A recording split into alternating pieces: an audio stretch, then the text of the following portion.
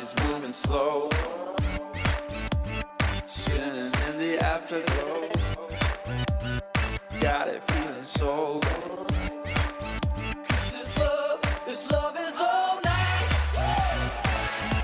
This love is alright. This love is all night. This love is alright.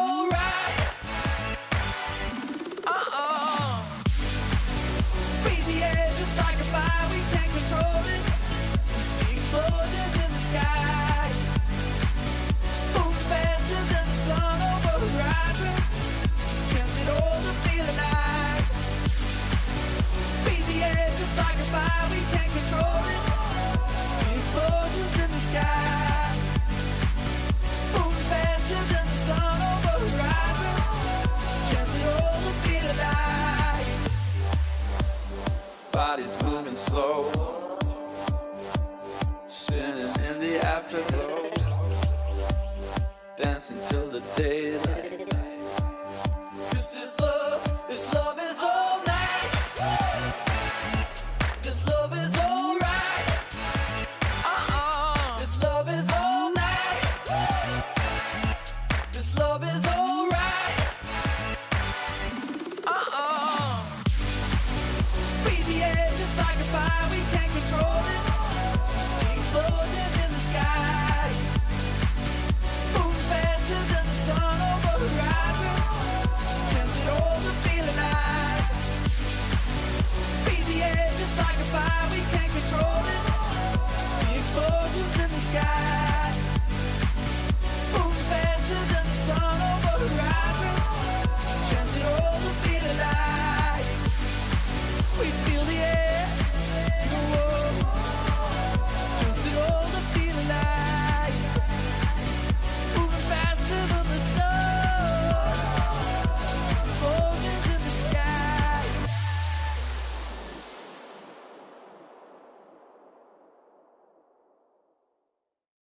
You're my little secret, my little secret. And I can't hold on to the other side, 'cause it's been gone for days and I won't wait. No. Shining ashes for me to explore. Every bit of your heart, never seen before. I don't know what to tell you, I don't know if I should. Everything's burning like fireworks.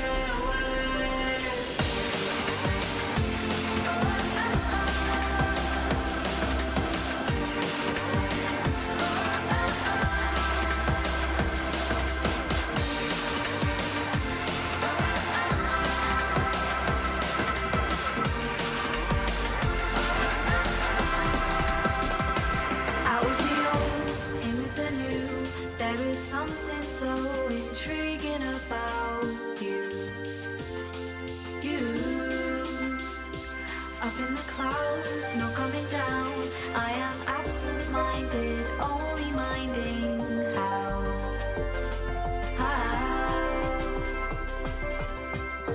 You take me and immerse me in your stare, till I'm almost there. Shine ashes, call me to explore. Every bit of your heart, never seen before. I don't know what to tell you, I don't know if I should. Everything's burning like fireworks. My little secret, you're my little secret. And I can't hold on to the other side, 'cause it's been gone for days and I won't wait.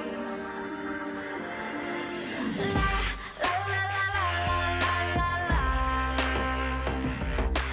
You're my little secret, my little secret. La, la, la, la, la, la, la, la, la.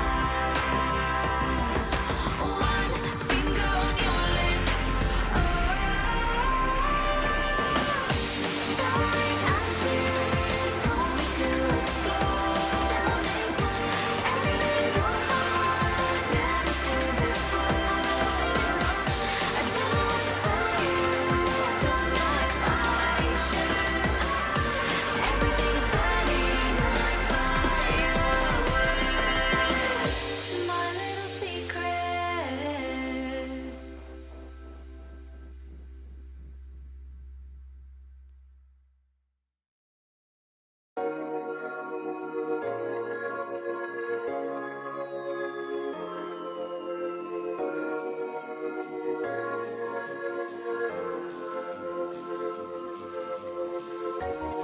them see you're perfect imperfections. Don't hide from bad feeling, 'cause they just want your words. I won't let them take me.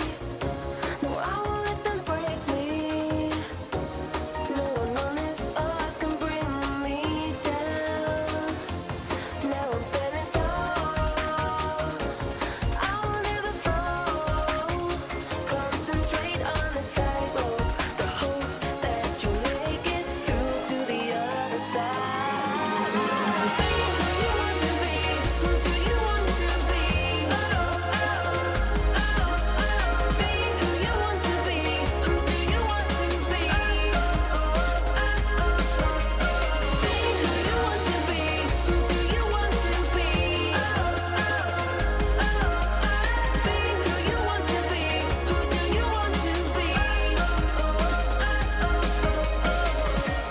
Let them see you're perfect imperfections. Don't hide from bad feeling, 'cause they just want your words, words, words, words, words,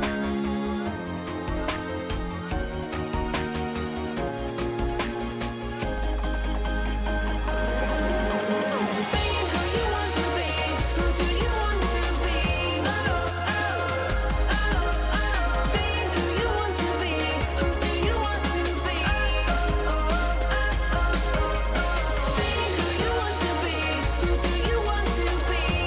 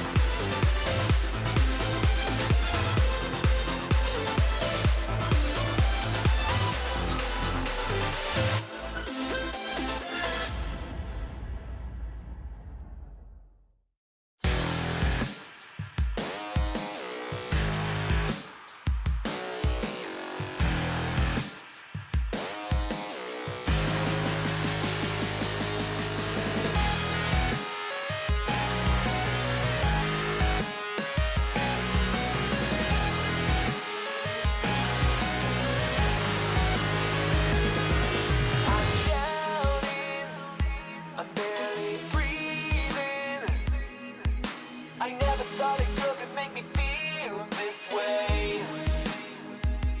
We got down and she was leaving.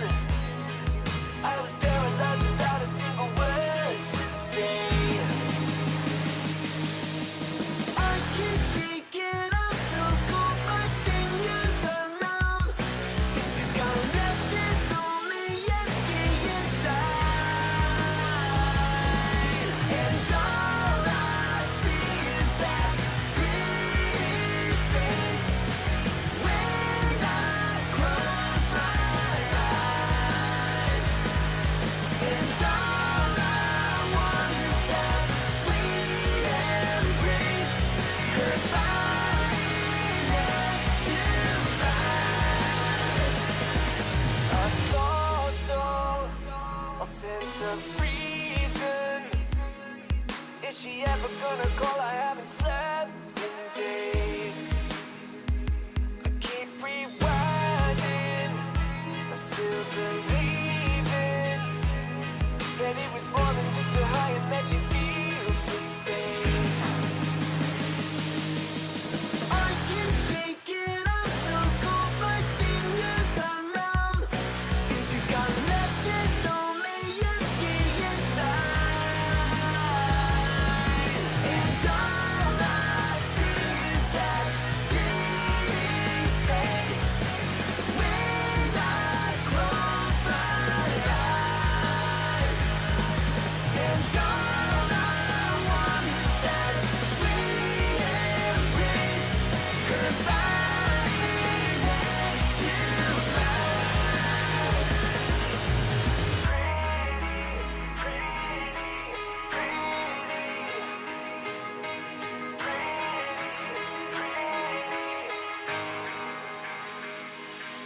And all I see is that pretty face when I close my eyes.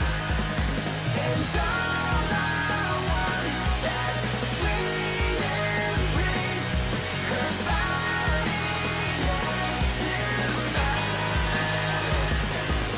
I'm drowning, I'm barely breathing.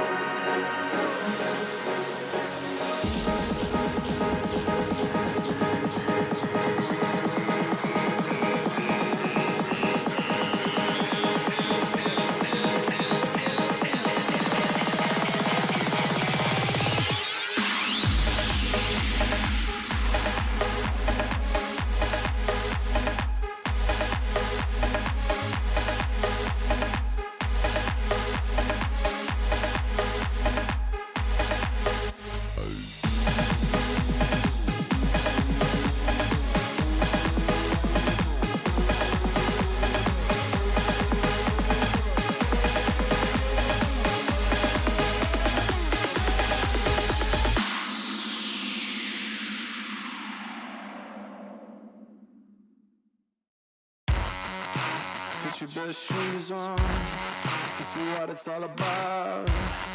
But you're never gonna lose on. Yeah, you make me wanna shout out. We're traveling double quick, like a rocket to the moon. Systematic, I'm automatic, cold static. Everybody's a fanatic.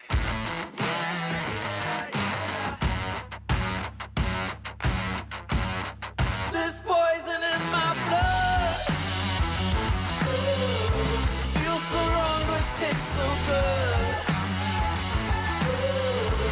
One perfection, one desire. Feed the monster, fuel the fire.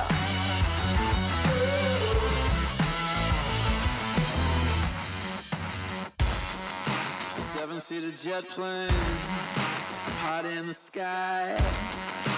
Everybody's looking at us, all know why. Systematic, I'm automatic.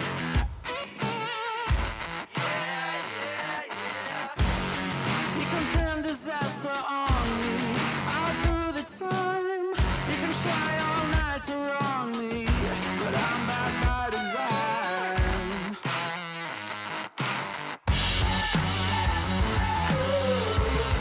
There's poison in my blood. Feels so wrong but tastes so good. One perfection, one desire. Yeah. I've got a special secret. Don't waste your time on me. If you can swear to keep it, I might just let you see.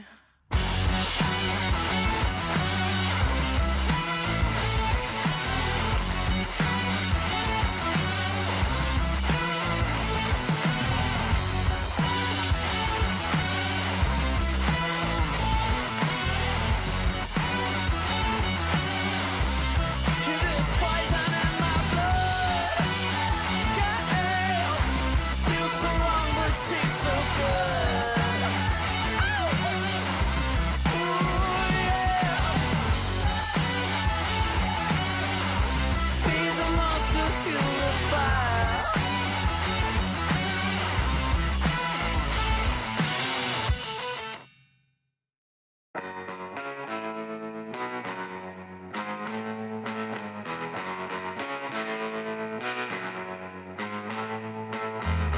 It follows me around every bend, like a voice in the breeze.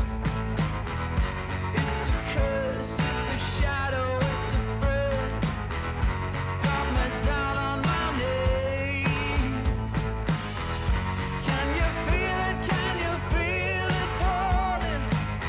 I don't know what else to try. I can't escape it, baby. It's you and I dream it in the evening. It haunts me in the daytime too.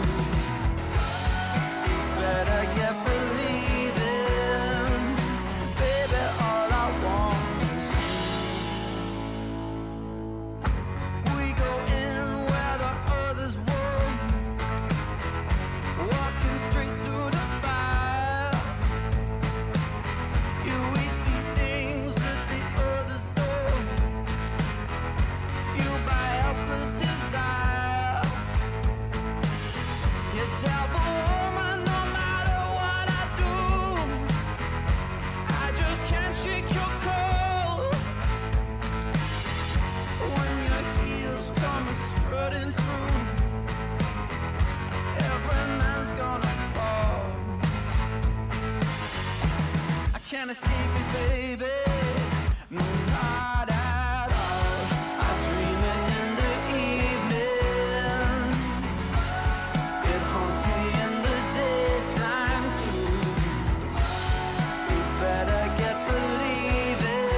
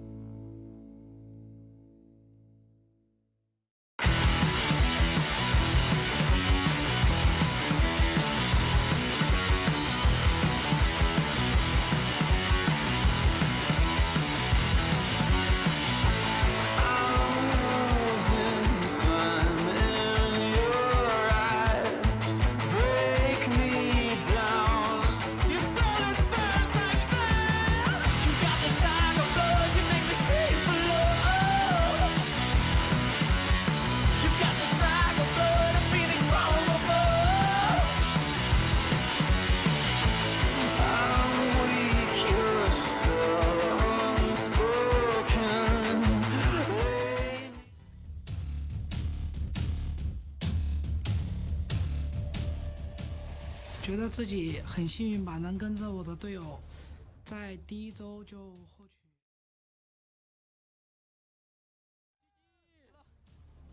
打危机那2场表现还可以，没有太多的失误，但打 WE 的这2场的话，自己的失误会很多。因为之前训练了一段时间，就是成绩不怎么理想，大家都有点可能失去信心了。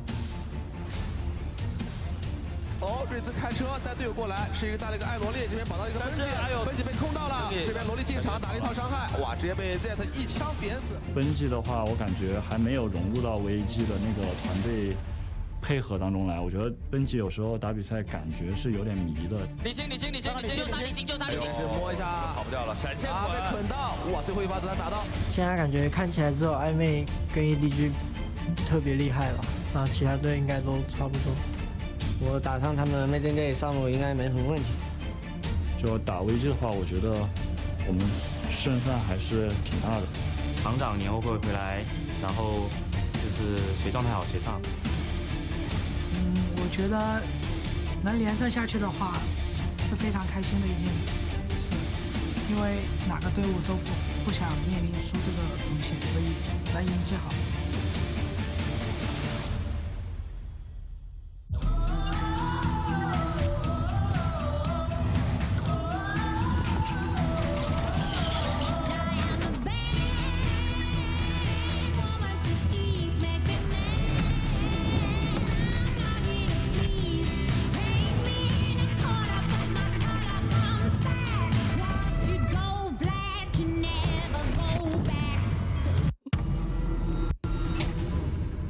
And yeah, we are back for week 2 of the LPL here. We have finally returned after our 2-week break for Lunar New Year. And we're back with even more LPL action. My name is Richard Pulse Cam, and I am with Froskuren alongside me and Rusty as well. How are we doing today, being back after this long break? I know, it's been 2 weeks, but like you said, we're back, and I'm ready to get back into the swing of things. Yeah, there's been a lot of League of Legends around the world, but very excited to be back in the LPL, have our local region play some more games. For sure. And I think the biggest thing is for viewers who don't usually watch the LPL from year to year is the teams don't do a lot of practice usually during Lunar New Year. I mean, it's the time where everyone goes back home, visit their friends and family, and don't play League of Legends. So what are we expecting coming into week 2? Are we just going to see teams actually just revert to their week 1 self, their preseason selves even? So that's the big concern, and this is kind of like the question, you know, have the LPL teams kind of grown up and taken responsibility and will take on these scrim blocks. So yes, this is one of the only times that Shanghai as a city will be empty as everyone leaves for Chinese New Year, but now it's the question of, are they taking the league seriously? And there's always limits, right? We came into the first week of LPL and we said these teams look potentially good or great or bad and have these things to work on. And then you come into the second and third weeks and say they'll be happily improving on all of these as we move towards the playoffs. But we had first week and then we had 2 weeks off. And so we're not actually sure if they have improved on their weaknesses or if we come into this again and we don't actually know where we start. It's week 1 all over again. And there's also that kind of question about, you know, what is the baseline standard of these teams being set? Because the LPL plays so many games, I mean, whether you believe it or not, they do experiment a lot during the actual games just because they're playing so much rather than taking that experimentation into the scrim blocks. Notoriously, scrim culture has been very up and down for China. So again, a lot of questions still on the table that need to be answered this week. Right, we saw a lot of picks kind of being tested in a live environment through previous years. But talking about picks in general and how the meta has evolved, are we going to see the same meta actually from week 1? Because we're on 7.1, we're not on 7.2 like most of the other leagues in the world. So will the teams actually catch up in terms of what they're going to pick, like 7.3? We're seeing lots of counters come out for like Camille, etc. Because we're not on like the lethality hype train that happened in 7.2. So my concern right now isn't actually the top lane. We can kind of get to that in a moment. It's actually going to start in the mid lane. And I have a big problem with the champion diversity. So globally, we've seen a lot of kind of the stock standard, you know, the Ryze, the Syndra, the LeBlanc. LeBlanc's usually banned, however. And Corki kind of on the rise as the answer. And LPL's in line with that. What they're not in line with is finding these assassin counter picks to take into the likes of Syndra. You know, in North America, you're seeing things like the Fizz, like the Echo, like the Katarina even, and the LPL is just not doing it. So much so that they're relying on picking blue side and just either taking the Syndra or banning it away. Otherwise, they have no answer to it. Yeah, I will agree with Frosco. And one concern that we may have for the LPL is actually depth or breadth of these champion pools and strategies that they're going to play. Even coming into a special or pocket pick that we saw from Vedius in his video, Trundle, something that shouldn't really be seen at the moment in the meta when people like Camille are running around. However, LPL teams are still picking it and using it as a flex. We've got, Twisted Fate from NA. I said this before as well, but everyone in the mid lane in the LPL is literally a Twisted Fate main. Like, I have no idea why we haven't decided this champion should be picked again, yet NA has. Like, there are still things that they can do, but we haven't actually just seen them even try it yet. Yeah. So do you think we'll actually see like the golden three, like Camille, LeBlanc, and Rengar still just consistently banned out, or teams actually try and bring out like a Darius, for example, that we saw in week 1? I mean, fortunately, we do open with IMA versus Snake, and IMA are one of the only teams in the LPL that have actually let Camille go through, and they did try to pick up the counter pick there with Darius. It worked to much success for them, so we may have the chance to see Camille go through because IMA are playing, but they're one of the only teams other than EDG that are actually experimenting, using the Jace, using the Zyra even. Everyone else is pretty much like Tom Kench Maokai. That's it.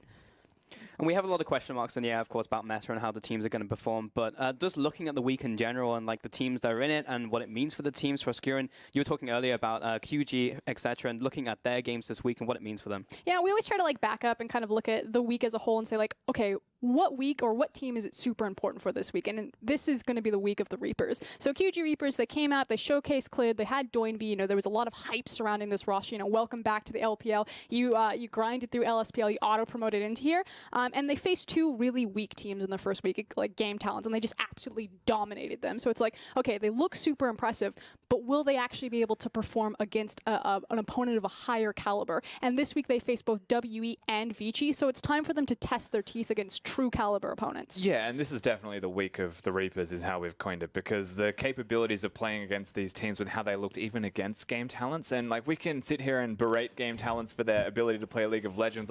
We all still had them as a dark horse in terms of performances. They could be really good, and we just saw QG be even better, and we just don't know because of the relative skill. We've only seen them play a single best of 3, so it will be really interesting to watch them as they play throughout the week. Yeah, regardless, it's a cool sounding week name, Week of the Reapers, but we'll get to them. They'll be later in the week. Today we have IMA versus Snake that you were alluding to earlier, and specifically we did want to focus in on the junglers because we feel like they'll actually not mess up like I'm talking English, but actually be pivotal when it comes to that matchup in the jungle. Okay, so you got them on your screen right now. So our 2 junglers going into this are going to be Ben4 and SOFM. Now the number that I want you guys to pay attention to is actually on the bottom of your screen. It's your CS per minute, and why this is important is because these 2 junglers are in completely opposite scales of each other. SOFM is the #1 farming jungler in the league right now, and Ben4 is all about the kills. And the thing is they have very similar gold per minute. You can see that 337 and 336 on that graphic. So it's just about how they're allocating their resources. SOFM is staying relevant in his gold per minute by farming the jungle, particularly Raptor Camp, and Ben4 is staying relevant because he's just a highlight hunter. He's going for those aggressive kills. Yeah, and before we even start getting into the games itself, when you watch these 2 play against each other, you may find that one's looking for kills and the other one is looking for farm, but they're also playing the same champions, and there's going to be a lot of comparison points between both players, even though their play style is actually significantly differed between the 2. I'm talking about Ben4 specifically. What is like the ceiling for Ben4? Because in week 1, you called him the highlight hunter. He's constantly going after these kills, and he looks very interesting to watch because he will go in. If he lands a Q, there is no second activation. Like, he just goes in regardless every single time. So what are we expecting from this guy? I know Raz and Rusty were a bit more harsh on him. I was really impressed with Ben4. He came into the league, he got a quadra kill against RNG. Of course, RNG kind of revealed themselves to be a much weaker team than kind of the international standard that we've really set for them. But so far, I mean, he set this pace and this aggression for IMA, and that's what's been really surprising about them and puts them as a dark horse for me, is how confident and aggressive they are to look for these picks, and he's one of the primary facilitators doing that. He absolutely is, and again, one of the major reasons that we look towards him, and as you alluded towards, is just the pure aggression, the decision that I'm going to take every Lee Sin Q, like the whole solo Q Lee syndrome mentality that people talk about. It's not actually a joke when we look at Ben4, he legitimately has it. Yep. And the question now is, we do have to challenge, firstly, he's going to be playing against other teams that are smarter moving into this next week. Does he have the ability to make smart team decisions and good team strategies, or is he just all flair and all mechanics? And it's also about where that aggression is going to go, and they're actually very different. SOFM likes to focus much more kind of on the top and the middle side of the map. Ben4 is actually teaming up a lot with Road on the bottom side of the map. We'll see if Road is actually starting, and even if Ben 4 is actually starting, because then there's the contractual issues with IMA, the fact that they do have Flawless, their Korean jungler, kind of sitting in the wings. They couldn't start him. They had to start Ben 4, kind of the sub-Chinese jungler. So now it's a big question mark of, do IMA, like, is this even their final form, or do they get better from here because they're actually stronger with Flawless? So talking about like Ben 4 against like smarter teams, they're against Snake. I mean, argue whether they are a smarter team, but they're definitely a slower team in how they operate as a unit. So will he potentially find like issues in that, even though he has that synergy with the rest of his map? Yeah, and this is why we highlighted the jungle matchup in the first place, right? Because they are a smarter team, and they are smart through SOFM. Yep. Like, they have a very good team synergy, I guess. They understand as a unit that SOFM's just going to farm. They have a very slow, patient style of play simply because he is always farming, and you'll always find him somewhere trying to get extra CS and get himself ahead. So if they can work around this and stop Ben 4 from getting the ganks off, and if he is unsuccessful in those ganks, SOFM runs away with it. And just to put a number, because we keep using this word slow for Snake, literally the game average differences between them, IMA are at 30 minutes average game time, Snake are at 41 minutes average game time. They're one of the slowest in the LPL. They're kind of known as more of a creative, more macro-oriented team. And like Rusty's alluding to, a lot of that is through SOFM in the jungle. It is indeed. And you can see all the players, including the subs as well, which is very prevalent in the LPL, but also for these two teams as well, as they can be players who could come in mid-series. Are we going to use the word subs? Because I feel like it's more so a rotating roster. And this is my other kind of axe to grind with both IMA and Snake, is that they have these, you know, big, full, fleshed out rosters with multiple multiple members in key positions, and if they're going to rotate them. Yeah, subs is, it rolls off the tongue easier. So if you can come up with a term for rotating door, that's a one-word answer, that would be great for me. But this is already good. You can see that Ben 4 is actually at his spot, so it's not going to be Flawless, despite the fact that they did pick up a new support, and that's also Road. So they are going to be starting their main 5. That's what I like to see. Question is now on Snake. Who are we going to see? Is it going to be Tank? Is it going to be Zatai, Mint, OQ? You're about to get your answer, Frost, because shortly we'll see the players. There's SOFM and Flandre. Okay. It's Tan Tank. left. it's Tank. It's Tank and Mint and Mo. So OQ and Zatai not to be seen. Yeah, now they did submit these rosters. The real reason that we raise all of this is when you go through, as you're going to go through the rosters first, I'll talk about it after. I will indeed. Amazing J, Ben 4, Athena, and Jinzhao with Rhodes in the bot lane, who was very impressive in week 1. Facing now Flandre, SOFM, Tank, and Mint and Mo. Now, Mint and Mo are kind of here just because they have to be in a way. OQ's arguably the better AD carry of the two, and Tank is also arguably the better mid laner of the two, but it's the two Korean problem, or the two import problems really plaguing Snake right now, because they have to use these duos and they have to find the best one to stick with. Yep, pick two. And it's not just us who believes this, it's also Snake. When it came down to their best of 3 against Invictus Gaming, you know, came down to game 3, it's do or die, they decided to sub in OQ, so making the definitive statement that, okay, we feel most confident that when our backs are to the wall, we're going to rely on this guy. My problem then is you're sacrificing the synergy being built up with OQ being on the roster by continuously rotating Mint in. I was impressed with Mint and Mo, but pick one and stick with it. Sure, and it was obvious that OQ was better from just judging from that series that we saw from them.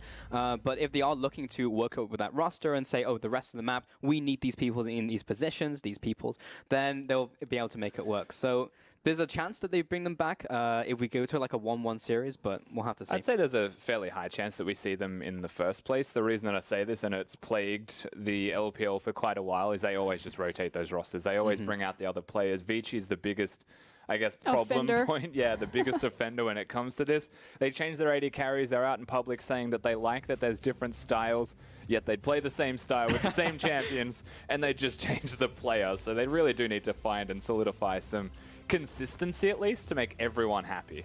Sure, because typically if you have like just a normal man roster and you have someone nipping at your heels trying to make you feel like you have to play better, then that's good heading into like a playoff run, but that doesn't seem to be necessarily what's going on here. It's totally fine to be behind each other and to push each other to reach that higher skill ceiling. The problem is like what Rusty was saying, is when you don't change the identities of the team and you're just sacrificing, you know, time to build up that synergy by exchanging all of these different pieces. Now, between Tank and Zatai, theoretically, you could have two very defined identities. You know, Zatai was known as kind of this flashy assassin player, although he's only played Orianna so far this split, whereas Tank is known as kind of the more control mage player. That's what I want to see them go back to between these two mid laners. Yeah, I'm getting into Champions League very shortly here. Just as looking at like a prediction for the series, Frosk, who would you give it to? Because I know we were talking backstage, and this would be a pretty back and forth series. But if you had to give the 2 wins to someone, who would it be? I'm definitely favoring IMA going into this series just because I've been very impressed with them. You know, Coach Kesman behind them was the former coach of the Azubu and CJ Intis teams, Frost and Blaze there, so a lot of experience. And IMA have shown themselves to be very clever and very creative in their drafting, not afraid of the Camille. All right, well, we'll see if you're correct, as we'll say goodbye, and we'll see you again later after this game. But for now, we're into Champion Select, IMA and Snake. And I'll be Rusty for this one. So it will be Malzahar, Jace, and Syndra banned out as the first 3 to be banned away from IMA. And it will be LeBlanc and trying to zoom and enhance Rengar and Zyra following for Snake's bans. Yeah, they're putting it on hard mode for what these bans are, and they've left open the big one. Yep. IMA said they weren't afraid of the enemy team playing. Well, it seems like they just want to play it themselves, and Snake aren't afraid. That's very interesting. Maybe they're thinking, it's Amazing J. He'll play a tank. They'll give us Camille, and he'll play a tank into it. No, he's just going to pick the Camille as the first pick. And typically, Camille does pretty good when you leave her open. We've seen that from regions across the world. LCK are like, we can take this. Oh, wait, we can't. Don't remind me. It's one of my biggest gripes with every single region's drafting at the moment is their propensity to just leave the champion, just ban the champion and save everyone trouble. That's the counterplay. Well, Varus and Kha'Zix also going to be locked in there from Snake, followed by Lee Sin and Corki from IMA, most likely going into that mid lane. Yeah, now SOFM, when he played Kha'Zix last, had a very unique style in the things that he would evolve. So he actually evolved W first, and then evolved his wings, and then went towards his ultimate. So he evolved the R third. And it's very different and abstract opposed to what the regular Kha'Zix would actually level. But it had a lot of utility behind it, and that really sings towards what Snake are already starting to draft. Just by early locking in the Varus and putting a higher priority on that champion, it means they might go for a Siege or poke comp. It's just the fact he was able to set up the rest of his team, which was really interesting, taking that backline role compared to the big carry. But if he gets fed, he still does a lot of damage. It's still a Kha'Zix, so it's just a different style of play. Tahm Kench was the final ban, or rather the final pick there from Snake, and that will lead us into our banning phase number 2 from Snake. So a preemptive Tahm Kench before banning out AD carries. I'm not expecting to see an Ashe banned from Snake is what I take from this. As they actually, I believe that is an Ashe anyway. Yeah, which is interesting because they still picked the Tahm Kench into it. So I guess it's for the Lee Sin and Camille. I guess so. Let's see. Okay, IMA back in their court. Their first ban. I can't even see what that is. One of them's Rise. Yeah, Can you decipher the second pick for me? No. It's something. But it was definitely Rise. Now over to Snake. I can tell you it wasn't Talia. Cassiopeia. Got it. Over. Are you sure? Yeah, I'm 100%. It's an optical illusion. Okay. All right. All right. We're so just far enough away that you can't tell. All right. So Cassiopeia will be banned out there. So aiming towards tank. Just put a lot of emphasis towards that guy in the mid lane. Now, Singed has been locked in. Yep. Okay. Yeah, I just looked down for a moment to write down what was being locked in, and then Singed. Okay, hello. I don't like the Singed pick. Like, okay, so you pick Singed, and we have seen it in the LCK a fair bit into Maokai, into tanks, into things that you'll outscale with split push pressure. And they've gone for the Singed into Camille. So I can deduce that the strategy from Snake here is to not fight the Camille. It's actually to pretend that she doesn't exist and ignore her at every possible opportunity. She doesn't have really good wave clear. It might mean that she itemizes towards a Tiamat early to deal with the Singed if he's proxy farming. I guess so, but the Camille isn't necessarily a pick that you can just choose to ignore because she'll be on your face. And in terms of champions who can actually chase Singed down and get in his face, Camille is up there. She can go so much distance with hookshot. They went for support Camille.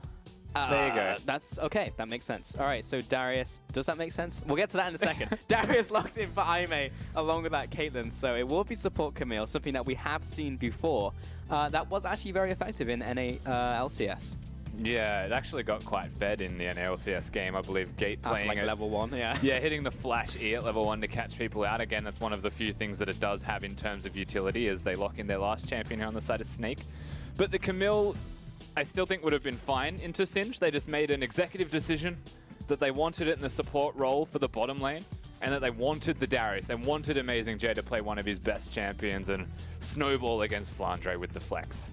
Yeah, I mean, that makes sense now that he's locked in the tank. And it's just like, okay, you're going to farm behind me. I'm going to run at you. And then I'm just going to murder you because I'm Darius. Melee picks do not fare well in that matchup. And that was the final lock. And it didn't miss anything, did I? Nope, we're good. Oh, it was the Victor. Victor was the final pick, yeah, for tank up there. So looking at compositions, we'll start with Aimee because I think it makes a little more sense, I guess, quote unquote, when you can actually look at what it does. Yeah, they have a really good pick composition as well. Darius able to split push and match, but he also has the team fighting presence. So I think relative to what a Singed provides against most tanks, Darius does the same thing and can excel a little bit more because he will win the lane and he will still have the team fighting presence. And if he's one lane, it'll be exacerbated even further in terms of his relevance. So we've got a stronger top lane. The bottom lane 2v2, Caitlyn auto wins most lanes by herself. And so they're able to pressure that out by having the stun threat. I think Aimee's team composition is just 5 ridiculously good champions just put together into a team. On the opposite side, you have Snake with Victor, okay, Tam, Kench, Kha'Zix, you know, and a Singed in the top lane. So where does Singed fit in this equation? Because does he actually join those team fights, or does he just try and like annoy the top lane, constantly carry out those waves? Does he ever get involved? So the danger of picking Singed, and it's like, there's 2 ways that you can play it out. There's the Fiora mentality against Camille, which is I'm going to split push, and I'm just always going to split push. Eventually Fiora wins the 1v1, Singed will just never die. That's the one conflicting difference there. If you don't team fight as the Singed though, then you're starting to make mistakes, because the standard build is 3 Dark Seals, Righteous Glory, Randuin's Omen. He may just change the build to try and have some armor earlier to not die, and then he may actually start team fighting anyway and getting people away from his carries. That's the important part. Actually peeling for the damage dealers in there. And the other question is, how is SOFM actually going to build this game? As like Kha'Zix, will he go for that W evolve first? Will he just go for additional Kha'Zix build? Or will that change depending on how the early game goes for him? We're about to find out as we get into game 1 in this best of 3 between Aimee and Snake. It will be our first best of 3 today. We have another one coming up for you later on, which Froskuren will be rejoining us for. But for now, we get to see some T-Tours as we take a look around the Summoner's Rift, and it will be that Earth Dragon, that Mountain Dragon, as the first one to start us off. And here we are, Jin Zhao dancing in the bot lane, and SOFM chilling in the jungle, just emoting a little bit. I wish I knew what he was saying, because if I knew a little bit of Mandarin, I assume it's probably the same in English. It's just a direct translation. Yeah, I'd imagine it would be as well. I'm glad that you mentioned the junglers as well coming into this game, because Ben4 against SOFM is definitely a feature matchup. Very conflicting styles, as we've alluded towards already. Ben4 definitely kill hungry. SOFM always looking for the farm and then utilizing that farm to get advantages and then pushing with that advantage to get even more on the map. So we have to see if Lee Sin can get it going early, or if SOFM's going to be able to run away with the farm game, get level 6 and start bopping people. The question is, will it actually revolve around the junglers here, or will it revolve around the top lane, where you have a Darius who can very quickly get out of control, especially with a Lee Sin getting involved and just actually keeping SOFM out of his lane. Whoa, that's dangerous, from Ben4, especially as he's cutting into the buzz. He's isolated away from that one. Amazing J with the Q, and he's just straight up dead. First blood over to SOFM. Amazing J trying to get max stacks there on SOFM, but he's only on 4, and now he's unfortunately away from the team. Flandre unable to finish him off, despite Amazing J not catching him in the outer ring of that Decimate. But still, first blood to Snake from a very risky invade from Ben4. We talk about bloodthirsty against farm heavy. That's exactly what we just saw at level 1. These two, I mean, Amazing J and Ben4, it does make sense. Their 2v2 is quite adequate, but if you're going to jump over a wall like that to red buff and not check if they're there, that's your only spell as Lee Sin now wasted. And you will start to get pushed out of that extremely quickly to what isolated damage a Kha'Zix can offer. SOFM's now just massively snowballed as long as he doesn't die to blue. Yeah, SOFM has now become a kill jungler because Ben4 just suicided into him. Road uses the hook shot, lands onto FM. He's taking damage from the blue buff as well. Lands the tactical sweep, auto attack for the kill. Kill return, Mo's going to find him. Level 2 versus level 2, but this is supportable combat. It's the LPL Rusty. This has just quickly become a complete mess. Road now goes back bottom lane with a red buff in level 2. No summoners available for him, but it doesn't matter because he's just so large now. Camille gets a kill, and that is the biggest thing. Ben4 and Road always work in tandem when they're moving around Summoner's Rift, and they actually take out SOFM and eradicate the lead that he had already forged. So something I was going to say in this game as we got later on was just like, okay, we're going to see a Camille game where she doesn't get an early kill, and then we'll actually see how she does through the rest of the game instead of snowballing like she did in LCS. However, Road just picked up a kill. So he's looking for another one, or at least to just annoy SOFM. Mo has read this. He's going to be chilling with his jungler so he doesn't get destroyed once again. But it does mean that Mint will be down there by himself as Road gets to go into the enemy jungle, gets to put down that aggressive vision, and just look for roams into the mid lane. No, when explosive plants are around, and Camille exists, these ganks. Tank just like, why is there a Camille on my lane? Tactical sweep comes down, so much damage from the Q, and Athena just coming in and chiming in with a phosphorus bomb. SOFM waiting in the bush. That will be isolated damage onto Road. Got a follow from Victor as well. There is no flash, and the red buff may go back to SOFM. No, it's over to Tank. This one's mine. He'll get that health regen, and that'll be a kill back over to him. So that's a 1-1-0 Road. What are you doing? We're playing past the parcel, I think, and red buff is the parcel at the moment. Eventually we'll see where it lands, but at the moment this lucky dip of buffs are just completely moving around. It's Tank's turn to die, I'd imagine, the next minute. You get a buff, you get a buff, mid lane gets red buff. Okay, Ben4 looking for a gank into the top lane. Flandre will see him as he was going into the top side of the map as signaled by his mid laner. And you did see the fan vote as well. Over to Aimee, so supporting the conclusion from Froskuren. Typically you would say that, but I think it's now just become a coin flip, and in traditional LPL fashion has become a 50-50. Now, something that we haven't really touched on just yet as we are now looking at them is that Jin Zhao's farm is actually still really good. And this is what has been effectively a 1v2 lane for how long now? Since level 2 when he left and got the red buff. He took that red buff mid. Road's just been MIA the entire time. Yet there's only 6 CS between them, and that is about to crash under the turret. So AD carries are effectively even. That's incredible that Jin Zhao's even able to do something like that. Sure, and when we were talking earlier, you had some question marks around the bottom lane and how this game may get exacerbated or like negatively through that bottom lane, and so far they seem to be performing fine, and it's farming out. There's no massive kill differential. And these two seem to be a little bit afraid of Ben4, not knowing where he is and just knowing the dangers of Camille, I suppose. Erring on the side of caution, hiding underneath that turret. You can already see the respect that they're commanding Aimee this early into the game, and they're not even that far ahead, really. That's just the champions. Yeah. I mean, most people don't see a lot of Camille, right? And don't really see it in the bot lane either. So in terms of... Oh, that's sad. Sad times for Ben4. But you actually just don't know the respective power level, so why not just respect it, sit on the tower. You know you can farm there anyway, especially with the recall coming out. So that'll just be the game plan for that team. SOFM potentially caught out here by Road and Ben4, with Athena coming in as well from the mid lane. Mo, luckily, had to save his jungler. Right place, right time. And he will be able to eat that fruit as well. Stay healthy.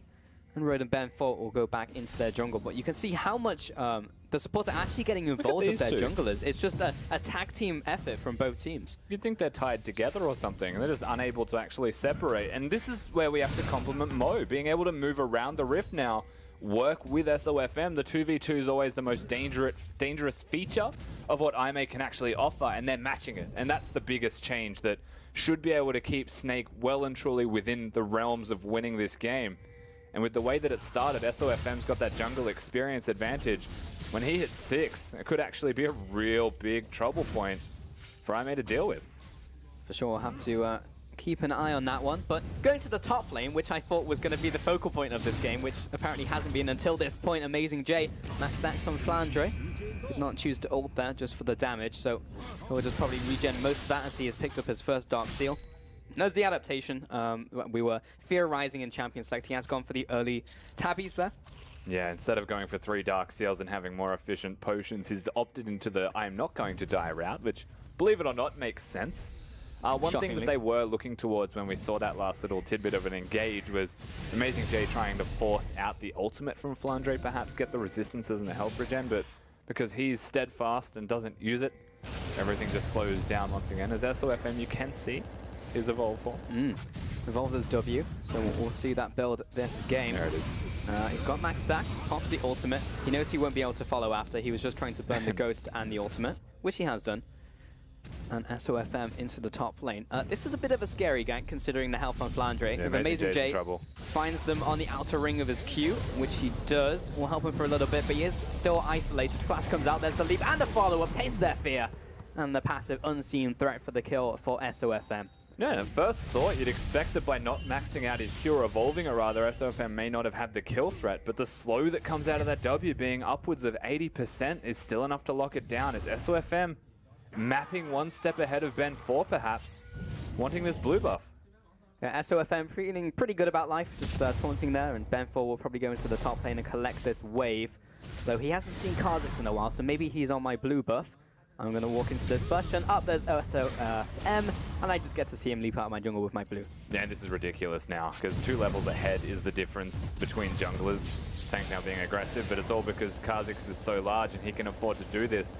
Ben4 not even level 6, doesn't have the kick, can't make plays, and as a result, everywhere's going to start to bleed and lose more and more. Unless Road can work with him again, utilize that Camille Lee Sin combo. That's where the Tahm Kench was coming into play, because if the Camille leaves, Tahm Kench can match. I mean, you hit the nail on the head. The teams, or rather the laners and everyone on Aimee just need to stop the bleeding right now. And some onus is on Road. Maybe he can make a play happen, as he is still 1-1-0. Had that earlier Sightstone, so was able to maintain control over the bottom side. But even if he tag teams with Ben4, there's no guarantee that it works out well for them with SOFM in the power position he's in currently. Ben4 wants to get a blue buff in return, but not going to happen. Tank happily given that donation from his jungler, and Ben4 is just kind of left to, you know, just try and find his way in the world. Plan and walk away. Yeah, that's not CS. You need CS. You need to do something. He's got level 6 now, so he has the possibility to try and find a gank, but finding out in the first place is easier said than done. Yeah, it's not what we call an efficient invade. SOFM again mapping out one step ahead of his opponent in the jungle. We highlighted that jungle, and it is actually starting to come to fruition as a teleport now bottom. He's teleporting right behind Jin Jiao. He was also locked up with the Chain of Corruption, and that will just be an easy kill on the bottom lane. Maybe he was able to get one in return onto Mint. Didn't even turn on his poison. There we go. Yeah. Well, he didn't want to take the kill necessarily. Mint had got him locked up. I'm not even sure if he got an assist on that one. I believe he did, because he is currently on 3. We'll just carry out the wave as a consolation prize and allow Mint to go back to base. So just a nice rotation there from Snake, utilizing that TP. That will mean Amazing J gets a healthy bit of damage onto this tower. SOFM, you can see he's waiting in the wings, but there is no one to assist him. So he'll wait for Amazing J to back away before taking the wave himself. I think SOFM's strong enough to deal with Amazing J as well in its entirety in a 1v1. Athena having the package does mean that after starts showing some respect, so the Kha'Zix won't stay for an extra wave. And Darius opting to recall as he's just going to hang out now. And things will slow down, but again, more pressure being exerted by the Kha'Zix and absolutely nothing from the Lee Sin. He is practically invisible.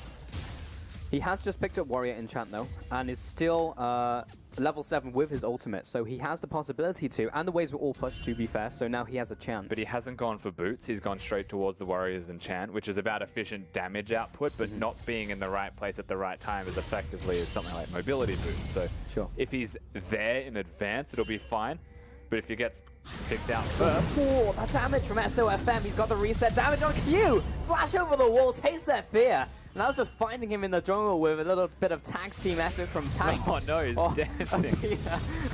SOFM, he knows he's ahead. He knows how much damage he's causing to Aimee. Look at all these pings coming down. Maybe something can work out for Aimee, but Rose getting chased after by SOFM. Last auto attack, flash away from Camille. Ooh. Piercing arrow just goes wide.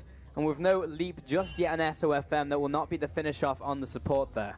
Yeah, the crazy thing is Road should actually be dead. Unfortunately, Mint missing that shot. And the pressure once again, SOFM's now invading, finding Ben4. Always looking for the jungler because Snake plays slow, they play patient, and they let their jungler win the game for them. That's exactly how we're seeing this pan out so far.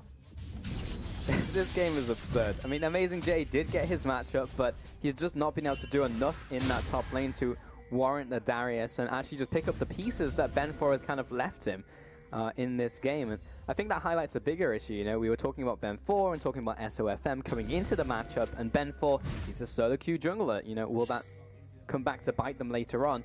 Yes. I think we said after a minute and a half, yes, that is indeed the case. Ben4 just saw that ward die, but he knows that he's able to stay around. He's committing towards a push, and they're trying to siege now against Snake's 2v2 bottom lane. Flandre doesn't have teleport, and you can watch by the body language of Snake if their jungler's here. Chain of Corruption will lock up Road, but there's no tower for protection anymore. Mo going to a great health.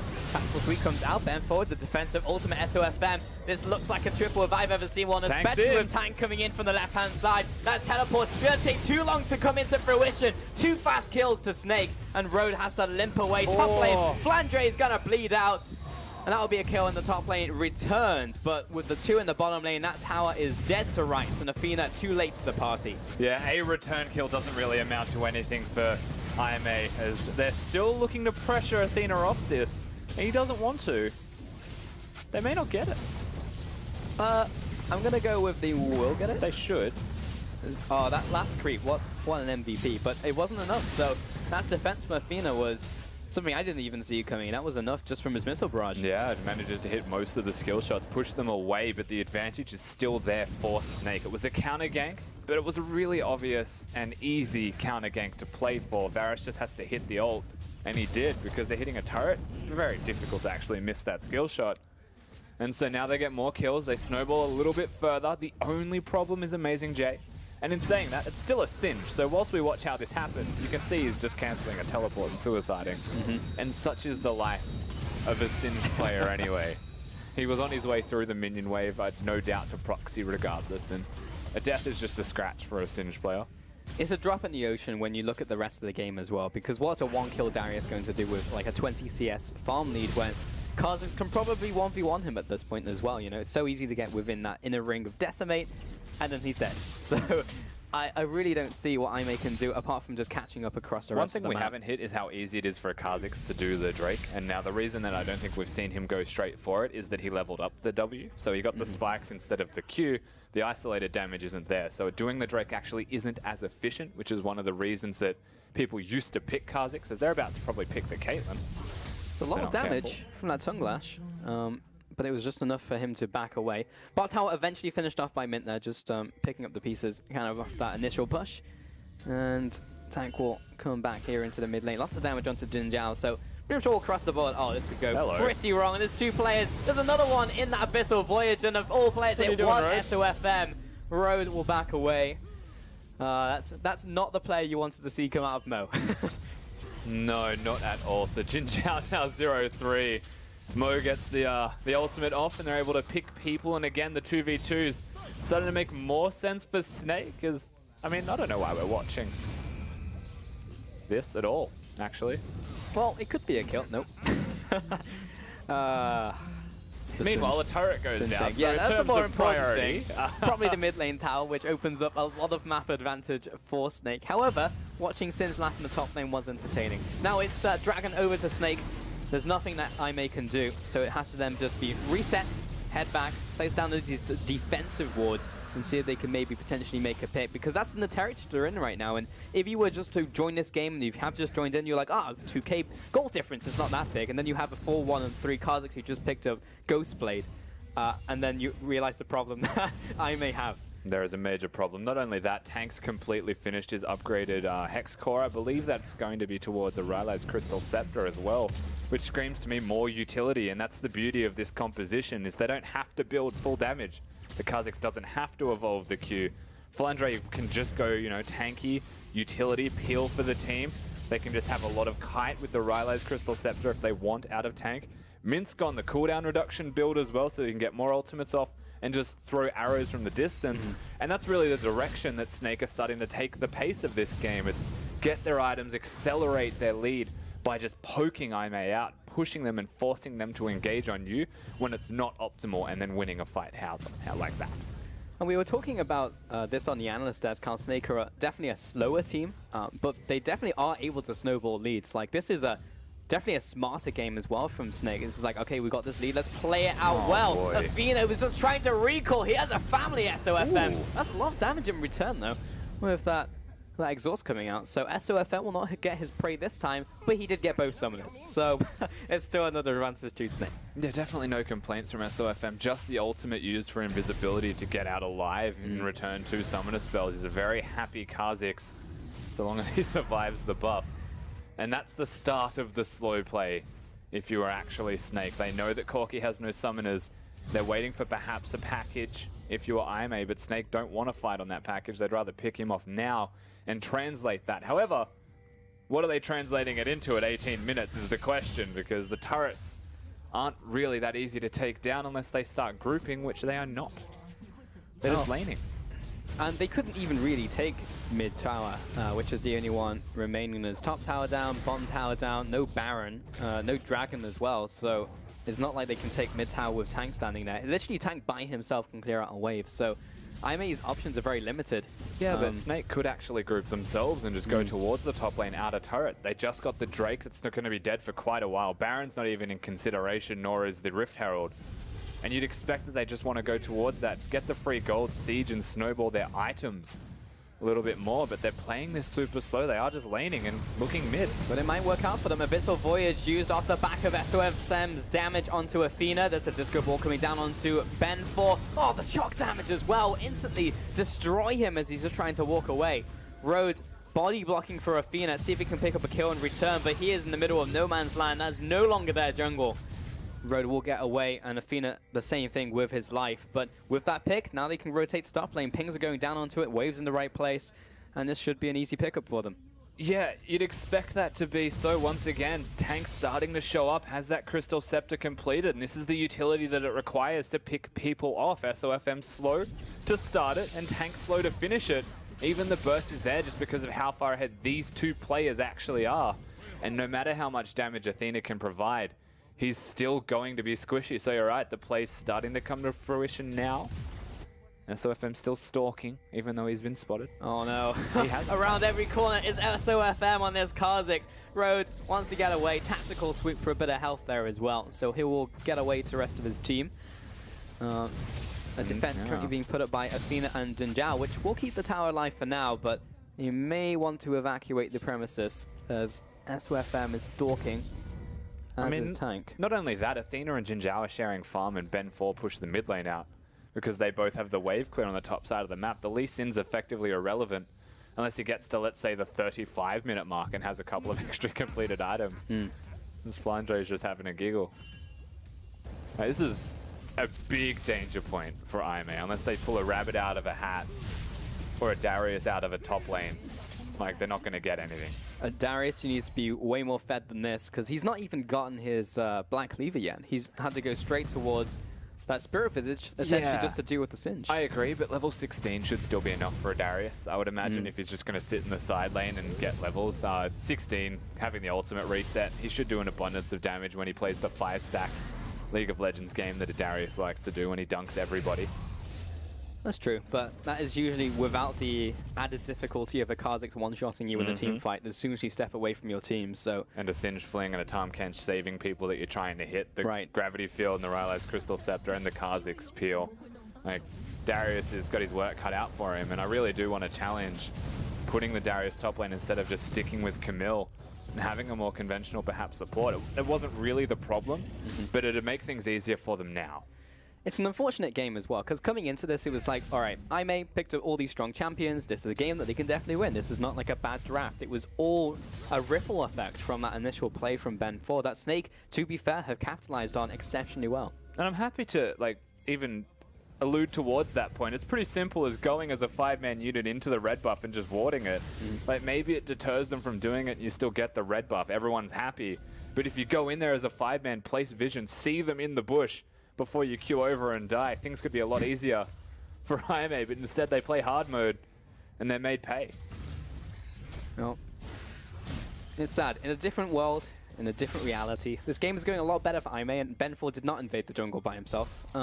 Mint potentially caught out here with Road coming in from behind, but he just stays within the tactical sweep, so doesn't get the slowdown. Ben4 going to jump in once again. Not sure if he necessarily wanted that kick to follow after. We'll use the defensive one there. Amazing J caught out. He's on the front lines. Big heal coming out, but he's knocked into his team. He'll instantly flash back to his tower.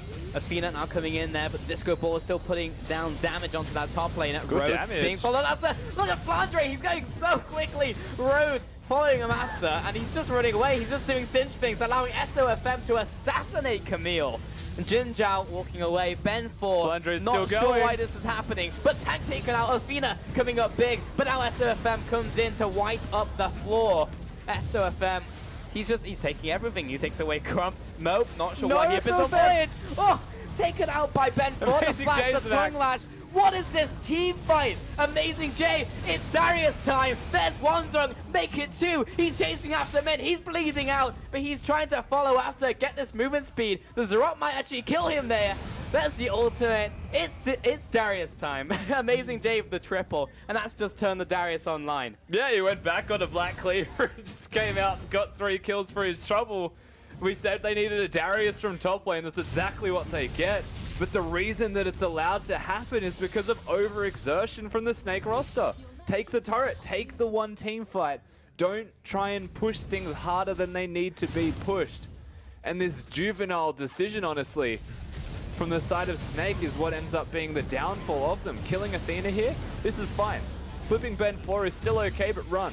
This is the point. Like, look at his health when he time Kench ults in. This is where you back away. Why would you jump there? Now back away. No. Back away. Okay, here's amazing. And everything's just dead. Everyone's dead. Even Mo's decision to come in and say, I'll save you, Mint, with my 10 health next to a Darius with his ultimate available. Everything's fine, except that it's all on fire now. Oh, man. There is 1,000 gold between them both after that. And look how far ahead Snake were and felt until this moment. At the point in the team fight where it's like, what is going on? That's the point where you're Snake and you back away and don't run into the Darius. And a 4-1-0 Darius. Look how many items he got after the last, what, 2-3 minutes? He was just sat on the Spirit Visage. Now he's a Black Cleaver. He's almost on a 3rd item. I may have the priority on the map to go towards this dragon. And just on the flip of a dime, I may are back in this game just because of that overextension, honestly, from Snake, which was disappointing. Now look at the movements on the map. So they're still strong. So IMA starting to feel like they've got a bit of tempo and we're pushing forwards. Of course, Snake still have a lot of damage. The question is, can they start to break this mid lane turret? One of the hardest turrets to break because they're against a Victor and actually open their map up for themselves. Or will Snake still retain that control of Summoner's Rift, even though the items are now there for IMA? Because they're mostly just there on the top laner, and he can't always be here as Singed exists. Sometimes you have to acknowledge that, and it sucks, I know, but he does exist. And Singed just chilling down in the bottom lane. I think he put his... I don't think he's put his Zrot portal down just yet. Oh, it looks like it's in the bottom lane. There it is. Yeah, I can see the question mark ping. Yeah. Not this again. Oh, Flandre's on his way up. Pops the scrying plant, and he'll just see Xin Zhao walking up to the top side. He's so fast for Flandre. He's out. He goes in, walks away, just saying hello to Aimee as he walks over to the Baron. But God, he walks so quickly with Righteous Glory. It's absurd. You've seen Bolt running down the mid lane at the moment. Of course, having those 2 items does give the availability to be able to catch people super easily, and the Rot Portal being highlighted also means that he can leave it in the bottom lane and come mid and make plays like that. So Singed is kind of at that breaking point where you'll see him start to team fight more and more. And once he gets the Randuin's Omen, he is legitimately at that point where nobody can stop Singed from flinging a target. You may be able to change the target, but you don't get that much of a say. Someone's getting flung around. Just have to hope it's not the Darius going into your team when everyone's low. Yeah. That could be a potential initiate opportunity for Amazing J. Amazing J, I'd love it. Yeah. But 27 minutes in now, Baron is definitely on the board as a possibility for the teams, and you can see that represented in the warding vision. Most of the priority has gone over to Aimee and Snake, kind of licking their wounds after that last fight, so they didn't really get a lot of those wards down. I guess the big thing we're waiting for now is actually the Infinity Edge on Athena, as well as that level 16 point, because his ultimate has a 1-to-1 ratio in terms of damage when he hits level 16 explicitly, and before that is actually a little bit less. So the big rockets and the guaranteed crit will be there from him quite shortly, about 1,500 gold, depending on how much he has in his pockets at the moment. And that's really a point where they can at least match the poke and potential siege that Snake have got. The picks also relatively there for them, having a Lee Sin and Camille. As long as they have the damage to follow that up, it does make sense. Get Amazing J going with the Darius ult, and everybody will start to fall down. We're just building up to the tension is building up into a breaking point in this game. Hey, he built it. He's got it. He's got the Infinity Edge. And we'll just have to see him actually just hit someone now, because we will get to a standoff point very shortly. But that means that Snake are lying in wait. And that's actually a really big deal for Athena, and like level 16 and Infinity Edge, he also has blue buff. You'll start to see more and more damage come out of him. As an example, that of course, Great damage does save a little bit, but he has the most expensive item build that you can purchase. So the fact that he's now got that means he'll be very relieved as his mid lane champion, and he's snowballing. Rhodes almost caught up by SOFM, but that's Tank and Mo also arriving on the scene. Abyssal Void's used. Hextech Ultimatum comes out, but so is Rhodes, so he'll back away. No, Ben 4. I just felt like he was going to do it, but he shouldn't. Okay, so everyone lives. Road, of course, having to use everything to get out. It didn't actually use the exhaust, weirdly enough, whilst he flashed and used his ultimate and redemption. But more pressure from... Wow. I was about to say pressure from Snake, and then Athena existed. Yeah, apparently. I didn't see if Ben 4 hit the Q, because if he did, he was probably going to go in. Snake, Tank, almost caught out. Yeah. No, I think he was in range of Ben 4 to flash. Oh, Ben 4, he has been caught out, though. Slowed down by SOFM. He will flash away. Flandre, he's going in. He's flinging someone. It's going to be Athena. Oh, right into the Mega Adhesive for the kill for Snake. And that's an instant kill onto the ADC. Amazing J going to have to pull something massive. And he's going to be flung into the enemy team. And usual circumstances, this is what he wants. But we'll have to see how long he can stay alive. There's the first dunk. But unfortunately, he's too low to get anything else. That was almost the start of the Darius train. Yeah, if that Q actually went off and he got the healing, it could have been the beginning of the end for Snake. But it's not enough, as IMA with 2 remaining members still may look to contest this, and in fact I think they will be able to stop it. SOFM being very smart right now and reserving his health bar so that he's there for the Smite War and not wasting it to the Baron that whittles down your health. But Ben 4's here. All right, Ben 4. And they're taking the Smite off, which is dangerous. This is your time to shine. Lands the Q. Okay, they stop on Baron. He jumps over the wall. Can he get the execute damage? Varus takes it out. As SOFM was focused on the jungler. Neither of them smited, for the record. that was, yeah, closer, too close for comfort, I would say, for both teams. But Mint, the real MVP of this game, yeah, you can see him on your screen. Yeah, you can see not happiness or regret or anything. He's just kind of chilling. Yeah, Mint, the savior of Snake in that one. Good job. It's like the end of a series, leaving you at a plot twist, but not actually having a resolution, you know? How did, like, in a Smite War, neither of them get the one spell? Like, one job. They both had one job, neither of them did it. I have no idea, and I saw it. As he was going over the wall, Ben 4 hits it, gets down to 900 HP, and both junglers look at it, and then look at each other and start fighting. It's like, why? If I kill him, I don't need to smite. That's true. And Mint's just like, I'm just going to hit the Baron, guys. I'm just going to pick up the Baron. Either way, they still get it, thankfully. So Snake, being the ones kicking it off, still secure it. Mint now throwing arrows sideways. I'm getting real confused. But another snowball Drake. Oh, when I look at the LPL, and like the later the game goes on and the more the players lose their mind, they're like just miniguns. They just like shoot out random projectiles and take the shotgun approach, and it's just like, something's hitting, I'm gonna try and dodge, and it's just like, they just run at each other, like arms waving in the air, and then someone's gonna win, and someone's gonna lose. That is the LPL way. That's how we fight it out. Oh, Mint jumping in, Chain of Corruption, he's dueling off against Athena, but he wasn't necessarily winning. Hextech ultimating keeps him in place. Flandre, he's running in, he's going somewhere, but it's SOFM wiping the floor of the entire team. Amazing J was thrown into the enemy lineup, but I mean, Jin Zhao and Athena were not healthy enough to really help out. Flandre is going in, he's flipping Jin Zhao, instant kill. Nothing to keep him unisolated for Snake to finish him off, and now they're on to this next tower. This has gone from bad to worse.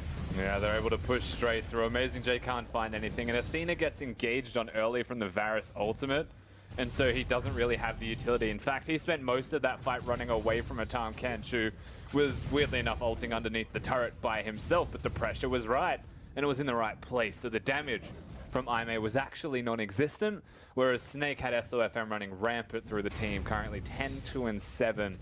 This man's a monster. Yeah, if he doesn't get MVP, I don't even know what's right with the world anymore. Like, SOFM, given that first kill, it just snowballed out of control. I'm tempted to say Flandre is deserving of it. In the last fight, when it was in the middle lane, like the big fight that just happened, he cancelled the Valkyrie with his fling, like brought him all the way back. Like, that's the longest rake in history to pull him back. And so he died. You're not wrong. I mean, that would be that's the play of the game, right? You know, that doesn't give you MVP. It means that was the play of the game. You don't know how their MVPs work. Trust me, that was MVP. I just don't. It doesn't feel right, you know, giving MVP to a Singed. I just, just straight up. We did also just see SOFM evolving the R again, so he's being consistent now. We've seen him play Kha'Zix twice and evolve his spells in this order twice. So he's the only one of his kind, but it works for him. So we let it happen. Whoop. He's in, he's out. He really is one of a kind. He really is. SOFM turning up once again. Do you think he'll actually change up that build if he was with like a different composition that necessarily didn't have the damage? Okay, so Rogue Yeah. flashed early, perhaps. He definitely Maybe. didn't close the distance. He flashed pretty early, so he didn't get the full coverage. They didn't find what they were after. Snake found a turret. This is getting interesting real quick, Pulse. This is a game, Rusty. This is a game. Ben4 clearing that ward, lands the Q onto Mo. Okay, this is... Alright, that's development from Ben4. He didn't follow up on that Q, so that was learning. But for now, it's just wait under this tower, see if they can get a fight on their terms, is the IMA strategy. Amazing J now with the Guardian Angel. So he is still the one hurdle that Snake needs to jump over to win this game. But so far in these team fights, it's just been them picking up like Jin Zhao or Athena, and someone's dying before he's really able to get involved. So the next fight will definitely decide it, but there's always the possibility for Darius to go off. That's always something in the back of your mind. Yeah, neither carry actually having QSS, meaning they can't QSS flash out of the fling from the Singed either. So Flandre actually starting to be the catalyst and one of the biggest deals within this game to give Snake some kind of engage, give SOFM some kind of entry in, and actually let them engage. But at the moment, and you can see from that control ward just being placed, the priority lies towards the Baron again. Like, they're really slowing the pace of this game down, playing with the minion waves, ensuring the river control in neutral areas and towards IMA's blue side jungle is theirs, so they can secure the immediate and free objectives well in advance. And this is what we want to see from Snake. They have their moments of them just, you know, the red mist descending and then just wanting to run into a fight. But outside of that, they are actually like placing down the vision, setting up for objectives, playing it smart, playing it slow. And that's what we want to see from Snake in terms of development for the team, especially with, you know, Mint and Mo in the bottom lane, away from their, I don't know, quote-unquote main roster of OQ, you know? So this is good from Snake. It's just those moments where they just, you know, lose all sense of League of Legends and how to play it and just run it. Yeah, and the keyword's smart there also. So they're making the right decisions. They're making the patient play, which is what we said they would definitely were throughout the first week. But one control ward near the Baron area doesn't secure you a Baron. Secures you the outside area of it. So you have to watch how they place the rest of their vision. And at the moment, it is in that jungle and it's stopping IMA from being able to even place a ward, which means that single control ward was fine. In fact, they replaced it with another deeper, more advanced control ward, because they can just walk over to that Baron or the Drake, depending on which they prefer, and the answer is Baron. And just take it. No response from IMA unless they walk in blind. That's the constant back and forth you can see on your screens right now, is IMA trying to get some semblance of warding coverage, at least semi-close to the Baron, or just limiting the amount of brushes they have to face check. I guess the counterplay here, though, is actually going straight to the Elder Drake, except Amazing J's recalling just ruined that. He was spotted recalling, so they can just fight. Well, that was good and bad from IMA. They burned the Lee ult as they kick away there to not get flung into the enemy team. Amazing J, maybe not the one to... Yeah, this could be very bad. The first kill goes on to Mo. Can Amazing J get rolling? He's got the Noxia Might down. He rolls everyone into him. He's got the healing as well. They're looking for Darius to go off here. That's the second kill and the third as well. SOFM managing to finish off the enemy mid laner. But Amazing J is still alive with that Guardian Angel. Didn't get the heal. Trying to drop him down. SOFM does hit. But Jin Zhao still in the back lines. Road zoning away the top laner. And that was a 4-for-1 favor of IMA. And it's IMA starting the fight off straight towards the Baron buff, and only Flandre alive. He has teleport, but I don't think he'll even consider trying to contest it. Just get rid of the minion waves and pray. IMA pull, honestly, the rabbit out of that hat. And Snake should not have taken that fight. They should have looked towards the objectives. Called them patient, called them smart, and they throw it all away in one moment. I think the biggest thing in that fight, Rusty, is I hope that we see it again, was Flandre. He didn't pull a rabbit out of his hat, he pulled a Darius, and he threw it into the rest of his team. And Darius was like, decimate, and then just killed everybody. So I want to see that one again, because there was so much focus on Amazing J that it was like, oh, there's a Darius on our team, that Jin Zhao was just wailing on them, and there was no attention on him at all. No, definitely. Jin Zhao got free hits off. I'm pretty sure Athena, whilst he died, still did so much work at the start of it. Road even did a lot of work, and Tank tried his absolute hardest to carry them. But it's not going to save you, because Mo is not playing like a Tahm Kench would play. He's actually playing like the support Camille would almost. He's in their face. He's very much frontline, and he's not protecting his teammates as well as he could be or should be. I've actually seen very few defensive devours in team fights. I've seen it like as someone's almost about to get picked or, you know, roaming around He's the doing map. it as a clutch thing. So instead of using it to Deny avoid damage, he's using it to save somebody. Yeah. And like that's a common problem that a lot of people actually make, even as Thresh with lanterns and things like that. KO ultimate as well. KO ultimate's a big one of it. All the time you'll see them do it like that. And it's not the right way all the time, but in like, you want to look like a superstar, that's a good way to do it. Sure, but the problem is you have to cut the clip just as they span out again because they just instantly die. So you look good for half of it. Amazing J clearing out these blast cones. They want the Elder in the jungle. I mean, they have priority over it. They have the vision control. Flandre's top lane. He does have that teleport, and the dragon is quite tanky. But Mo jumps in there. Amazing J. Remember, he does not have his Guardian Angel, which is crucial. They're straight this back next onto fight. it though. No Varus ulti available, and that's the big engage tool they're actually using on the side of Snake. So they need Kha'Zix to go in and Singe to be there early, which is why that teleport's forced now, but they're going for Here's the Elder. Disrupt, but Snake's onto it. They take away the Elder Dragon, and now Flandre's running in. This could be a good fight, or maybe the other way around, because Amazing Jake finds him. That'll be the save for Mo. That is a better one that we've been seeing so far. BenQ did land the Q, and now he's backing away. Tank hits him with the Zisco ball, and it's Flandre who's got off to the side.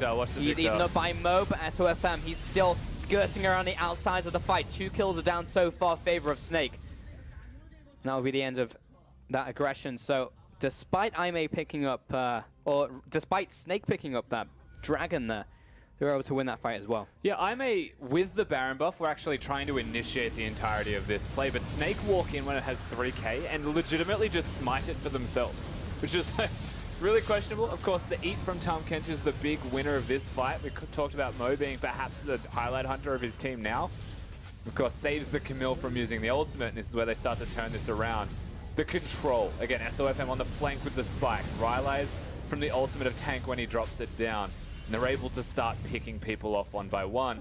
But as a result of actually getting the Elder Drake, which was a mistake by Aimee not committing or by not leaving it sooner, that's allowed to happen. So now, once again, the tempo swung, and it swung over to Snake. And that means they'll have the vision over the enemy jungle here in Aimee's top side, as well as the Baron, which did go down to Aimee. What?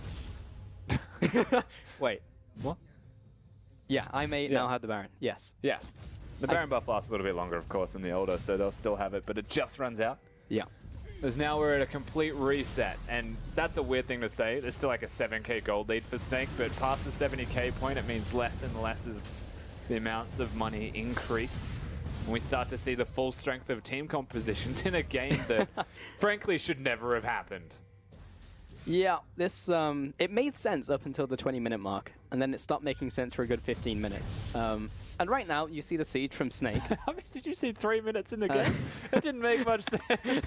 I mean, it made... Okay, yeah. But in terms of how, like, Snake snowballed that lead and what didn't make sense, yeah, you know, that was good. But I do agree, the first, like, 3 minutes was not great. We saw a Camille support go to SOFM's blue buff after he got first blood and a red buff at his own red. And then Mo comes over and counter ganks. Yep. Real confusing start to the game, but it was Snake snowballing pretty well once they had the advantages and found their leads in the first place. And now really we're starting to see the team compositions. The weird one for me is Mint. He didn't go for the armor penetration or lethality Varus build, which you see on the later patches. Now note we are on 7.1, so it's not unexpected that he'd go towards this build. But Hurricane Blade of the Ruined King and an Essence Reaver just casually thrown in there isn't exactly efficient. It's okay, but by rushing the Essence Reaver, he didn't go towards the best item build. He's just going to be a tank shredder. And there's so much long-range poke and damage that ideally he should have actually just went for something to kill Jin Zhao and Athena to complement what SOFM was offering early. Sure. Yeah, especially with, yeah, exactly how he was playing. And right now, SOFM has gone for, like, you know, a pretty heavy damage-orientated build, so he's doing a lot in his own right, but... And it's okay if he kills Amazing J, right? Like, if he's able to take out the big target of Aimee, then Mint's doing a fantastic job. But it's unrealistic, given that Flandre's been flinging Amazing J into him consistently getting him killed, am I right? Well, hopefully he can stop doing that. Because of the way that this Game has slowed down. Again, talking about Amazing J, like his Guardian Angel has come back up, so that is pretty big. And he's also hit full item build, picking up the Sterex. So it's actually very difficult to focus him out of the fight. That'll be something that Snake will have to try and play around in this next one. And almost certainly there will be a fight over this Baron, because it's gotten to the stage where it's leveling out in terms of items, and it's not so much whoever won the last fight, and there's no like Elder Dragon on right now, so there is the possibility for IME to push up. As you can see through their vision control, they've pretty much been uncontested while trying to get that. We didn't really surmise the fact, but one awesome feature, I suppose, that Snake have gone towards and that IME have responded with is how the drafts work. Now, Snake are really good at fighting in the jungle, especially as we get evolves on the Kha'Zix or the bush. Means that he's so hard to spot, so hard to monitor and actually take out. Their vision control in the jungle has been quite phenomenal up until IME team fought them in a lane. And then when they team fight in the lane, it looks better for IME because they're able to utilize the long stretch, not have any fog of war, and SOFM's able to sit on the sides, but he wasn't able to go in. And so we're seeing the ebb and flow effectively of what team compositions can do and how teams are responding to that. I like the idea there from Snake. They had this breadcrumb trail of Voidlings coming out of that Zerat portal, and it's like, someone will come here, maybe, to clear this one away. But it was just a preemptive tactic, because they knew it was under a minute away from Baron. And with respawn time is kind of around that same time. If they got a pick, then it would allow them to take it, but not the case in this one. And now that spawn, Athena has just picked up his package. So it will be something that Snake do want to stall out. And I may kind of want to fight a little bit earlier to try and use this package. I mean, by having the package, they should want to fight, but by pushing into Snake, now that they're starting to secure pressure, like that was their window just then. The window's gone. Amazing J still pushing the bottom lane, trying to control the wave. So they've got this really confusing predicament of, I want to group now, I want to fight with the package now, but Darius also needs to set up a slow push in the bottom side of the map, then maybe rotate and group with the team, where Snake can just move Flandre over and start working it right now. The package won't get used.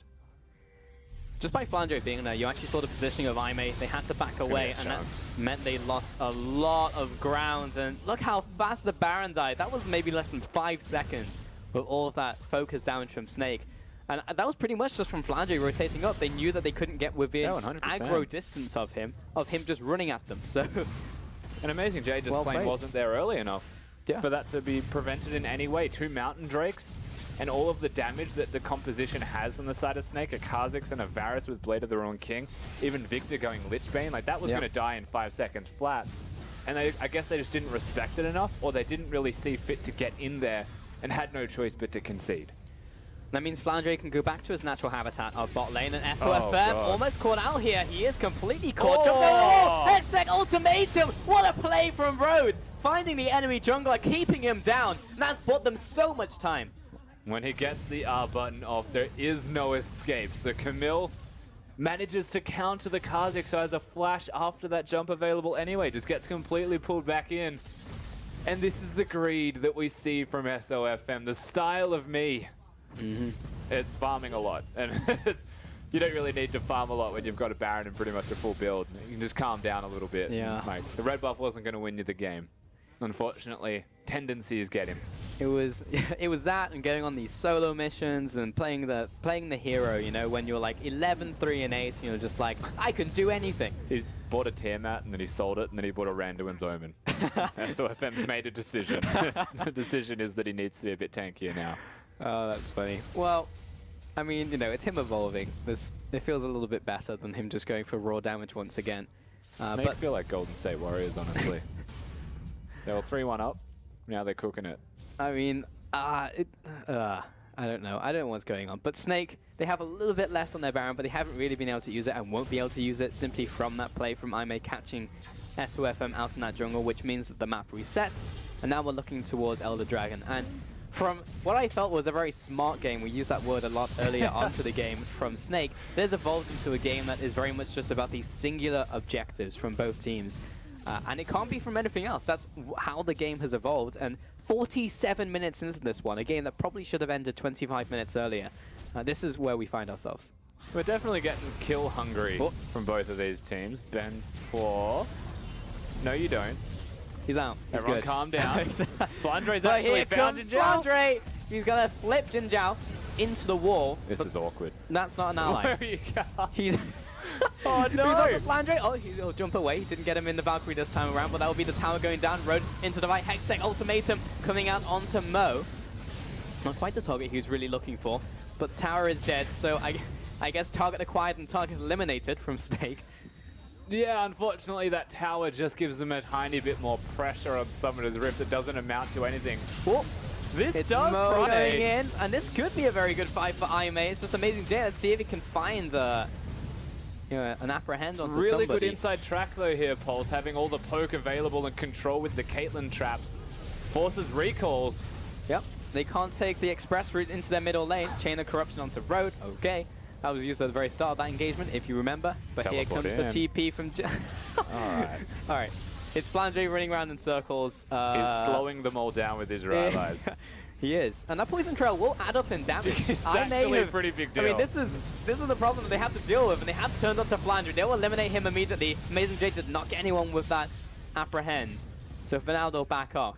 But that was the decision that had to be made, and you can see his corpse, his sad singed corpse in the mid lane. He didn't necessarily need to teleport there. There was a top lane turret that he should have defended, and instead the turret goes down. So I may actually get 2 turrets for their trouble, then to kill onto the Singe, meaning the Elder Drake should actually be theirs.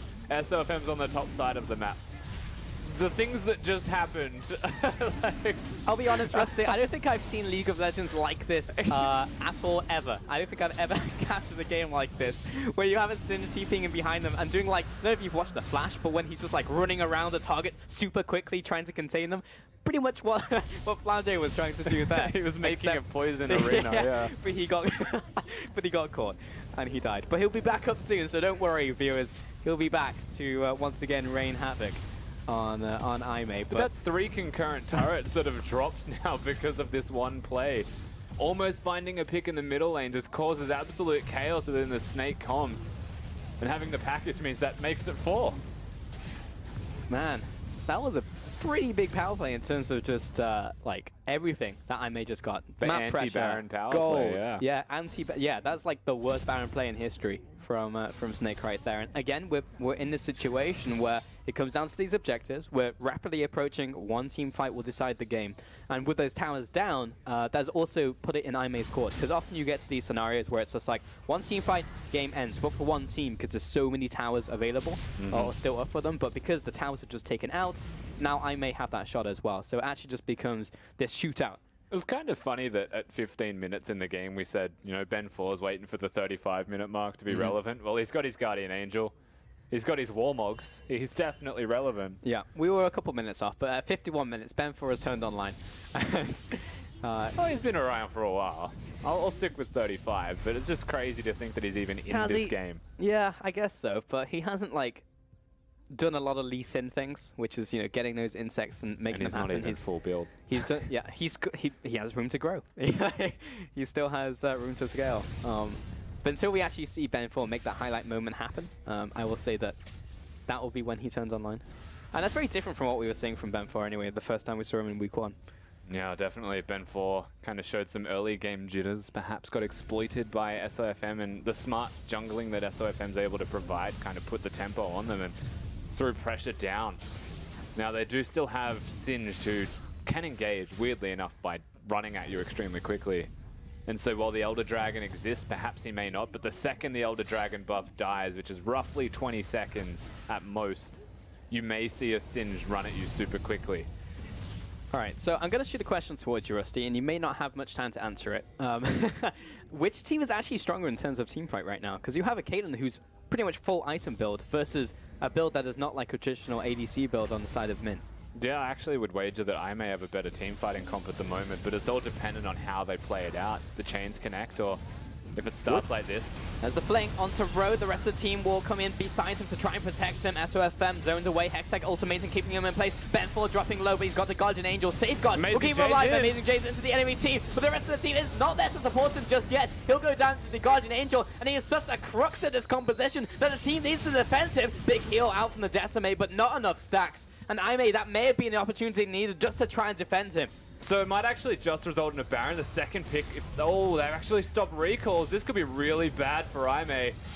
The close in around as well. Mo will eat up That one target, Athena being chased down. You know that Flandre, flink's he's pretty coming. fast. He needs this fling to happen. Flash away, but he's slowed down. Lots of damage in return, but Road is going to be flung into the enemy team. That will mean he'll take the trip out with his Flash. Where are you Jin two Jiao off and to? Ben 4 going on an adventure apparently by themselves. It's now turned into a 2v2 with the traps coming down. SOFM and Just run Tank, bottom, I would push the wave. definitely put the onus on them to win this 2v2. Mo and Mint also in their own 2v2 in the river. Jin Jiao, they're going for the 100-meter sprint. Mo and Mint will turn onto Road. Lots of damage coming through with a laser for the finish off. Mint trying They in are for the going kill. bottom, like I said. What? They have to defend bottom now instead of Baron? They ran from the blue buff, and now they're in bottom lane. And Flandre is just running around them. He's going to try and cut them off with his poison.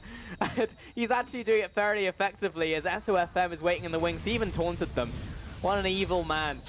Flandre tossing Jin Jiao into the rest of his allies. And here comes the collapse. Ben 4 dropping down. And flung Amazing J's alive behind with him. teleport. Like, Comes that's where back we're up. at. See you later, nerd. 3-0. Snake with this pickoff. And maybe they'll finish the game. I just don't know, Rusty. There's a long time without Jin Jiao and Ben 4 alive. You'd expect perhaps they go towards bottom, but Flandre's just decided Here's that he's Flandre. Okay. going to say hello and not actually join his team bottom. Perhaps Snake now decide that Baron's a better option. Amazing J did respawn throughout all of that. Like, they survived for long enough that Amazing J's 70-second death timer came back. So that's how long they were fighting for. I guess that was the plan. We don't defend him in the team fight, but we just stall them for long enough for him to respawn. That is the play here. Snake, take out this bottom inhib. Flandre running after Athena, has to burn the package. 20 seconds on Jin Decent Jiao. They are looking sized for wave. Blocking out the chain of corruption. Good apprehend. Lands the Q. He needs the sacks to come up here. Hextech ultimatum onto SOFM. Amazing J. He needs to get these resets rolling because one of his allies has just dropped down. That's the second one. Lots of low health targets on Snake. Jin Jiao's got less than 10 seconds remaining. First tower has dropped. Jin Jiao's alive. Look at the Earth Dragon. Look how much damage it's dealing for them. Amazing J into the team, flung back towards his Nexus. And it's SOFM using all of that damage to finish it off. And after that 50-minute game, SOFM finish it off for Snake. Snake take it 1-0 over IMEI. I have no idea what just happened. I honestly have no idea what just happened. That was really confusing. There was a lot of messy decisions out of both of the teams, but in the end, Snake, they do get it. They started with it, they dropped it a lot, they fumbled it, and they picked it back up in the end. A win is a win, Rusty, and we have been talking for a good 50-55 minutes, and Froskuren has now rejoined us to offer her insight. So, what do you think? It's okay. I'm here to help you out, Rusty. First thoughts. I'm actually quite impressed with a lot of things that happened this game, and I'm very disappointed with just as many things that happened this game. Let's kind of talk about the cool shit first. Let's get in there. Let's do it. So what was really cool is the Camille support pick, and specifically how it interacted with Singed. So a big problem is that the game seemed to really stall out, kind of around that 14-minute to 23-minute mark. You guys are like, okay, SOFM, he's super far ahead on this Kha'Zix. You know, IMEI, they completely botched the level 1, but now they can't really do anything. And the problem is that sieging into Caitlyn Corki, especially with that composition, speaking of which, Raz, yeah, look at that graphic, Raz. Darius, no. Corki, yes. Athena played like a god. You definitely did in that game. We were talking about like the Caitlyn and how she went for that traditional ADC build, but actually Varus in terms of poke was just doing so much with that Blade of the Ruin King onto those tanks. But I just want to quickly touch back to the Corki. Sieging into Caitlyn Corki, especially as Snake's composition, is incredibly difficult. And the problem is that pre-21 minutes, Singed had no armor. He was against Darius, and he rushed MR, actually, and he went for his Rot Portal. As soon as the Rot Portal came online, that's when the initial dive came through. And remember that big team fight where Snake overreached. So like, we don't have any armor, we can't dive, we have to stall this one out until we can actually start sieging up these towers. As soon as Singed gets it, immediately Camille ulted. And that was really cool, is when Camille could lock Singed around so he would never be able to engage. And that's what was really clever about the composition, is that IMEI were so smart knowing that as long as this Camille ult goes on Singed, we'll automatically win the team fight, because Corki will just destroy them and they have no engagement. But anytime the Camille ult didn't go on Singed, they automatically lost.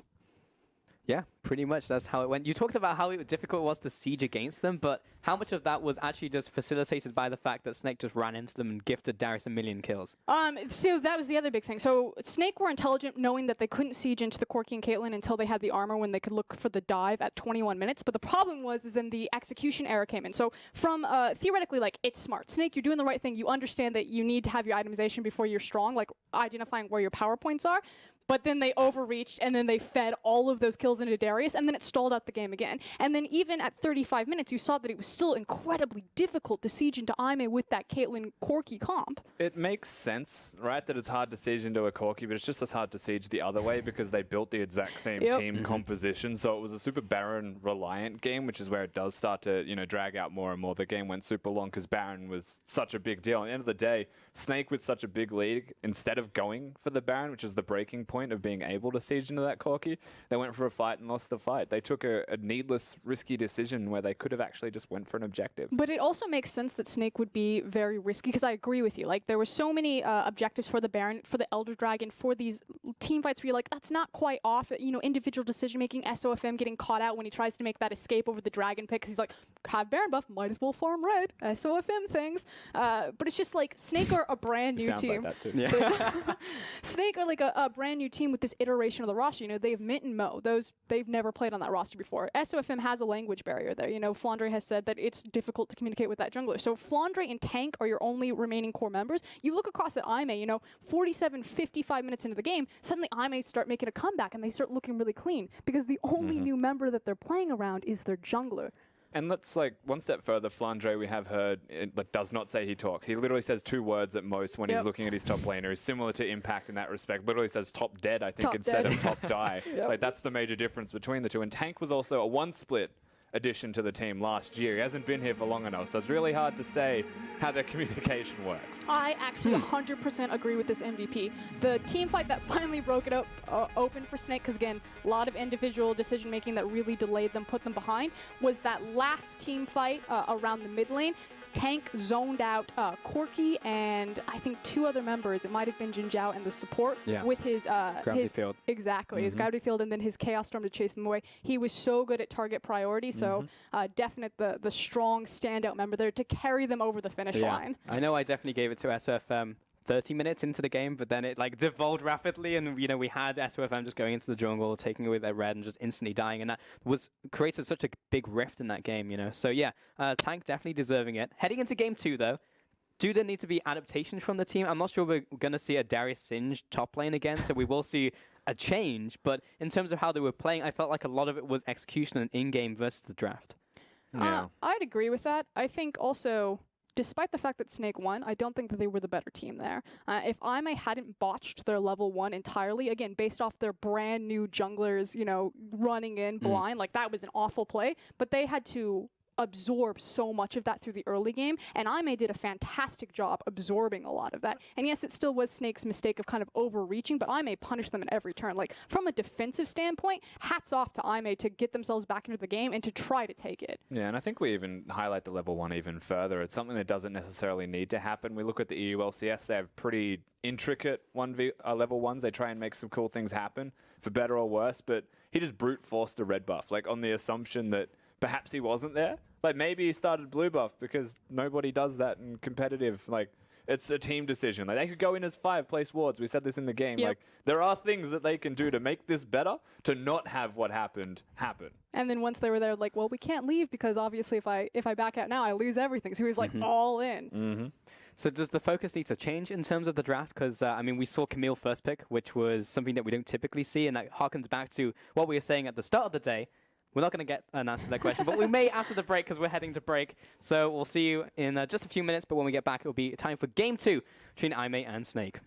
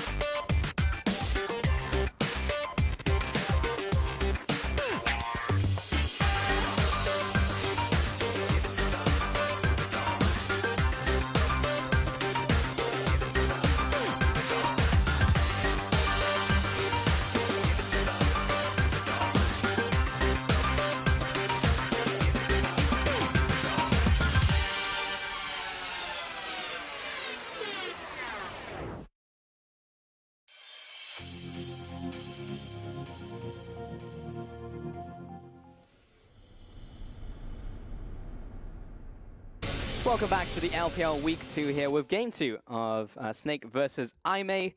We're still here. I'm still here for sure. So going back to that question I was about to ask before we went to break, in terms of priority, are we still going to see like something get through the banning phase essentially, which was Camille in this one, which analysts have been saying is like maybe the pick that you can let through because of the answers, and also we saw it flex to the bottom lane as well. I think Camille probably just shouldn't get let through. Like the Darius pick into Singed was an interesting decision where they opted into that, and I still think Camille would have been fine into Singed anyway. Like even with the utility you mentioned of support, Camille has still got merit in a way with top lane Camille. Like the champion's just busted. Like everyone's acknowledged that, and no matter how much you try and experiment with beating the champion, it's still going to be strong. And there's a reason that it's seen in, I believe, 98% of competitive games around the entire world. I mean, she's been played in every single position but the AD carry position, I believe. Yeah, that says something about the champion currently. So yeah, ban Camille. Then in terms of like priority, then that changes things because obviously the first pick from Aimee in that game was that Camille. Where do they put their focus then? Do they leave that last pick again for Amazing J and try and give him the matchup that he wants? Because he was still allowed that with his Darius into that Singed. And then Singed was, I guess, picked as a countermeasure to that Camille. I mean, it's kind of cool about what Aimee were thinking, like the theory behind it, you know, using a flex pick like that, kind of revealing your hand at the very last step. Amazing J has been rather vocal that he only plays 3 champions, and he jokingly says Poppy, Maokai, and Garen. So Darius is still a reach out of that. Maybe he's not comfortable going with the Camille. Aimee find a lot of success when they're able to put Road on something that roams, and I'd actually like to see Road go more towards his Tahm Kench or his Bard. And being in a 10-ban system, it does make sense having a second ban phase that flexes in the first 3 picks are just really strong. Like if you have a good flex, you can look towards that. It is one of the reasons that I can give Trundle as an example some kind of merit. If you don't know where it's going, you ban out a role and then maybe flex it and it's useful, then yeah, like Camille, if someone wants to pick it, I can understand why to get picked, just because you can put it literally anywhere and like it doesn't matter, you can pick it first. It's just too strong, so that's why I think we should get rid of it. And champions like Darius, perhaps that is his Garen, to be fair. Like he may say Garen jokingly, he hovers it at Worlds all the time. Darius, he does mean Darius, and his other games are Poppy and Maokai, so. No, very, very. I mean, they both spin to win champions, right? In the end. Last game, we also had the Jace and the Syndra ban, so teams are still looking towards that pick despite not being on 7-2. It was still prevalent in 7-1, which is a patch we're on currently, and then it was also focused towards the ADC. So it was pretty standard across the board. I think in general, it would just be having a different draft that doesn't involve Camille first pick into Singed.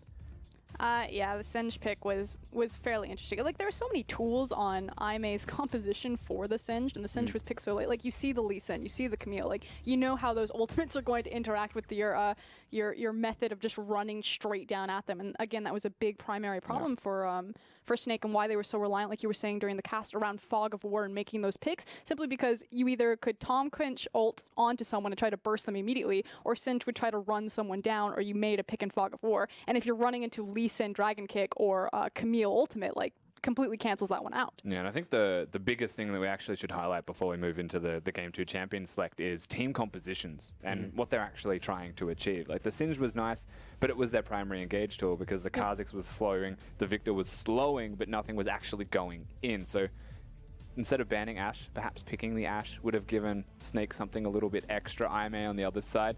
Again, they picked 5 really strong champions, but perhaps they didn't need to go the Lee Sin if they could pick something that goes in instead of going out. Camille was that tool, but they just started to fall a little bit behind and lost their windows to engage. They were relying on Snake, then coming at them. Right. And that's why we end up at 55 minutes.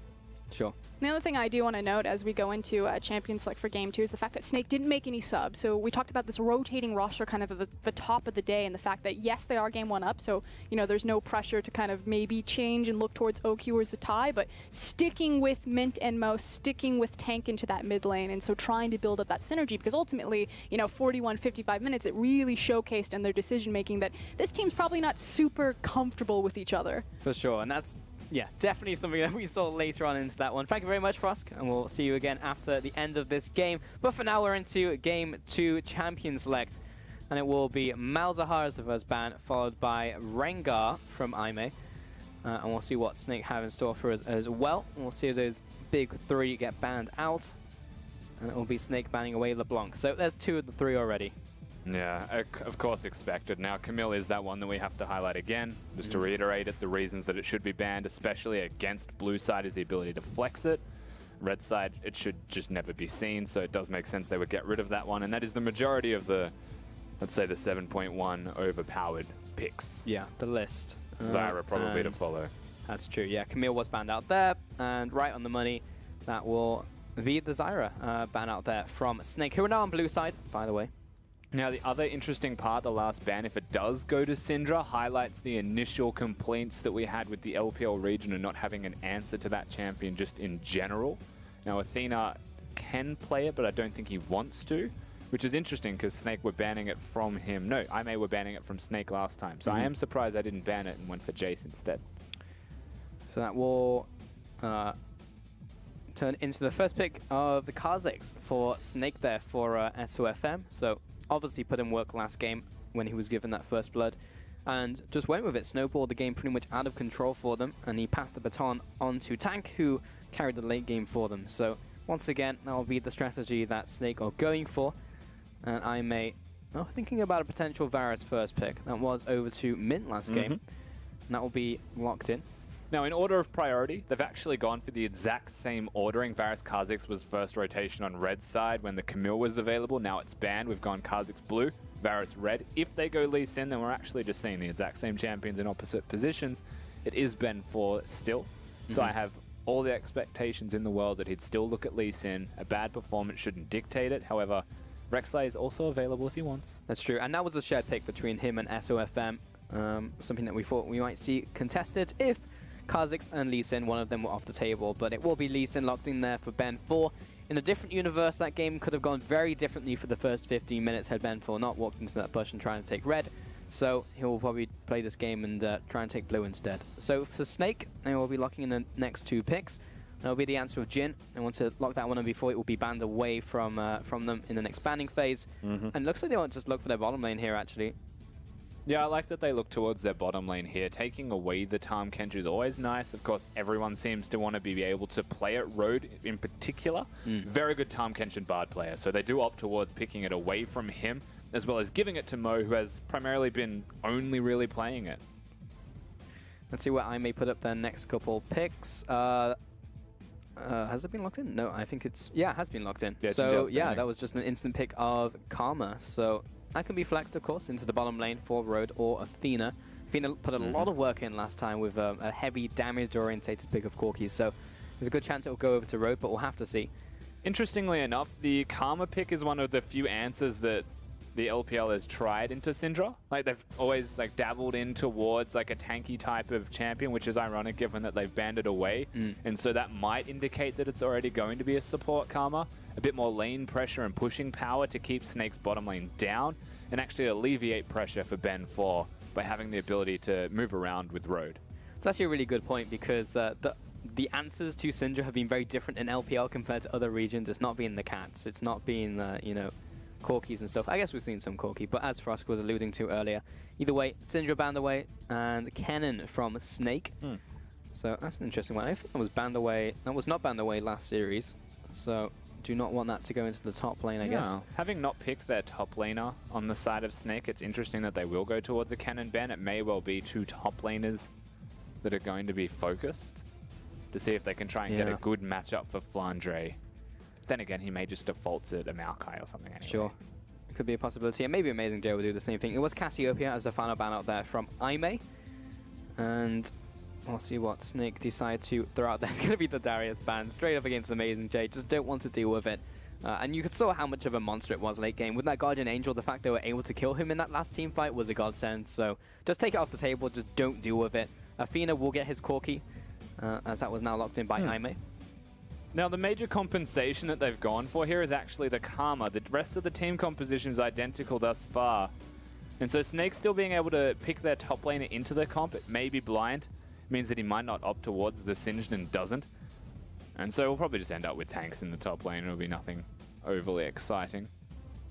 But they have gone straight towards that. And again, comfort champions across the board. Just picking for themselves almost. Yeah, I mean, after a game like that as well, which was honestly crushing for both teams because it was a game that as you were saying in the break, both teams should have won. So you just default to like what you feel comfortable with and just try and have a good personal performance and try and reset after a game like that where it's like, this just feels bad. And this, I actually hope they lock in as one of Amazing J's many pocket picks. Darius is the other example of a pocket pick. They looked really good when playing global or semi-global team compositions, being able to rotate and move around the map quickly, which is where like a Sivakama and a Shen in the top lane still counts as kind of global, because they can just put everywhere in one place really quickly. Something similar to that is where IMA looked really good last year moving into Worlds. That's interesting, because Shen has been picked up recently as a counter pick to Camille and has just kind of been picked into some compositions just regardless of that fact. But Amazing J, a long-time player of the pick, will bring this into the top lane, and it's a tank matchup. So there will be slight advantage to Maokai, but nothing to write home about. So now we do have those full compositions. Athena back on his Corki. And we did have the Karma, of course, going down to support as well. So Ben4 gets a second chance on Lee Sin, so hopefully won't go for any early game shenanigans this time. And we actually get to see a game where Ben4 can maybe replicate some of his successes from week 1. Yeah, definitely. So Ben4, again, a lot of pressure when we highlight the jungle matchup. Has to show up big after game 1. There's a lot of pressure on this man to show some kind of composure in the face of what was a horrendous start to the series. Yeah. He didn't fall apart, though, as the game went on. He wasn't pulling out any massive plays, but that may have been a call from his team to, like, just back away. just don't do what you did at level 1 and just play the game out with the rest of us and just try and make it work. Ben4 this time around, who will get that chance to play on a level playing field. Yeah, but he was under the pump constantly. Whilst he fell behind and didn't really do anything worse after that, he kept composure, just did his part, just peeled for his team. Sure. There was never really a moment where I looked at Ben4 and said he's really making a play here, or he's actually made that one kick that his team needs. Just never existed. And so this is his redemption opportunity within this series. They were saying that all the players essentially just picked picks that were just, you know, comfort for themselves, especially with like Amazing J picking the Shen and Athena once again on the Corki. But was that actually turned into for the compositions? Because you still have the poke coming out there from Maimei, and you still have the relatively good team fight with the Victor and the Maokai from Snake. Yeah, definitely. So I guess a major pick composition to be seen out of the Snake side, having a Maokai. Kha'Zix might go for the slower vols one more time. SOFM, very unique player. So we'll watch what firstly he goes towards. If they can get teleport flanks out of a Maokai, he's going to be against the Shen, so he does get pressured out eventually. And how they're actually able to look towards objectives and start making plays and snowballing again. And if they could use the lead they make and turn it into something, because this is a lot more standard from them. Whilst it's a similar style or team composition ideology, it's very much about the exact same thing, just with a bigger tank in front this time, which is wonderful. Yeah, for sure. And we were definitely talking about, like, you know, team identities coming into this game. Just judging off of last week when IMA were playing with this lineup, or rather, Snake were playing with this lineup instead of OQ, having Mint and Mo down there in the bottom lane, of course, keeping Tank and SOFM in the lineup. So before you continue, just in case people are wondering what we're looking at, it's going to be Tank picking up all of them ideally if he starts with the laser. The way that it works is Maokai can get them super low, but he can't really kill them anymore. And so it requires one extra push to make sure the Raptors die. It might be SOFM just starting on it, but either way, it's an added bonus and acceleration to a jungle path, which means unpredictable timings when SOFM just gets a free level 2 and doesn't lose any health to the camp, and can actually appear in places with extra levels faster than you'd ever expect, such as this. Exactly, and also an extra mind game on top of that is the fact that Flandre will be late to game and to his lane and has less mana. So it's like, did he actually just start on his blue? We have no way of knowing without IMA going for that invade. So Ben4 actually going straight to the blue buff. This is really good from him, but he will be spotted, and it just missed, so he knows something's up. Yep, turns the corner, you know someone's there, lands the he auto got it. attack, He's that'll not be the level 3. blue buff. Ben4 following after over the wall, and this is a lot of damage coming in from SOFM from that Q. Dodges the Q out there, SOFM still alive. my This is going to be very close. Ben4 this time around finds the kill onto the opposing jungler, and that just goes to show the lesson learned today is don't invade your enemy jungle, because they pick up a kill apparently. Invade them once, but don't try and invade back after the first time. So Ben4 gets redemption effectively from this, gets the kill into SOFM, who was cheesing, let's be honest, he was cheesing. And that might be actually positives to IMA, knowing and acknowledging what a Maokai does to a team composition when he actually can help you get the Raptors. Yeah.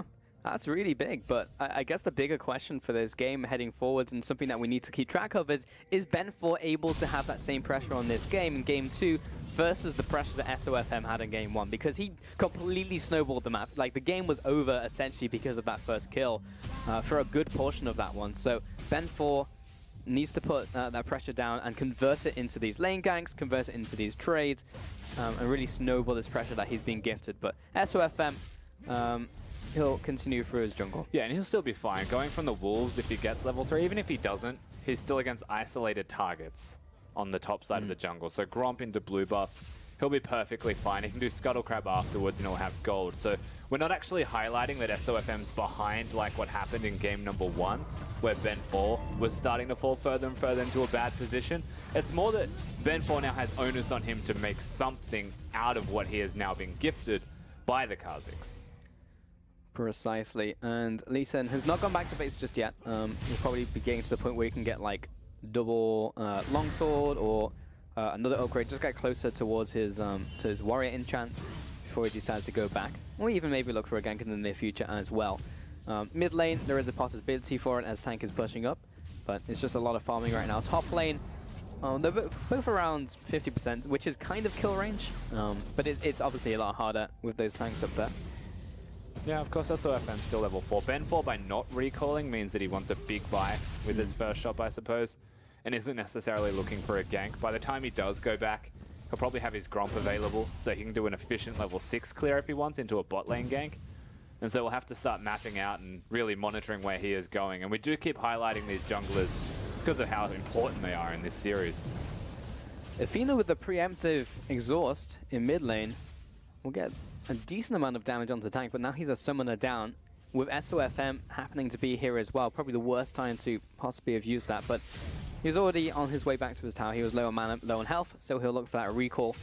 And SOFM just going to help tank farm, and he just seeing if he can find Corki on his way back as well. Maybe try and disrupt him. Ben4 into this mid lane.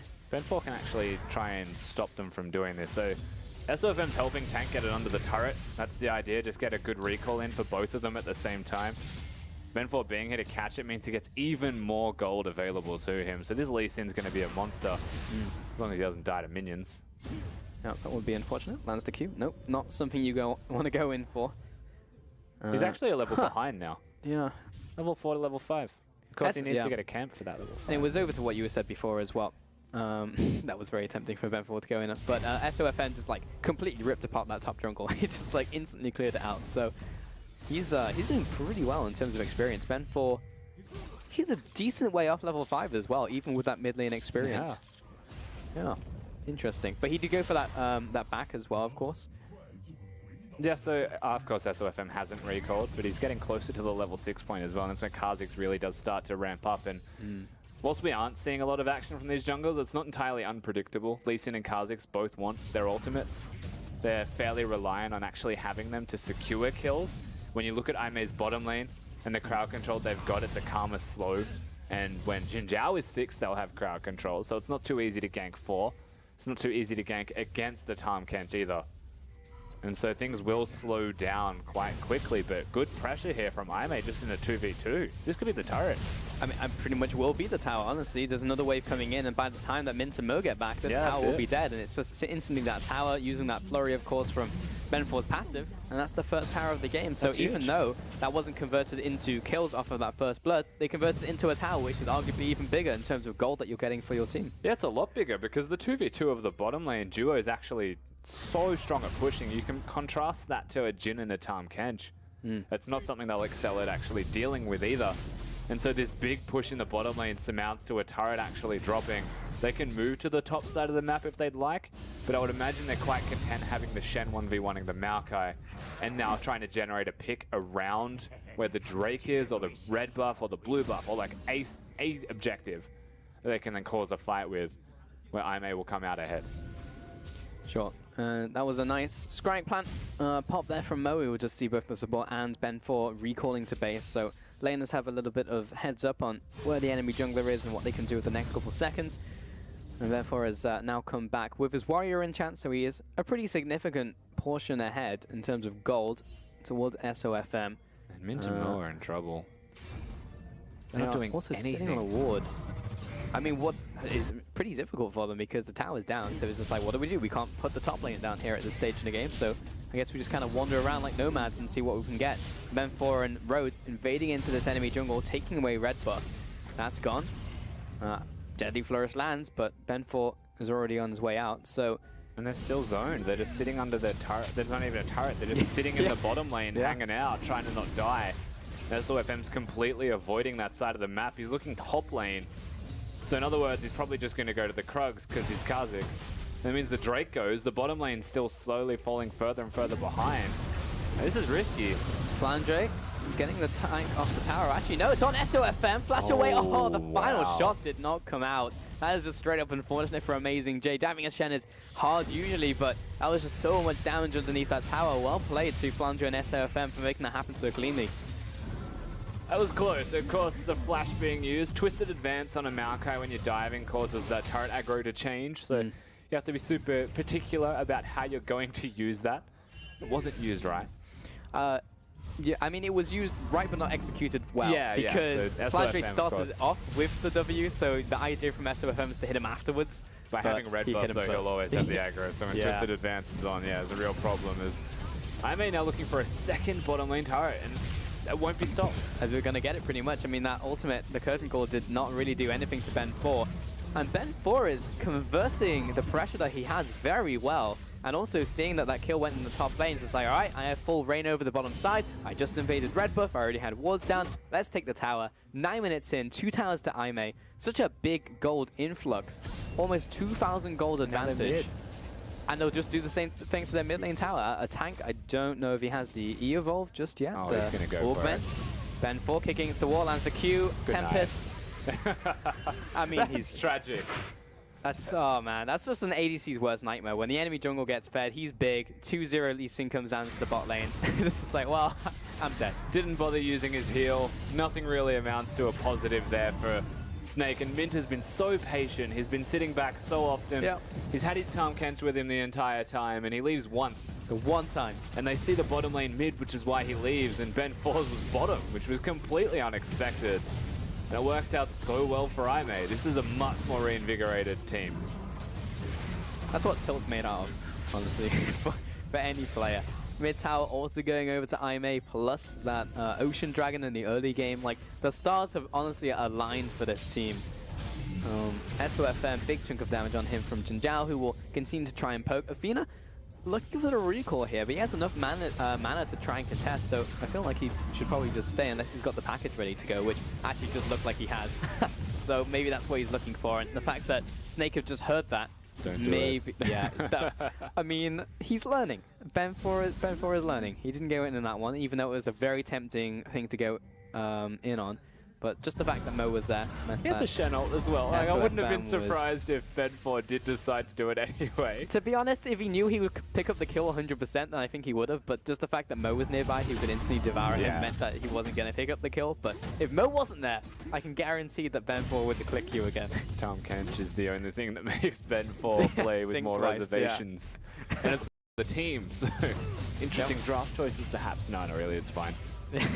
Snake need to make something happen though, and the problem here is they've put a lot of effort into making sure SOFM still gets ahead. He personally has put a lot of effort into ensuring that he does, and as a result of that, look at what happened to the bottom lane. They're completely decimated. Ben4's big this time around, and he's got confidence. There's some wind beneath his feet, and he could carry away this game with the rest of his team, especially now Shen exists. Definitely glad we focused on the junglers going into this one, because it has been such a big focal point, at least for the early game. And Ben4, you know, if he is able to continue this trend, then that will be another feather in his cap to say, look, he's not just like this straight up solo queue jungler. Okay, well, he is, but like he's able to bring the team behind him and make sure they're all going in the same direction rather than just Ben4 going on his solo mission. So, so far, 2-0, making the plays happen. Looking for another rotation. He's in the top side right now with that duo lane up there, so maybe trying to take out that final top lane tower. and to complete the cycle of all these outer turrets. So could be the next thing on the docket for IMEI. There is a Cloud Dragon coming up in just under 2 minutes as well. Yeah, SOFM also evolving his Q this time around, so he's finally shown some differences. It does mean that his slow will not be there from the spikes. Also means that his sieging or potential pick will not be there either, so opting towards the damage and the isolation on targets. Perhaps it's neutral control, Drake, or early Baron could be a sign of a different play here from Snake. And at 13 minutes into the game, the gold lead is still quite substantial realistically. Maybe they are starting to look towards some desperate decisions early. It's possible. Ben 4 in the enemy jungle. Flandre has going teleport. all the way around along with Athena, who's level 10 himself. Amazing J, Stan United, Q's after, Mint completely dead in the water. Mo will go into grey health, but there's no blast plant that spawned for him to escape. 2 fast, easy kills for IMEI and top lane tower. This is getting out of control. Yeah, it's already out of control, weirdly enough. IMEI are just making the next moves. They're not doing anything flashy, it's not crazy, and it's not unrealistic. And Snake are just not responding. The teleport from Flandre cancelled. The bottom lane already caught. They're doing things slowly. And this is not efficient play from Snake. IMEI are doing good moves, solid play. It's not really overwhelmingly good, and it's just doing its job. Yeah, this is the completely different world line that we're seeing in Game 2. SOFM, Taunt Flash, taken out by Athena. It's a nice pick there, coming out from Snake. But Mo kicks back underneath the tower. Big ultimate coming out from Tank, lands 1 kill. Ben 4 finishing off another, but the curtain call will finish off the 2 more kills. 3 and 2 map wide, and the tower going down. So advantage still technically to IMEI, but Snake have temporarily stopped the bleeding. And they've got money in their pockets, and that's actually a big win here for Snake. You'd almost still call it worth, even though IMEI are holistically getting advantages and garnering larger and larger leads as a result of all of this fighting. But Snake now have something. Like, they actually have money in the bank. Tank's doing damage. You can see that reflected through his damage now, but he's also very quickly getting close to the death chamber as he has no mana. He's very close to Athena, who has pretty much all his mana and all his damage. Gravity Field will not say, oh, maybe we'll... No, road to that. He's just walking him down. If the missiles didn't land, then he was going to finish him off. So, nice kill there to Athena, just even that one up.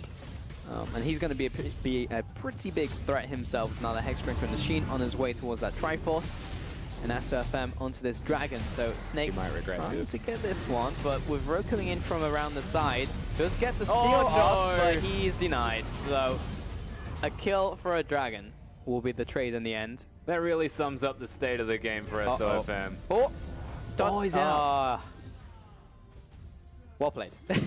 I mean, honestly, right there, it was the 3 choices from Ben 4. Where do I aim my Q? And Put he a chose question wrong. mark in all chat if you're Flandre too. Yeah. So he didn't find him that time around. But Ben 4 knew that potentially something was there. The idea, I guess, would have been to instantly ward hop and then Tempest to try and disrupt, but it may have been too late regardless. So Flandre gets away with his life. Overall, it's now 4-8. Just have to recap that one. There's been lots of back and forth action in the last kind of 4 minutes or so. Still a 5,000 gold advantage to IMEI, which is pretty sizable proportionally compared to game time. Like 16 minutes and a 5,000 gold advantage is massive. Something that you don't really see that often. And the big reason for that is the difference in turrets right now. It's 5-0 in structures actually taken down. And the lead is just getting larger and larger for IMEI. Of course, they will start to get blocked by the amount of turrets they can take. Pushing into a Victor in mid lane is difficult, and so it might completely thwart that as they're engaging mid. With Mo and Flandre leading the charge of the curtain call on top of that, providing cover fire, but Amazing J with the Shen ultimate was actually keeping both those targets alive. Athena in from behind. Ben 4 launches himself onto mid, kicks SOFM into the enemy team. He'll leap away, but Flandre takes out Ben 4 in the backline. Mid being chased after. Mo gonna gobble up the Shen, thrown back out before he goes down himself. Now ultimately a 1-for-1 trade support for jungler. I actually don't disagree with that decision from Snake either. Going for the fight made sense, but just wasn't actually there. The kill wasn't there, and now they're going on the amazing race. Running away from Amazing J. I think SOFM's out as well. Or he's just going to walk into vision again. I guess so. Flandre turning the corner, finds Athena, will jump on top of him. Charge up the Colossus.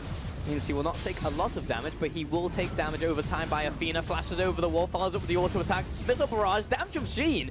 And Flandre will drop down. Yep, shouldn't have chosen to W him, to be honest. Shouldn't have twisted advance forwards. It's the name of the game. Still thinks he's singed, perhaps. Of course, Flandre dying. That means that there's more time for IMA to place better vision control, a little bit deeper perhaps, and push tank out of lane, and just maybe find SOFM while they're going. I don't really know anymore, man.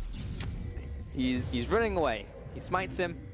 Ben4's coming in. Oh, this could be quite bad, actually. With, oh, Blast Plant off on the side. Jin Zhao and Road have arrived. Not sure why he decides to E there. And Mo will eat up his jungler from over the wall. And that was a Tahm Kench play that I was looking for last game. That was really well played. That was the clutch moment right there. That's actually really good communication from Mo and SOFM also.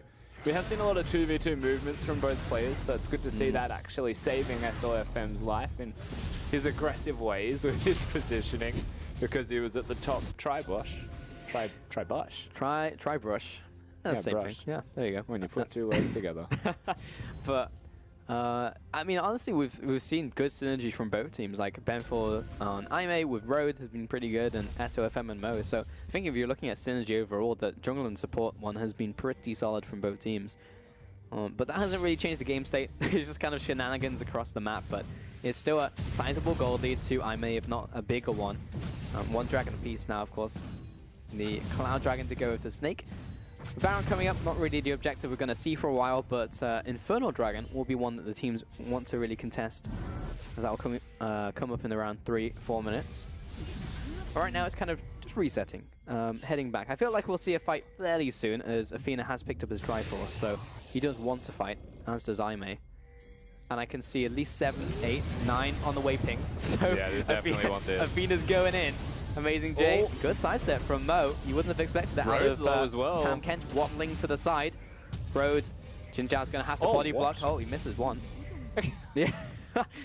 Started stepping his way out. So they live, but a lot of damage was down. So that's Victor ultimate and Jin ultimate burnt. For not a lot else, honestly, on the side of Aimee. Of course, the Shen ultimate for the shield's down, but he still has teleport and can get around Summoner's Rift, and as does Flandre. So everything is as it once was, except that there is a Fire Drake in 1 minute 25 seconds that the teams may want to actually have a biff over. Yep. I've been trying to learn, you know, the Aussie have a biff words. Biff means fight, I guess. Have it out as well, Have it I out, guess. yeah.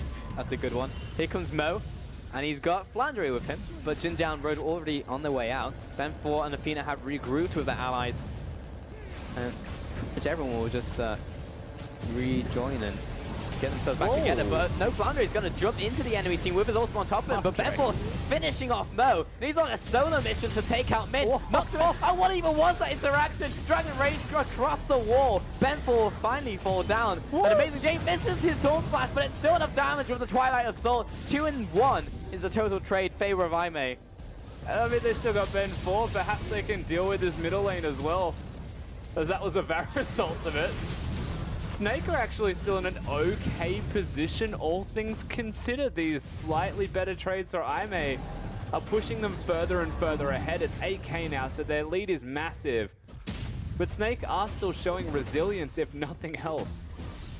I mean, that's pretty much, yeah, that's pretty much all they're showing, to But be it's honest. exciting. It is exciting, it is fun to watch, but they are still coming out behind in these trades, and Ben4 can try and, he has room to make these highlight moments happen for himself and make those YouTube highlight reels, because no matter what he does, the team's going to take something, and that was mid lane tower. So now being 6 towers to 0, I may have this absurd advantage, and we could actually see this game end very quickly. But I don't want to make that defensive statement because we are in LPL, and considering from last game, the game that I thought was going to finish an extra 40 minutes earlier, did not. So I'll give it another couple, and we'll see this Infernal Dragon certainly go to Aimee, which will be another nail in that coffin, ultimately over to Snake. Oh, Athena's going in. I'm not even call that a submarine, to be honest. So Tanks is going to get eliminated. Mo and SOFM in for this 2 versus 2. Flandre coming out there, curtain call as well. But this wasn't engaged. They didn't really want in the end. Amazing J, unable to get over the wall. Road wanted to help him. He'll taunt through the team. There's so much damage. Oh, Twilight Assault finally gets that 1 kill. Road at the last auto was like, just going to be a little bit of a love tap for the final kill. Flandre, interesting W there. We'll jump onto Road. Jin Zhao following after. Ben4 kicks it into the wall, pulls up the Q. Tempest execute combo. Flandre in this 1-on-3, trying to replicate the highlight that his counterpart in the top lane just had, and he is surviving for a long time, but he's not. How are you still alive? Just die. Okay, there we go. Kill over to IMA, and they'll probably turn their attention towards Baron now. Yeah, they've still got Lee Sin alive, so they can look at the Baron, definitely. I think between the three of them, they might have enough damage. It's risky, but still ultimately quite doable. So IMA, another big team fight victory, albeit messy. And they are still pulling further ahead. That was messy. That's the definition of messy. That was as a something team else. fight. Yeah, it Here we was. go. Mo's coming in. Here's SOFM, and Tank has his ultimate. This could be potentially bad for IMA if they decide to group on top of each other. So just by showing their faces, they'll stop the Baron, and that's very good for Snake. A Baron there almost certainly would have spelled their doom. So well played to Snake, just kind of a heads-up play. We'll get that replay. Yeah, of course, placing the gravity field is not going to save you at this stage. Of course, Corki able to jump out of it quite well. The difference here, the exhaust was big onto SOFM because he's not able to kill them quick enough, even though he has the Q leveled, and standing next to each other also meant the isolation wasn't a factor. With SOFM dead and Mo getting auto-attacked out by Road, they are able to come in, and Mint, having a bad day, dies shortly after. This has been a fun game to watch. 17 to 8, 24 minutes, over a kill a minute. That was the first tower over the Snake. Good job, Snake. Well played, Tank. Just made sure that wasn't a perfect game in terms of towers. So that's a nice bit of gold over to them, but it's still an 8,000 gold advantage to IMA with those 2 dragons and pressure over that Baron, which is currently being cleared out as well for Vision. So Snake are on the clock where they need to do something. And Tank did well to actually get some vision. Like, to get that top lane turret when they're pressuring Baron so heavily now, like, really hard Of to do all in positions, terms of yeah. timing. It's like, if it was a bot lane tower, I'd be like, yeah, good job, Tank. But like, he was literally next to the enemy team. Yeah, so Flandre also no teleport, so I don't think they'll get any more turrets for quite a while here, Snake, unless IMA get caught with their pants down around the Baron area. This could be a slow siege scenario one more time, with a Jhin and a Victor available. And a Maokai already displaying how tanky he actually is. They can't break the base from IMA without getting that Baron. And getting the Baron's a challenge. nice engage from Snake, taking out Road almost instantly. He did get the heal out there, but he'll eventually fall. Amazing J locking up Flandre. He's very tanky, but there's so much damage on the side of IMA. SOFM kiting around the side, kind of zoning away. Jin Zhao and Athena locking up with the Deadly Flourish. Flandre still low. He just wants to punch something, honestly, to get the health back from Sap Magic. Mint! Amazing J jumps in. Mint takes him out. SOFM jumping onto Ben 4, but he's still alive himself. Oh my Amazing God, J Snake. getting pulled away from the tower, back into the rest of his team. And Amazing J, he's still alive and kicking somehow. Deadly Flourish and the finish off there as well from Tank and SOFM. Jin Zhao still raining down havoc from the left-hand side, but that was a great fight for Snake in the mid lane. They were down about 8,000 gold and they still find a victorious team fight. Looking at the team composition, once again, we highlight how they can make that all happen. Having a Kha'Zix slow, a Jhin to lock down, and a Victor to burst them out with his Void stuff that was available. It's actually quite absurd how much damage they can still do behind that much gold. And how hard it is to kill a Maokai. Welcome to the tank patches. Before lethality was a thing, 7.1. Flandre, look how long he survives for, to the point where Mo decides, like, all right, I'll eat you. You might be at risk of dying. Who actually knows? And he wasn't, but, you know, they spit him out forward. So this is where it actually starts to turn around again. Amazing J says go. And that's risky, because Flandre is low, like, yes, but Mint is still full health. Tank is still doing a ridiculous amount of damage.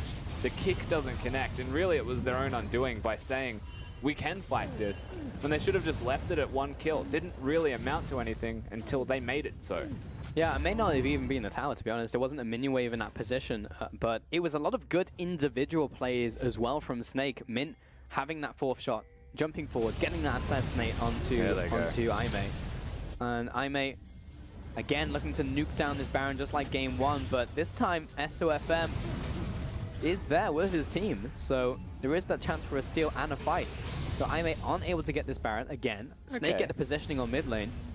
Yeah, but Amazing J is immediately recalling, and this is the big disparity now. By forcing Flandre's teleport, which is what they were doing, they can stop, immediately stop, and then look towards making a play. As SOFM's just hanging out. He is, but with Benful not landing the Q, he thought maybe the Kha'Zix wasn't in there. That's the Got the stand Shen ult. united. And now they want to make something happen from this. Amazing J very tanky, as is Flandre, but the rest of his team is the one taking damage. Mo finds his AD carry and throws him to safety. Kurtko opening up Athena very low himself. Flandre finds him with the Q. S2FM skirting around the outside. Snake again, Road and Jin Zhao. That's another kill onto Ben 4. 2-0 once again to Snake. And Snake are constantly picking up these team fights. And it's mechanical misplays, honestly, from the side of Aimee right now. Ben 4 flash queuing and hitting the tank. And Athena exhausting Mo after he just ate and flashed away with Mint. Like, these things should not be happening, but they are. And slowly but surely, the gold lead is closing, and Snake now with momentum are looking towards the Baron. This is risky, but if they can make this work, they're well and truly in the lead. Luckily for Flandre, lots of spells are going off. He's able to keep his health reserves pretty high. Amazing J stopped in his tracks for now. Jin Zhao with the poke over the wall as well. It will have to be a miracle steal, but it's not going to be the case. S2FM finds it. Mo low, but still surviving. Jin Zhao, the shot goes wide. Amazing J is taking so much damage, but ultimately under 3 people waiting on him, he'll eventually go down. And that's the Baron over to Snake with a kill in their advantage. And Snake have turned his on his head from 8,000 gold down to 3. This is a ridiculous series, Pulse. And like, look, the side lane's already in control. Athena has to deal with bottom before they get there. Top lane's got a massive wave that someone has to go to as well. Somehow, in some way, with the most ridiculous gold disadvantage against the scaled Lee Sin, they've pulled this back by the skin of their teeth and just brute forced. Frankly, it's impressive, Rusty. Just from the team fights, you really hit the nail on the head. It was a mechanical misstep, but mechanical outplays from Snake in these team fights. It was just Mint performing very well. Tank getting some good ultimates off, hitting those item spikes and saying, we can go for this fight, we can make this happen. And Flandre just doing Maokai things, you know? Like, Snake just had these constant good team fights, one after another.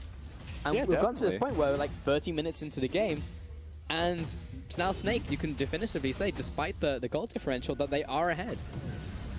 And now they're still looking to siege as well. Remember the goods that you were highlighting as well. It's not all misplays. Like, the positives were still well and truly there. Catching Mint out of position so that Mo has to eat him and flash to get him to safety is still positives on the side of Aimee.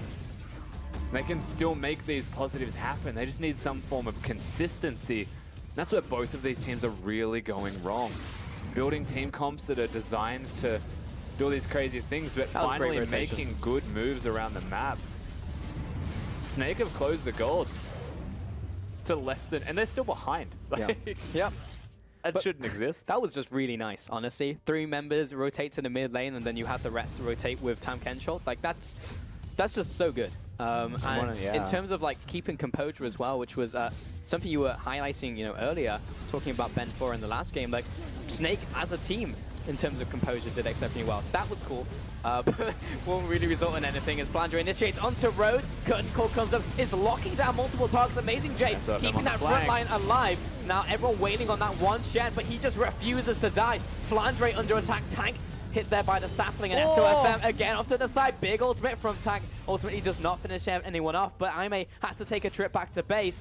Snake do not decide to continue the push and decide instead to go back to base. So close to getting a kill though, and the difference between perhaps continuing that siege and stopping was the death of Jin Zhao, but he lives to see another day. And Snake, whilst they're pressuring and pushing further and further, haven't cracked the base yet.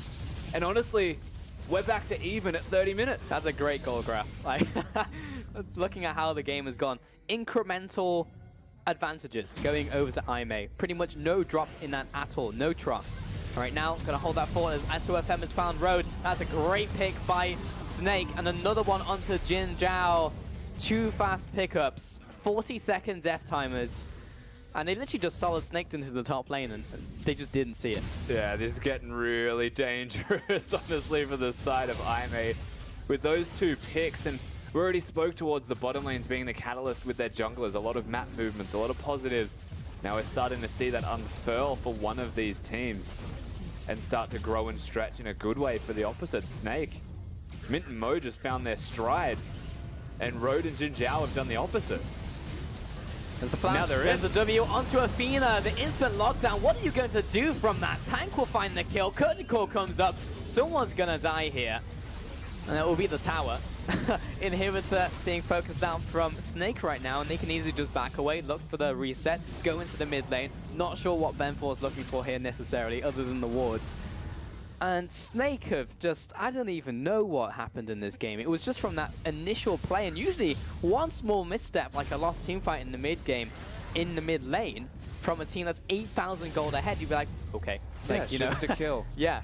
But this has just gotten out of control. And again, getting out of control comes to the decision-making of the team that is 8,000 gold ahead. Perhaps thinking they can take a 4v3, re-engaging under the turret, saying, I'm a massive Shannon that will never die, and not regarding that a Jhin with a guaranteed crit can flash and kill your carries under the turret. Like, these things you don't expect when you're that far ahead. Yeah. And that's where Snake have actually really looked quite good, just making these aggressive decisions, acknowledging that they have to make the play.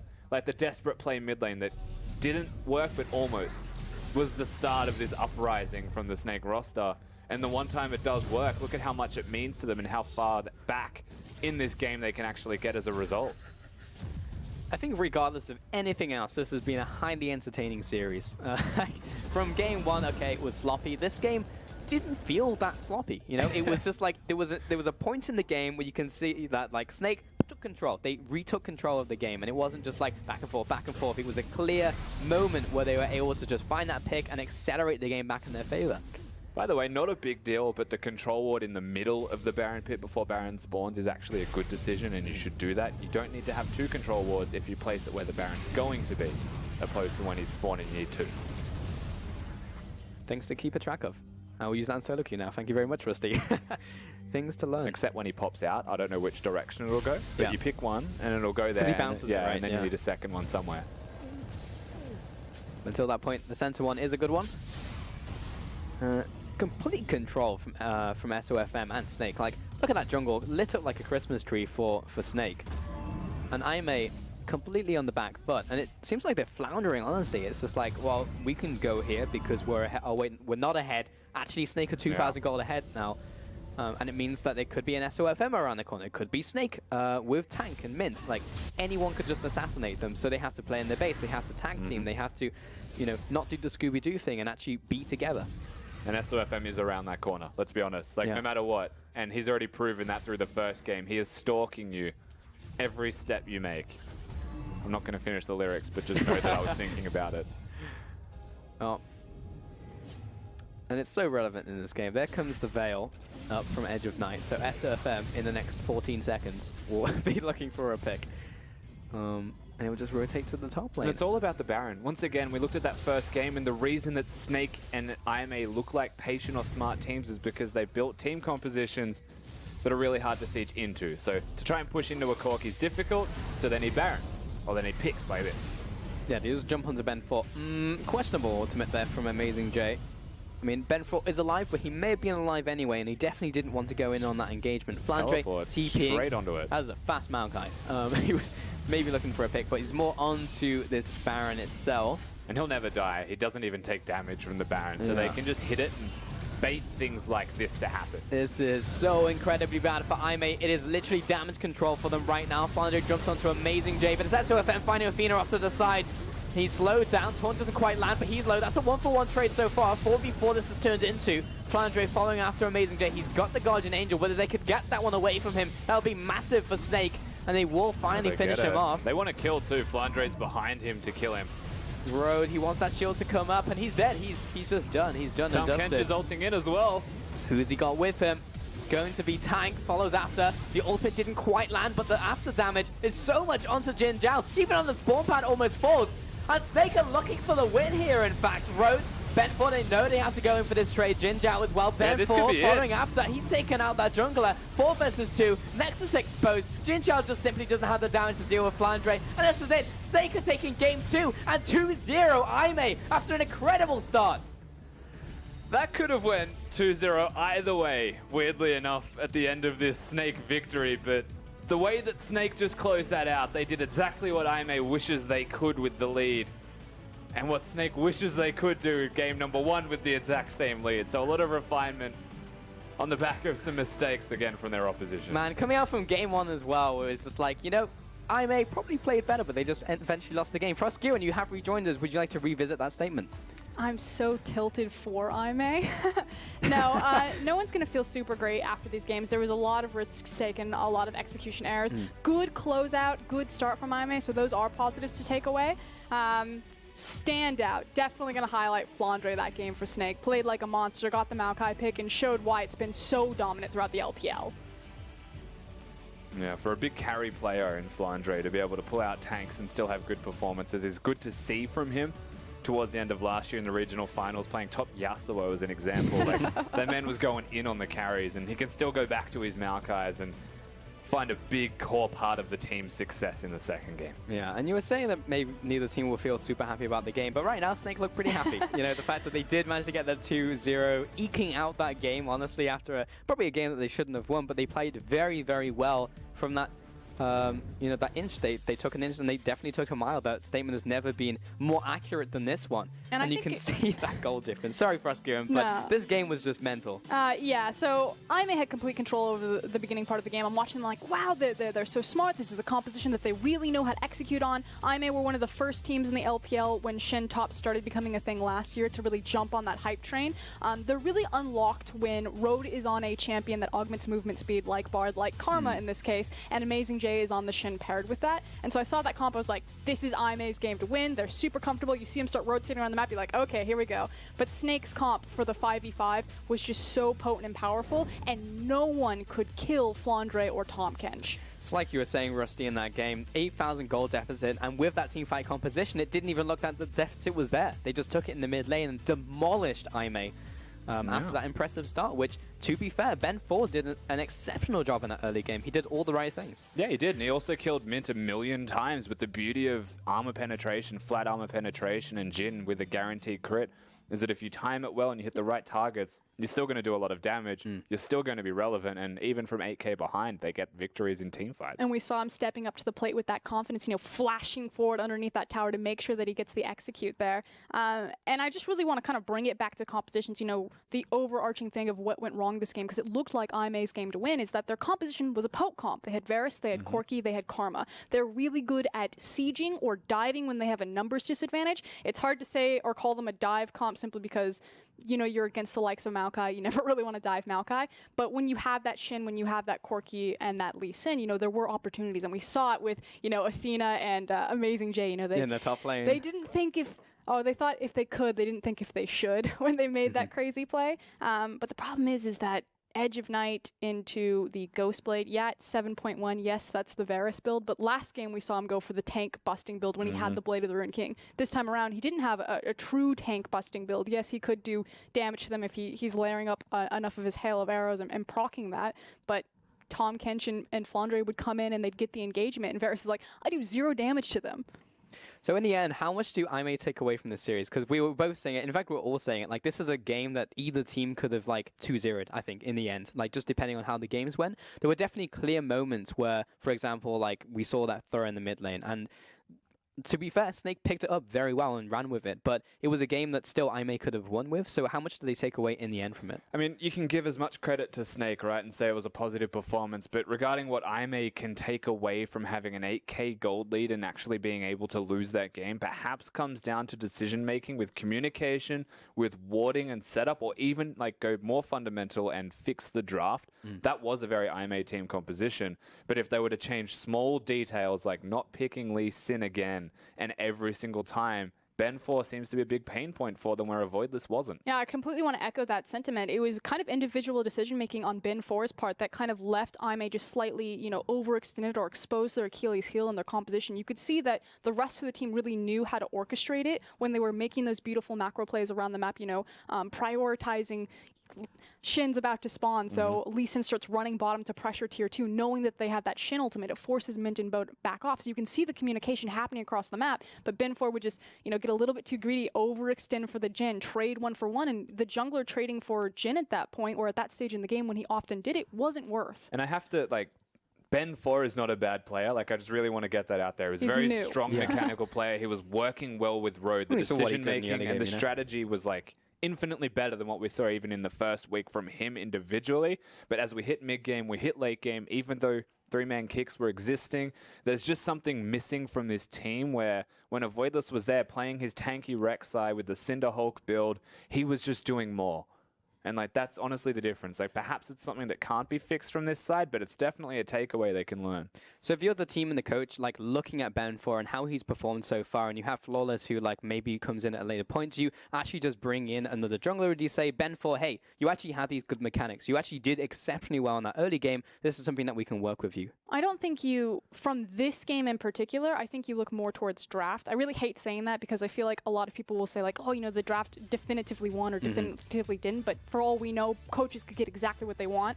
So we're going to go ahead and throw it to MVP, to SOFM. Sure, and SOFM, I think he probably did deserve this one. I mean, like in game one, he didn't have that red buff fiasco. So No. I think Flandre. Who is it, Strongly Rusty? disagree with this decision Two from the times MVP Flandre? voting system. I think Flandre. It was Tank. Yeah. Absolutely. That guy did the most damage on the team and made so many things work from a gold deficit. Like his positioning game 1 and 2. Like, come on. He like, won them game how is one, it- like, How single-handedly. is it Kha'Zix? That guy died a lot. Like, I feel like it was like a layover from game one. It was just like, we could have given it to him, but he didn't die to red buff this time, so we can give it to him. No, but just think about that ending play when he sees Athena by himself and SOFM jumps in. Athena's like, I got exhaust, bro. Exhaust him, turns on him, kills me. Like, classic SOFM. MVP winning dash, right? No, not the damage coming out of Victor. Everything's fine. Yeah, it's cute. It's almost like you can see Tank like getting more frustrated. Like, SOFM Flandre, come here. Mo and Mint, get behind me. Get on my back. I'm dragging you across the finish line. I mean, he did do that in the end. He had 2 exceptional performances from game to game. So, yeah, again, impressed by Tank, a player that we were like talking about as well. He takes one of those like import slots in the team. And it's just like, okay, do you swap him out so that you can have a different lineup, or do you just keep him in because he's a damn good player? I mean, for the longest time, Snake was all about Tank. I mean, they literally revolve around Tank. Like, he's actually one of the biggest members of this team in terms of fandom.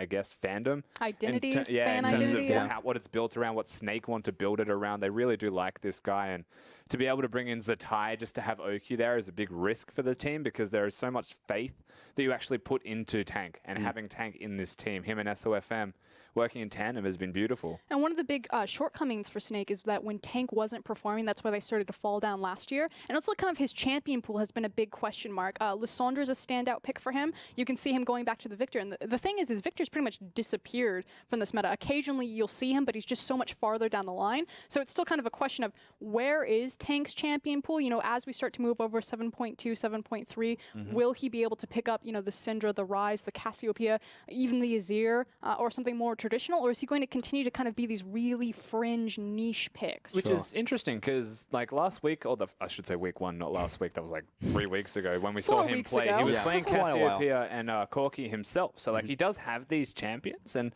it's weird that he comes into this series. Didn't pull it out? Yeah, with Imane. I mean, Cassiopeia was banned, to be fair. Yeah, there was a lot of mid-focus, but, like, it's still that he decides to go Victor. Like, no matter what, he's decided he's going to go back to this weird niche pick. Might speak of a perhaps lack of practice up until today. What is cool is how much control it gave him over team fights, though, and how he was able to abuse that. Why he was so beautiful on Lissandra is how he manipulated team fights through Fog of War, and Snake have always been a relatively strong vision team in the LPL, so he's able to abuse that. And you can see that even in this game, especially because it was a 5v5 comp, suddenly Snake looked so much better than when they're trying to play like a weird, non-engaged chase comp.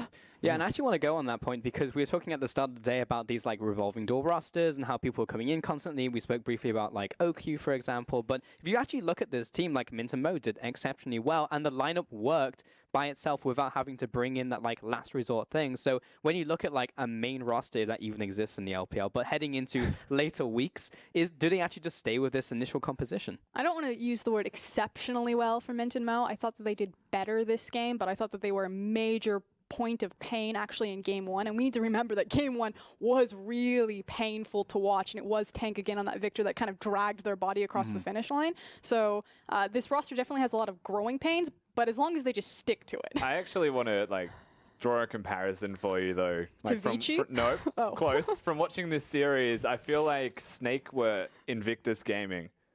And SOFM was Kid because like the bottom side of the map didn't exist. Well, that's it for this best of 3. We are going to head to a quick break before we head to our final best of 3 today. It will be LDD and OMG. Stick with us.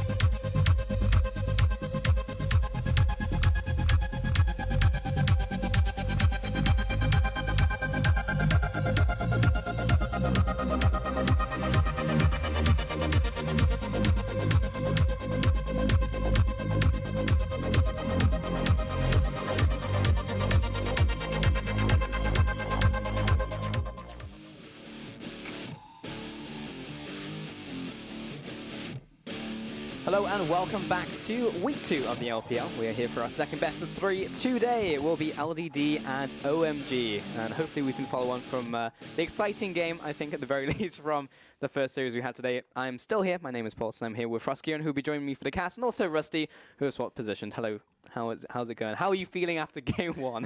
I mean, that was a pretty exciting first series, if nothing else. No, I'm feeling good. We have actually just hot swapped. And, Just musical chairs. Yeah. You know.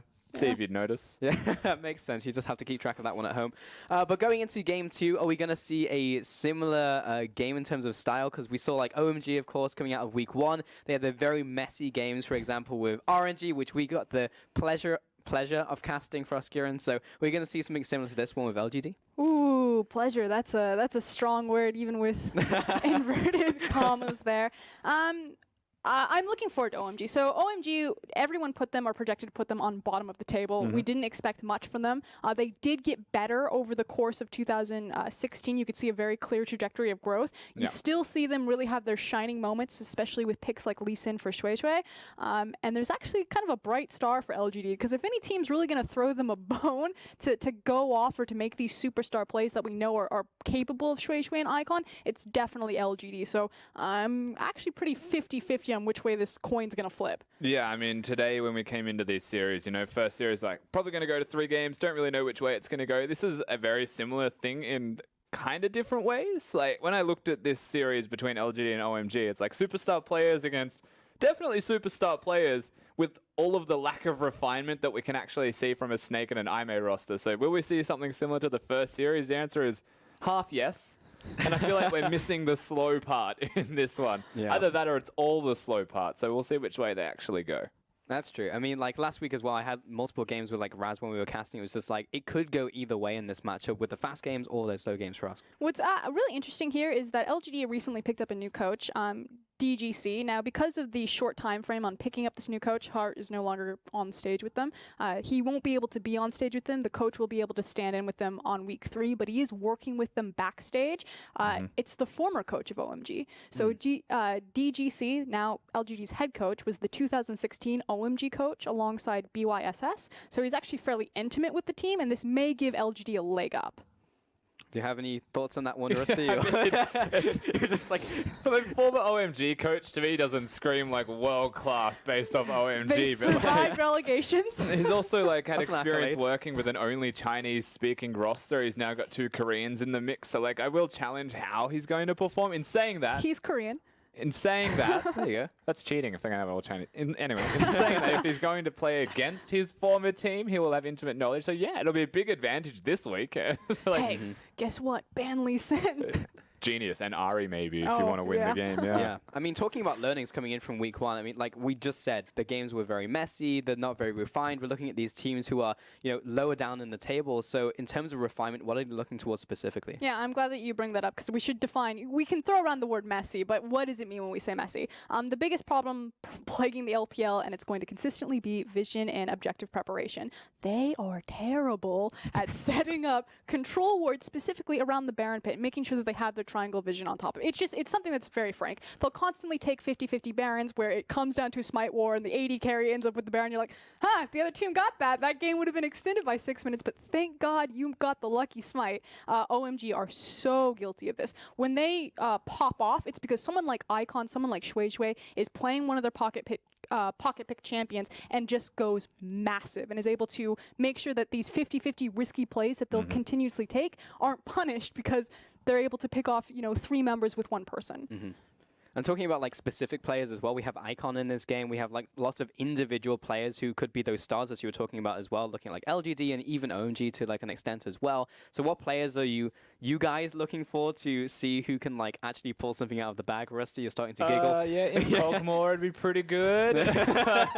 Imp likes to play Cogmore for no reason. He might just still play it because he likes Cogmore. And what am I looking forward to is probably that. Will it do well? Probably not, but it'll be exciting, Pulse. And So yeah, no, that'd be good. There is star players, and I think like individually they can all make these big plays like Icon, but they're all going to be adverse to making the same problem points as well as good things, like all simultaneously. So it could be an absolute mess, absolute cluster of like awesomeness and really big mistakes at the exact same time. Yeah, before moving on to like a different player who we will be looking at, like talking about Imp in general, like how he is as a player and like where he is in terms of his career, like we were having a chat about this, Rusty, and this is like, what's his game plan moving forward? Right, I haven't told you this, and I'll get your reaction. Imp is Piglet, but 1 year behind. Yeah? Oh my Give us some context. Like literally the exact same position. So like world win, like You're wins right. worlds, goes to a different region. Has like his career high and yeah, then just now he's slowly declining. Like LGD 2015 thought it was going to be great. Piglet moving to NA thought he was going to be on a good team, and you know the slow decline. Perhaps this is the last year of not Piglet. Imp. That guy. You missed this, Pulse, but like Imp was playing out of his mind. Like suddenly LGD start looking amazing, and Imp looks like the best that he's been performing in his entire career, which is already a super high bar to hit. Sure. And we're just like, what's happening? Why is Imp so good? He got dumped, didn't have a girlfriend, and that's literally what he said. He's like, no girlfriend, playing League of Legends all the time. Checks out. So is that something that's going to move forwards now into this week, or has he found someone new? Like, we're not that up to date. Hopefully, the new girl he's found is the coach, because a big problem for LGD and a big pain point is their drafting. It pretty much looks like they just pick, like Rusty was saying with the Kog'Maw, pick whatever they want, and none of it has synergy. They played like an Orianna, Kog'Maw, Fiora, Elise comp. Like you can see it down on the bottom of your screen right now. That has like some super heavy dive elements. There's no real front line for the Kog'Maw. Like who's supposed to protect that guy? And as you can clearly see, it was a loss. I mean, the most protection that the Kog'Maw has is misfortune. Like he's gonna press the ultimate and say, "This cone is your safe zone." So like stay in it. You have 3 seconds. And it's not even the old Kog'Maw where he wants to stand still. So definitely drafting is something we have to look at for LGD. Could win or lose them the series before you even get in. Could you not say the same about OMG though? Yeah. So I think a lot might come down to this champion select, but we will look at the players as well playing for us, Kieran. What is interesting about OMG's draft is that they're one of the few teams to prioritize Zyra very highly, and that seems awkward for people who've seen like the global series. Like, what? Zyra's a really popular champion. In the LPL, they don't really play it, except for Five has played it, I believe, 4 times out of 5 games. So they are really going towards that caster mage, and it's cool because Five was known as kind of a Thresh one trick. So to see him expand his pool and to recognize the power of, you know, getting that caster priority or having that range priority to automatically win a side of your map does help OMG out, especially when LG are just kind of blundering their drafts. Again, just running down the lineup of OMG as well. Those are some sick sweaters. They really are. Yep. Icon looking baller as we now look at SMLZ and 5. The side zipper and stuff on as well. They're getting better. So good.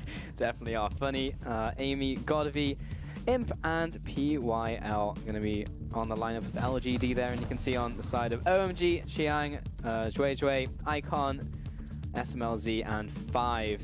And of course, following on the tradition of junglers just doubling up their names. And we do need to actually highlight JJ, of course, one of the first to double up his name. The Lee Sin one trick, as we called him, funnily enough, did play a whole lot of Lee Sin, so that hasn't changed between seasons. And the reason that I call him that is because towards the end of the split of last year, we saw him playing Lee Sin almost exclusively and bodying everyone. Like, that guy looked like an absolute monster when he plays the champion, and that hasn't stopped. So when we move into this draft phase where we said LGD is notoriously weak, do they actually ban out the champions that OMG excel at, or do they just disrespect and pick for themselves again? It's a real big question.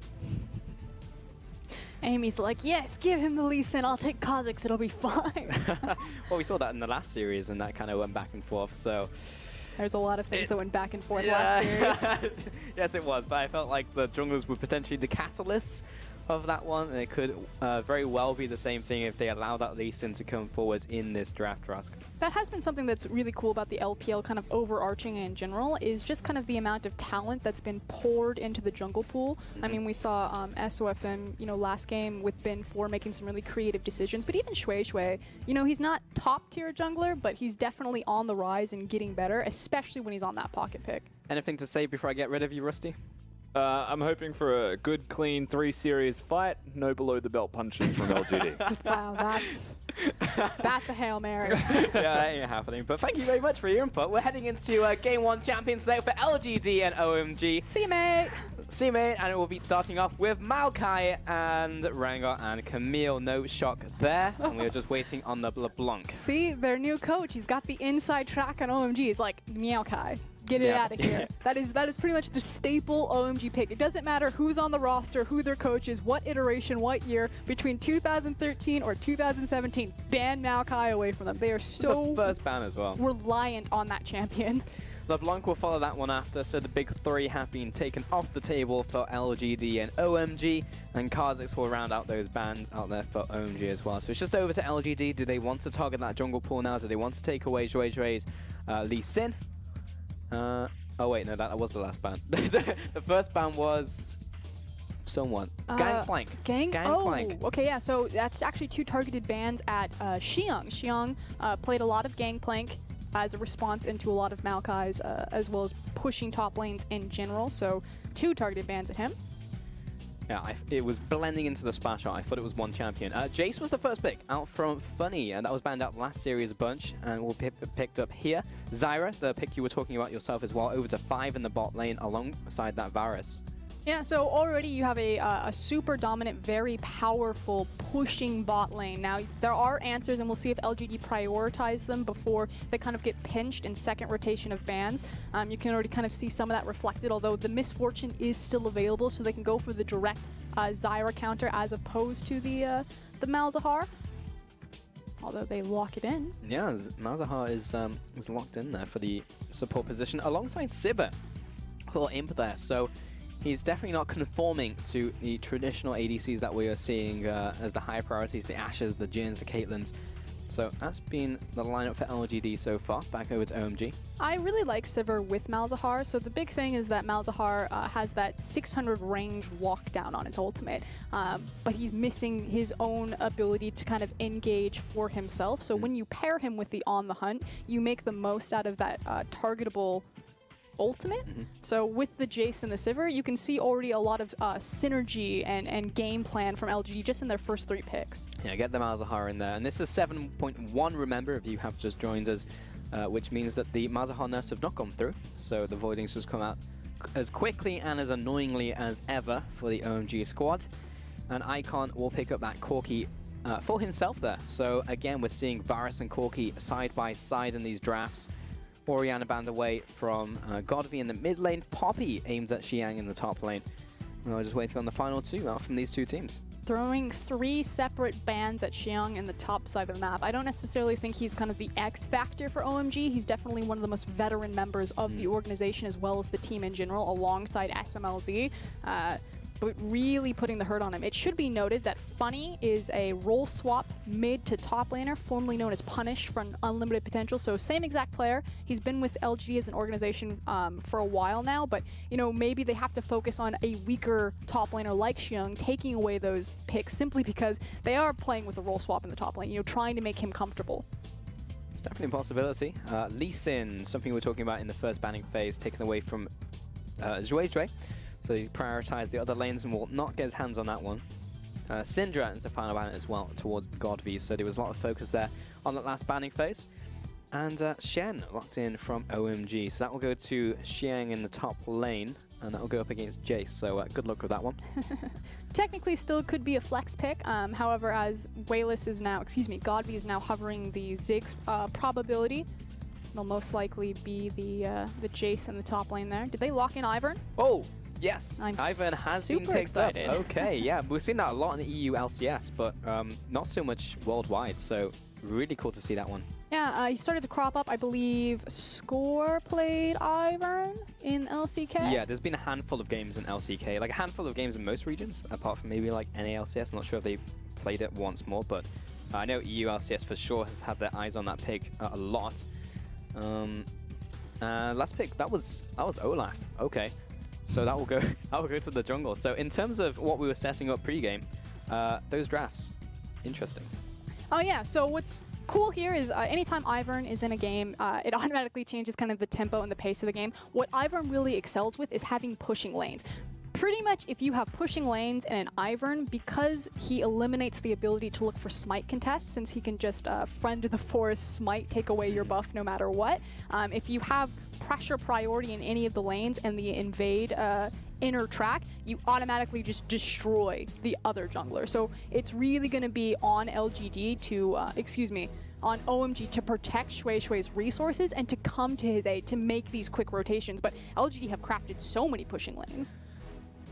Ivern can be a massive terror in these team fights, and I always got like triggered because this was a track that was used a lot in the European LCS, and it was just like from conditioning, I was just like, ah, what's happening? What's going on right now? But it's actually just the coaches doing their handshake. I feel like I've flown all the way back to Berlin, but just those random tracks that crop up in the LPL, which nostalgia for us, Kieran, nostalgia. But we're about to get into this game very shortly here. You can see those players on that loading screen. And I, for one, am very excited to see Ivern and also that bot lane coming out here. Ziggs in the mid lane as well, something that you actually don't see that often nowadays. Funny enough, you see Ziggs in the bottom lane as ADC, or the AP carry, I guess. And Imp, he's having a great time. He's like, I've got Sivir, I have a Malzahar next to me, we can just run at them. It's going to be a great game. Yeah, Imp is one of the best Sivir players alongside Deft, although Deft's now exited the league, left in the LPL. It is not a champion to give him lightly, even though she seems like she's out of meta. The thing about LGD's composition is it is so punishing if left alone with any tower. Like, look at how many abilities that they have to rotate around. You've got the Syndra speed up, the Sivir speed up, you have the Jace speed up, and Ziggs can just make towers disappear. So much wave pushing potential. Like, this is such a 2015 LGD comp when they were really successful at manipulating side lanes and sieging down structures. My question is, can they actually execute on this composition?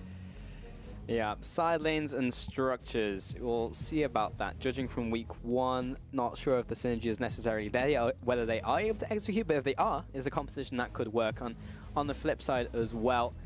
Bring out the Olaf, which again has not necessarily been like a meta pick. He kind of fell out because of that Courage of the Colossus coming in there. Yeah, we've seen him occasionally crop up globally. He's already been played once in the LPL, and it was by Vici Gaming with Bingy's hands. In a very similar composition, you know, teaming up or going in tandem with that Shen. Obviously, Olaf pops his ultimate. He runs in, Shen's on top of him. It's like, surprise! It's a party in the middle of your team. But so far, we have kind of a very poke, siege heavy composition from LGD versus a very 5v5 oriented composition from OMG. They're going to do wonders if they catch anyone out of position. They're able to run you down with the Olaf to the Shin, or if they get to utilize the AoE spread of Corki and Zyra. That'll be the question heading into this game. Some great hand warmer control there. I feel like we've been looking at these teams for a while and we're just kind of calling Groundhog's Day, so I have to assume that there's a pause coming out here. Just going back and forth. Yeah, we're just locked in this forever. So it's Icon, like Godv, SMLZ, Imp. 5. Oh? So yeah, I'm wondering what's happened. So we're waiting on the call for that one. We're going back to the crowd. What have they got to say? Last time we saw that cool sign with the pig that you explained to us was not what I was expecting. We haven't had anything interesting this week. Here's my primary question, Pulse. I know you're a fan of zippers. Yeah. So how much does OMG's jacket just make you just like tingle your Kingdom Hearts Final Fantasy heart? Oh, it's up there for sure. It's pretty good. I think they could do at least with maybe 2 more and maybe a belt. But for all we know, there could be plenty of like fanny pack zippers all up in the back of it. Yeah, we don't know until they turn around or when we see them walk in. So I've got that to look forward to for game 2, of course. On the opposite side, just letting the side down, honestly. Not enough zippers. But these players starting to look bored. Let me into this game. Where's my coffee? I've got it. Yeah, stare down that camera. We're just going back and forth in an infinite loop. I'm not sure if I've ever seen this, because usually when you hit like a pause at the start of the game, it goes back to casters or it goes to somewhere else. But no, it's fine. I love it. Yeah, I love it too. But we never usually see this happen. Looking at the gorgeous venue that the LPL has, it's in a great location. It's honestly super cool. Yep, fits I think 500 people in it.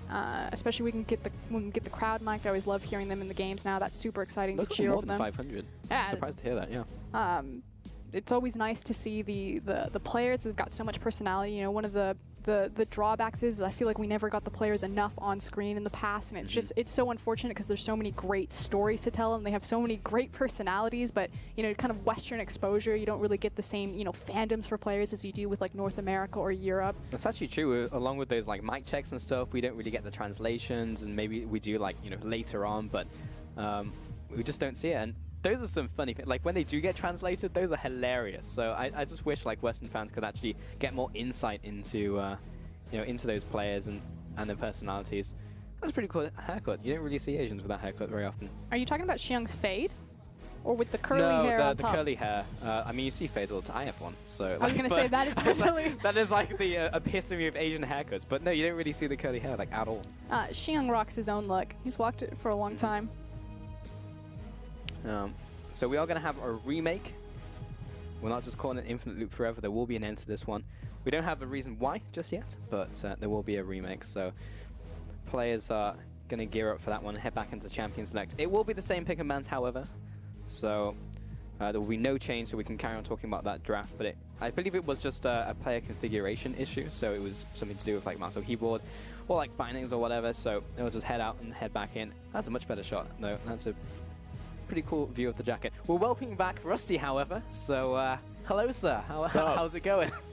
Good. I mean, we're here to talk about the drafts, I guess, a little bit. Ivern is one that I do want to highlight. Of course, I'm a big fan of the Ivern. You already said it changes the way people play.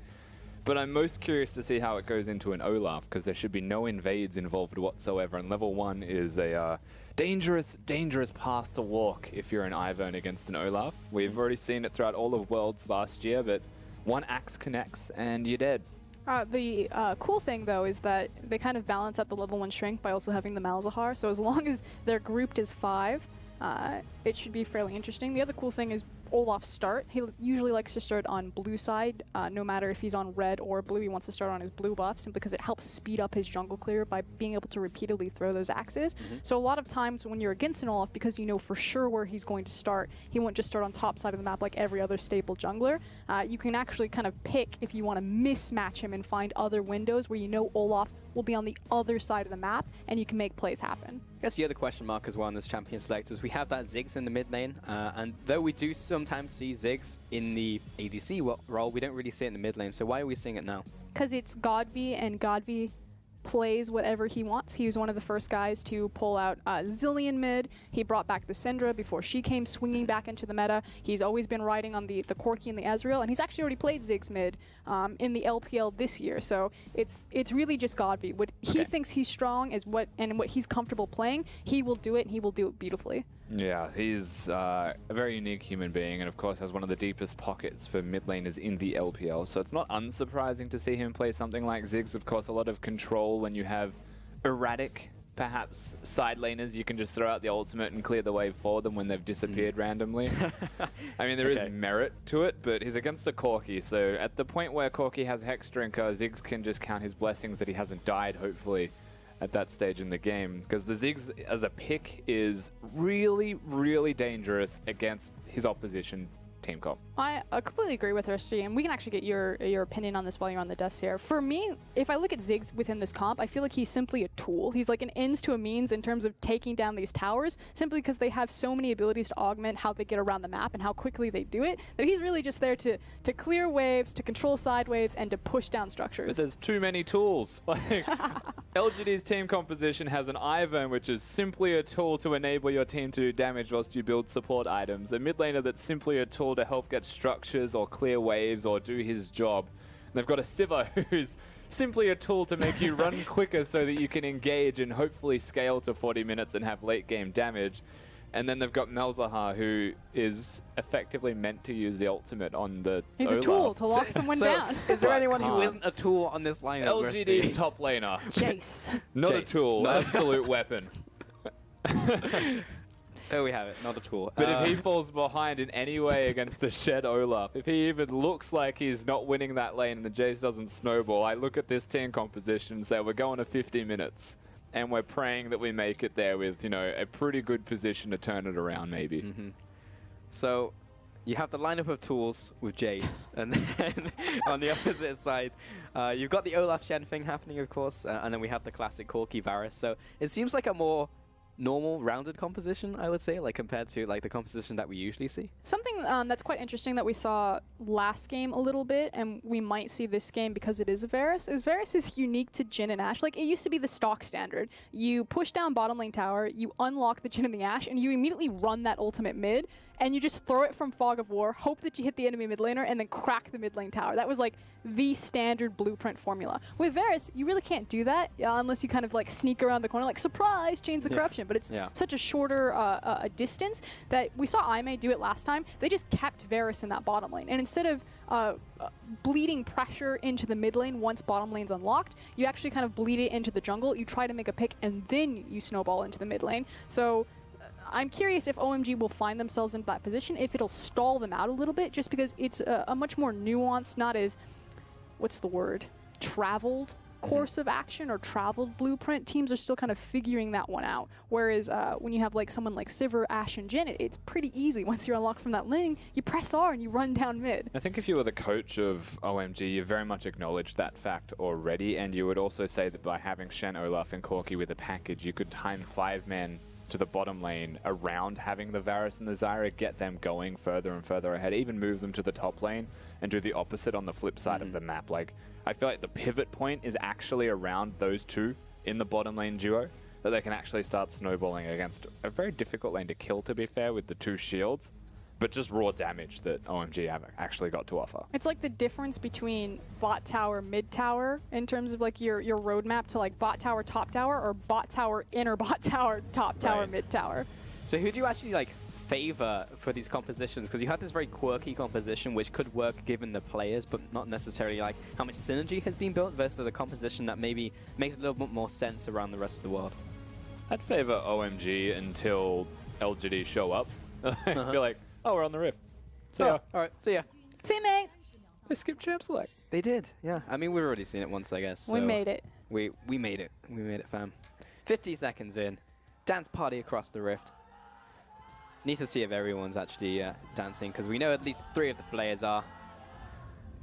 Okay. But it's just a setup from bot lane. So 5 just annoying PYL to start this one off. And as the minions are spawning soon, he won't go back to base, but it wasn't enough. So unfortunately, we got into the game at around 1 minute 1:05, so we didn't get to see any sort of level 1 setup. We did see that OMG managed to spot out LGD with that early ward. And of course, level 1's really important for LGD's comp, because not only do they have, you know, a champion like Malzahar, who if he sits in a bush and stacks up his void lanes can be super potent, but again, it's about Ivern and which side of the map he's going to start on. But hold on, I maybe spoke too soon. Funny's being caught out. That will burn at least his flash. And If he Zweidre hits has this axe, popped his ghost. He he's hits done. the axe, and I think Funny's pretty dead. Yep, that's auto attack, and another one, and another one, and another one. literally, as Rusty just said, if Olaf hits 1 axe level 1, you're pretty much dead, and that is now Jace without flash, late to his lane, and giving up all pressure on the blue. So Ivern making the smart decision. Amy immediately runs across and is going to go ahead and trade that, so at least they staunch the bleeding by not getting 3 buffed. But if I'm Olaf, if Jace overextends, I run top and I look to punish the flash. Zweidre in such a good position as an Olaf. And what is it with like today and junglers picking up first blood from just like things that honestly don't make a lot of sense? Jungle is just the primary big position right now, but speaking of jungle, Ivern can really increase tempo of game. Here comes. Here we go. Oh, Varus not in a good place here. 5 is trying to protect him, but he's into the bush. He's definitely dead. 5 just needs to get out, but the root caller from Amy will keep him in place, and that was almost a second kill. And this was frankly just poorly communicated to SMLZ in 5. They know, because the Olaf is going to take the blue buff, that Ivern's going to look to trade, so you have to expect that Ivern is going to be on the bottom side of the map. Yes, if you're not used to playing against an Ivern, maybe you're not used to the tempo, but he's one of the only junglers that can quickly get like instantaneous level 2 and be prepped for that gank before the first wave has cleared yet. Sure. In terms of timings, it's just very different from different junglers. And fastest jungle timer out there if his camps are prepped. Yeah, he just instantly just walks through the jungle, wipes 2 camps as you just saw him. He's got the bottom camp prepped as well. So if he goes for this mid gank after that, he'll be able to go for it. Just throws some brush there, just for Godfrey to throw some bombs out of. Oh no. Okay. Don't fall for it. Funny. It's pretty obvious that Shin's looking for the taunt, does have flash. Shui This is Shui. scary just because of the mana reserves from Funny and the lack of flash. He's done. Oh, Joy Yeah, J, he he'll bat turns. away one target, but yeah, I mean, the taunt has landed, and that just spells the end of Funny right there. Just a question of who's going to pick up the kill, and I think they're just going to give it to Shen, actually. Yep. It was so easy, and that is a face of distress there from Funny. He's not in good shape. It's only going to get worse because he doesn't have his teleport, and the wave is now frozen over to Xiang. So incredibly punishing in terms of experience, gold, continuously visiting that. And that's kind of what I wanted to back up and look at the bigger picture. You know, so many flashes are burned, like in the bottom lane, and the junglers are going to abuse that all day. This is a good counterplay, and look at those Voidlings just going in on 5. Actually was concerned for his life there as he turned back into that final one. But he did start hitting that tower, luckily. So making the best of a bad situation, Amy is trying to make something happen on this bottom side of the map. We'll finish off this this crab, and they'll carry on laning. But for now, OMG do have that advantage. 2 kills and a kill to Xiang will help him so much in that 1v1. So frankly, it's OMG control top side of the map and LGD control bottom side, and they keep falling for this. It's Ivan. He turns up. The root caller is just too easy. Imp picks up the kill. 2-0 in the bottom lane. And I mean, yes, this is what you call getting camped, but at the same time, OMG are letting themselves be put in such a bad position.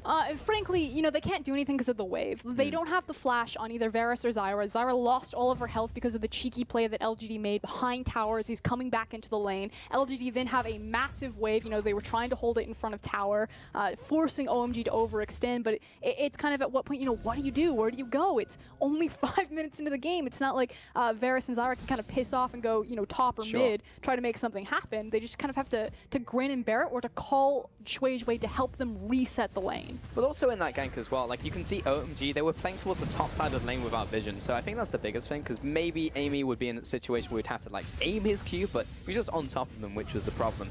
PYL getting chased out there by Olaf, and PYL will have that blast bounce. He will go back into the bottom lane there, but JJ is in pretty good shape himself. He's gone back to base and has picked up a very fast boost of lucidity. But this is what Shui Shui needs to do now. You know, the top side of the map, he won that for Xiang. We'll see if it can be punished. Now it's about taking care of mid and bottom side of the map. And just his presence alone is helping give SNLZ and 5 the confidence to move out, to place this deep vision, try to track Amy. And now Shui Shui is trying to rescue the rest of his map. Amy finds Shui Shui in his jungle, but he'll get away with daylight robbery there, I guess. Amy will take away this ward that is in his jungle, so gets a bit more control. But again, just focusing towards this bottom side of the map more than anything. Shui Shui looking for this gank in the bottom lane, has popped the ghost. Imp will block the first undertow. PYL under a top, and oh man, he just literally just walked into Malzahar. Imp didn't throw a single auto attack, maybe just like a ricochet hit him, but that was just Malzahar killing him. And again, Zyra is left out without a flash. She can't be overextended a lane like that. If Malzahar finds the E, the Voidlings, of course, will auto-target onto her. Again, this is 7.1, so Malzahar has not met the nerf hammer yet, and just obliterates her. Man, that was actually disgusting. I'm glad that on 7-3 it's a little harder for Malzahar just to do that to someone, but that was just not fair.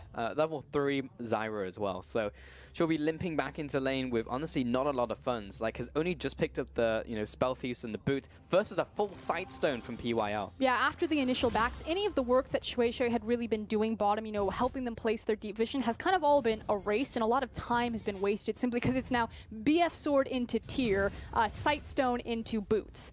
That's it. PYL has boots himself as well, so he just literally has a full Sightstone over his opponent with that kill and 2 assists. Amy finishes off blue, and that will be readily available for Godfrey when he wants it. And he'll take away this top side of the map as well. And just in terms of how Ivan's playing, like this has been a back and forth game just because of the junglers and their interactions and how they've been able to make the best of, I guess, bad situations. So props to Amy for, you know, focusing on that bottom side while Shui Shui was hammering away at top side. And Amy's looking much more comfortable on the Ivern. Historically, he's more of a Kha'Zix player. You know, Amy really struggled when the jungle meta moved over into the Cinderhulk just because he didn't look comfortable on tank junglers. So to see him kind of come out with the Ivern, the first in the LPL, and be so confident and be so dominant, I don't necessarily think it's entirely Amy. I mean, Imp and PYL are doing so much work for him. It's just kind of like, come here, we'll give you free gold. But it's nice to see him synergizing better with the team, as now we're going to unlock Imp and PYL. They're so far ahead of that bottom lane, and it's going to bleed into Shui Shui's jungle as well as into this mid lane. And this is one of the great things about Ivan. It suddenly becomes an outnumbered race, but it's actually Shui Shui jumping onto Godfrey in the mid lane with Shen on top of him, but he will trade his life for that one. I mean, it was looking like a one-way trip regardless. PYL, the PYL's in preemptive trouble. flash, looking for that taunt. The grasping whiz does land, giving Xiang time for his taunt to come up. Icon, jump over the wall, that Valkyrie, the flash comes over, did not land the taunt, but 5 will regardless pick up that kill. Monstrous damage out from Zyra. So good roam and pick up from 5 to get some sort of return there. An overreach from LGD. Big issue is the fact that PYL is only level 5, not level 6, so they weren't able to lock down Shui Shui quick enough to quickly kill him before Shin got into the fight. However, this does help out Funny a bit. Remember, he was so far behind because of the initial level 1 play where his flash was burned and then punished, that because Shin is, experimenting across the side of the map trying to help out his team, it does shore up a bit of that CS discrepancy. Still about 14 there. And that was the big thing in top lane, like never before do you usually see like a Shen doubling the CS of a Jace, but it was getting to that point before that was, allowed to happen. And Rusty said this on the desk, that you have so many tools on the side of LGD, but their big facilitator, or excuse me, primary damage dealer really was in that Jace. Fortunately for them, Imp did get snowballed ahead, so Sivir's going to get or reach that 40-minute kind of 3-item power spike much faster than she normally would. So just because Jace fell behind, luckily Sivir got snowballed ahead of the clock, so they still have an answer there. Exactly. It looks like Funny is going towards a Black Cleaver first build. This is not League of Lethality just yet. That's 7.21, 7.1, so he won't be going all out for that one just at the start at least. So he will begin his build with Black Cleaver so he can slice through Shui and Xiang. More than anything because they will be building and have built a lot of armor already. They're diving bottom. They are. They're on the way at least. SMLZ Amy is setting up. 5 need to know that this is happening. This time around, Malzahar does have ultimate. 5 is only level 5, so unfortunately there's no Zyra ultimate to protect them from this. They've also got a wave shoving in. They're going to turn on Dragon. They're going to dive. I think they're contesting blue. They want something. They're like, nah, we set all this vision down. We spent all this gold. Screw it. Go in mid. I'm trying to figure what's going on because, Godby went into the bottom lane. They're swapping. They don't see him. He's on a pink ward, so Ziggs has snuck into this lane. Here comes the Malzahar ult. Dumped. On to 5. Lots of damage. What? There was suddenly just a bunch of damage coming out from Godby. SMLZ holding back. Ultimate comes down. He'll flash away from his Ray. Runs in. He runs out. He doesn't want any more of this with Daisy turning up to the party. This bottom tower is done and dusted. And that'll be surely the kill. Ray was trading up against Daisy, but felt like Daisy actually won that trade. That tower did survive though, so well played to Ray for now. Imp is taking a lot of damage in the mid lane. Good sidestep on that final missile barrage, but Godby eventually explodes the tower. So this is actually very cute from LGD. They see that the bottom tower is very low. They know that they can execute it using the satchel, as well as the combo from Malzahar Ziggs. Oh, Icon looking for the play, but the great exhaust timing coming out on top of the Xiang ultimate. PYL will fall down, and that's an assist. 2 kills over to OMG. Okay, and right back in it. We talked about, where are OMG's X factor? How do they win games? And it's when someone like Icon or Shui Shui just starts to pop off. Now 3-0-1. He didn't go for the Hex Drinker. He didn't feel threatened by Ziggs at this point in the game, so he has that Sheen and just automatically pulls the trigger, says, okay, someone's coming in to flank me. I'm going to dive right now. This is a very fun game to watch, just in terms of both compositions doing what both compositions want to do, and both working in a sense to the point where it's equalized. OMG, Star Factor, getting those kills in this fashion essentially, where Icon goes in for the play and it works out anyway. Yeah, as soon as he sees PYL, no hesitation, immediately goes forward and says, if I'm getting ganked, I'm going to at least make this a 1-for-1. And then, fortunately for him, Xiong does have the Shin ultimate, and he's able to pick up not just 1 kill, but 2 kills through there. Amy starting off his blue buff as well, taking that one away along with the Gromp, and Godby, best of both worlds, both of them get a buff.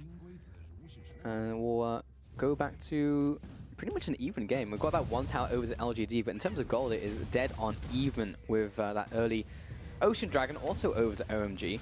We are just waiting with PYL in the wings. He has flash and ultimate, but Icon was not playing ball. I've seen this combo before. I've played it many times. Ziggs and Malzahar do wonders when they're in tandem together, just because you lock someone down and you just get to throw all of your skill shots on top of them. You usually don't even need the ult to burst someone. So I like the fact that PYL is willing to team up with this little guy. This is the most patient of hunters, and I feel like Ivan is probably even better in that, right? Like, lands the root caller and he gets a free gap close. Yep. This is also classic PYL. So when LGD are at their best, it's when PYL is playing something that can unlock itself, roam around, and really impact and assist and facilitate the team. Just because he's the primary shot caller of LGD, and he's always been the captain of the team. So seeing him on a pick like Malzahar makes a lot of sense and should mean good things for them in terms of their direction and being decisive on the map. Honestly impressed that LGD's composition is working so well. That was the question coming into this game, is like, will LGD even be able to execute on this composition? You know, they're playing champions that they are well acquainted with. Imps on like Sivir, for example, but there's Ivan coming out, Godfrey is on Ziggs, which is the only player who's playing Ziggs, you know, in LPL, so. And you can see them thinking about it. You know, usually you pick up the AD carry, you know, you go the Hurricane into flat double AD, and then you start just rotating them around and taking towers. Like, that's their only responsibility. But because they have the Ziggs, they're pretty much using the Ziggs as AD carry Ziggs. You know, they actually snuck him down bottom and took that tower, and then they used Ivern and they pushed down mid, and suddenly now, guess what? Last standing outer is top lane. Where's Ziggs? He's up in the top lane. So it's actually just very clever from LGD. You can definitely tell that they have a coach behind them assisting them with this composition. And it's only really going to get worse for OMG as the game goes on. Like, Ziggs gets to the point where he actually just two-shots towers. Comes up, hits him with the passive, hits him with the W, up, there's a tower, it's dead. So something that OMG have to keep a track of as the game goes on. They're not even going to pick up this tower on this push. Maybe Funny will get there in time. He may even be able to stop this push from happening. I think they'll be able to at least trade one, but that's going to be 1 for 3 towers down. So a very open map, and again, that can be really punishing because LGD's comp have so many tools to track you down or to chase you down on elongated lanes. So they do manage to get one, but LGD, they can pretty much reset the map however they like. They're full of wave clear on every single one of their resources. Like, this is the other punishing thing. Unless OMG get like a full 5v5 sweep, sieging into any of their towers without Baron is going to be incredibly difficult. You're looking across from Jace, Ziggs, and Sivir. You're never going to be able to siege a tower if any of those champions are alive and you don't have Baron. Sure. But on the opposite side, like, OMG happy now to make those plays like Igelcon's trying to do right now onto PYL. He will be stopped in his tracks as PYL has that great passive, of course, but still trying to make those plays happen and open up this game, because that's the way they're going to come back into this one. Yeah, and we've been really hard about, you know, the LPL, especially kind of the bottom tier and the mid-tier teams. This is, of course, 5th and 6th, although, as I say that, executing comp. JJ, Xiang, the classic combo, Submarinum underneath, and Godfrey, he is dead to rights. JJ, hello? Sir? Tower, on you? Please respond. He's fine. He's like, eh. No, but this is what I was about to compliment. So whereas the LPL teams are certainly falling down in kind of their objective preparation, where they're still very clever, and we saw this in Snake versus IMA, is recognizing what their composition excels at and executing on what that composition wants to do. You can see it, you know, understanding, okay, it's really hard for us to defend towers from this comp, but we can still make picks. We can still run that shin at people. So anytime that cooldown is up, expect OMG to understand that that's their power point and they need to make picks. Unfortunately, that means they're reliant on that cooldown. Yeah. They have multiple of those, though, you know, like a pick coming out from Varus, like a pick coming out from the package, but there is big downtimes with those big abilities. Amy is coming up to the top lane with Funny. It's a 2v3 for now, but there is Godfrey, the ultimate coming down on top of Dre. He's getting followed after 5 with a nice E, and the rest of the combo. PYL is getting melted, but good shield out there from Amy. Will that be the end of it? Because we see Icon coming up as well. And while OMG's composition really does thrive in the 5v5, although hold on, Amy. Amy caught out. 5 and Icon finds him. Amy gets away, and it will be a turn onto the Rift Herald, question mark, maybe? 5 and Icon, chased after by the Voiling. Voiling doesn't know what he wants out of light, to be honest. I feel like the only time Rift Herald goes down is when it's like, it's next. Or we happen to be here, and it's around the 15 to 20 minute mark. While I'm here. Yeah, while I'm here, I guess I'll take Rift Herald. It's honestly pretty strong. I guess Funny should pick this one up. Yeah, it'll be good for Jace. But again, as I was saying, so while OMG's composition is great in a 5v5, and like theoretically, like, oh, OMG's grouping up, you know, this is good, this is what their composition excels at. The problem is that they're splitting their damage and their focus between, do we siege down the tower or do we dive the tower? We don't really have a dive comp against, especially an Ivern. So that's why I was like, that's a very questionable call right there. And of course, they were punished for it. So. Now they have to kind of reset their waves, maybe take another stab at pushing down that tower. We can see Xiang's got a big wave, so hopefully he'll be able to take it down. But while Xiang is kind of busy with that, although he is Shin and he can be anywhere on the map, it opens up this opportunity for LG to kind of look elsewhere to try to set something else up. On the flip side, though, while the Dragon is up, both teams are trying to contest. Those big ultimates and the big cooldowns are available for OMG. You know, Xiang and Joyjoy, they can get that combo to work, and they can get it to work on a grander scale. Landing that taunt on multiple people, disrupting more of the back line rather than just finding a pick. So this could be a potentially good fight for OMG, and as long as they stall, Shen's in the top lane. So it actually feels like LGD have put in this pincer. And what OMG did to really guarantee this is they had great vision control over the Dragon. So they were constantly able to lay down this poke, because while they are a great 5v5 comp because of the Zyra and their ability to dive backline, they still got the Corki rockets, they still got the Varus arrows, and why they have the vision of the Dragon Pit, it's still not safe for LGD to be there and to commit to it. So it's kind of the 1-2 punch. Not only do they get the top tower and burn a bunch of farm into inner top, they also pick up the Ocean Dragon. I mean, that was just best case scenario. Like, usually you see one of two things, right? Like a team fully committing on a 4 with your 5, or you try and stop the Shen, but they actually just lost top tower and they lost Dragon. And they got a damage onto the top tower as well, the second one. And that goes entirely back down to their vision control. They were able to make that correct decision because they could see exactly where LGD were, and they weren't walking into a Malzahar ultimate or walking into an Ivern. So great job. You know, we had this question, did the LPL teams learn over Chinese New Year, or were they going to come back and have their same problems that we saw in the RNG versus OMG game, which was vision control? So far, this is a step in the right direction for OMG. Yeah, and I would actually say from both teams, like LGD did play the early game well and try to exploit at least the timings on Xiang being elsewhere on the map. So in terms of learning, well done. You know, I guess there was some time committed over those 2 weeks for these two teams, especially for these two teams that I would say were struggling in week 1. And when you look at the rest of the league and how the rest of the teams are performing, they definitely did need to step it up. And if they were a team that could say, hey, everyone else is just like chilling with their friends and family, let's actually just go deep on getting better, then these are the teams to do it. Yeah, and you can see that, you know, picking up a coach over Chinese New Year, that has to be incredibly difficult. I mean, everyone's on vacation. Most of the organizations, you know, go fairly quiet. You don't expect the teams to be screaming through that time because everyone's visiting their families. So to very quickly retro, you know, we need a coach. We need to find one right now. He'll join us on stage for week 3, but he's working with us right now at week 2. You can already see a vast difference in LGD's kind of game plan and draft from week 1 to week 2. I just want to see them, you know, keep it up and not like fall off the 20-minute mark, because so often we see teams it's just like, yes, we have a solid game plan, we execute well on you know, step 1 and step 2, and then it's just like, well, what was step 3 and 4? Just run at them, and you know, they don't forget what their plan was. So if they can actually finish this game, and even if they lose but execute what they were trying to do, I think that's, you know, really big learning and really good development from both teams. You know, lane phase makes it really easy to color in the lines because you automatically have like the line set up. You like, you know, I have to be here. It's when these initial towers fall that you really kind of see what a team is really made of. Yeah. If they're able to identify the correct objective and then set up the objective correctly and not take risky plays.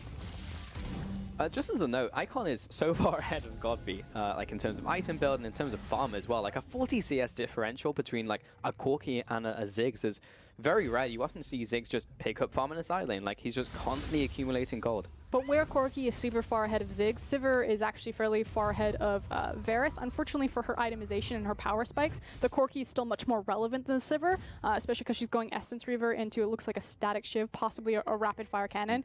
I'm weird and I build Static Shiv on Sivir because I'm like, all of the creeps. I'm sure it's going to be a rapid fire cannon just to compensate for her. I know people are like, why would you build Static Shiv? It's just habit. Yeah. But no, but obviously because Sivir has a very short auto attack range, you want to do rapid fire so you can reach that tank line and then ricochet back with your W. That was bad. Just Don't worry about it. We got the Static Shiv. That's locked in. That's hi, I play Sivir. It's all good. You just you know, following after the steps. Yeah, I know he did. That's what I was pointing towards. Oh, now I'm happy. Yeah. Everyone gives me crap for it. Yeah. I'm like, no, it's great because no one can siege into anything. And Sivir stacks up Static Shiv faster than other champions like Jinx, so she technically gets more damage out of it because of how her passive works, as well as her ultimate. I've thought long and hard about this. Yeah, you can see how passionate Frostgirin is about this one very specific point about a champion that only Imp plays currently in the LPL. So I was like, oh, now I'm gonna have to define, you know, rapid fire cannon and back that up because people are like, that's a stupid build. Oh, thank you, Imp. Yep. The real MVP turning up right here. And, you know, I have the same thing about tank matchups in the top lane, so don't worry for us. We all have our quirks of random things that we happen to play, and it's even happened in this game, so there you go. Amy bringing up Daisy. Daisy's just going on an adventure, I guess. He's just bringing Daisy out for a walk. Yep, there you go. Walk in this bush, Daisy. Good job. Fine 5. Get him, Daisy. Oh. I mean, this is great. I'm just like... to be fair, Daisy's a bit... She's kind of like a crazy cat lady. Yeah. Well, hold on, Icon. Oh. Daisy's locked on to target 5. Look at that damage. Knocks him up. Finishes him off with Godfeet. Ray's into the backline to Xiang. But his backline is so far away. They have not gotten their target. Ray's running away. Xiang's like, where's my Olaf? And Icon finally comes into the fight. Doesn't kill anybody. They lost 3 members. And LGD are laughing. Yeah, Imp is massive. So again, we've kind of talked about, you know, where the different power points are. That Corki's so far ahead for OMG, but Sivir's so far ahead for LGD. The difference is that Sivir was in that fight, and Corki really couldn't get into it. Look at Daisy. He's still zoning off Corki. Daisy's Daisy, still go. up. What even is that? 007. Classic Ivan scoreline right there. And you can see the start of this team fight again, where the backline was completely zoned. Yeah, and check out where Icon is on your map. You know, he has to go into this corner blind. He's really only able to lay down those rockets, and that's your big power spike for OMG. That's the guy that they need doing all the damage because he's so far ahead. That was hilarious. Xiang was just like in the enemy team, and it was just like on another episode of Dude, Where's My Olaf? Who's just like running away for his life. Says, I don't want to be here anymore. My favorite things was Shui. I mean, he smartly used his ultimate to dodge the Malzahar ultimate, but you're pretty much just trading those cooldowns then. But the time that he popped it, he was like, I'll be fine running it. He just gets shredded, and he ults maybe when he has 25% HP left, and then Imp's flashing after him. Get back here. But in terms of just how that team fight went, like, meant so much for LGD. Like, they're ahead in gold now. They have those 2 towers. Like, they can probably stand up to OMG in like a better fight. And here comes Daisy again. 5, so much damage from that Ziggs ultimate. He's really just turned online with those items picked up. And Drej running away from Imp and Daisy, I think you have to call it, because Daisy is running him down. And in a couple auto attacks, he's just gonna die. Imp just ran down an Olaf down mid lane. OMG, they can't use their 5v5. 5 is getting chunked out before they even have the opportunity to use the Zyra ult. And I mean, if anyone's ever played Zyra and Soliki, you know how much stupid damage that champion does from a support position. That is non-existent this game. And that was also horrible for Icon. Like, he just saw a PYL flashing at him, had to burn his own flash. That's huge for a backline who was finding it hard enough to get involved in these fights. Now has to be more conservative of how he positions. LGD pick up this dragon. It just seems to be an LGD court, honestly. OMG need to engage. They need to get into the fight to find the Shin, but unfortunately anytime that they're setting up for the fights, they're getting caught in the setup. They're getting caught walking through the jungle in these tight corridors, and the Ziggs ultimate is just absolutely obliterating them. Xiang has been caught, but Xiang does not take damage, so Xiang is fine. 105. 2.5 items. He should be farming for the entire game. Like, 250 farm at 26 minutes is crazy for a Shen. Yeah, he's just been kicked out to a side lane. He's got 2 full items. That said, Imp is still, you know, chasing people down the lane. Fortunately, he's so tanky that he's able to absorb a lot of those cooldowns. Although if Imp was there, it might not have been the same thing, despite the fact that he has 2 armor items. We just haven't seen Xiang for so long because like the rest of his team's just getting caught, and then like sometimes he arrives in the fight on top of his and just like runs away afterwards. But it's like that friend that you don't see for a while and just comes out and you see him again, he's just swole. And it's just like, what even happened to this guy? Just full spawn. Yeah, he's just full spawn. That's Xiang this game. There's Daisy again.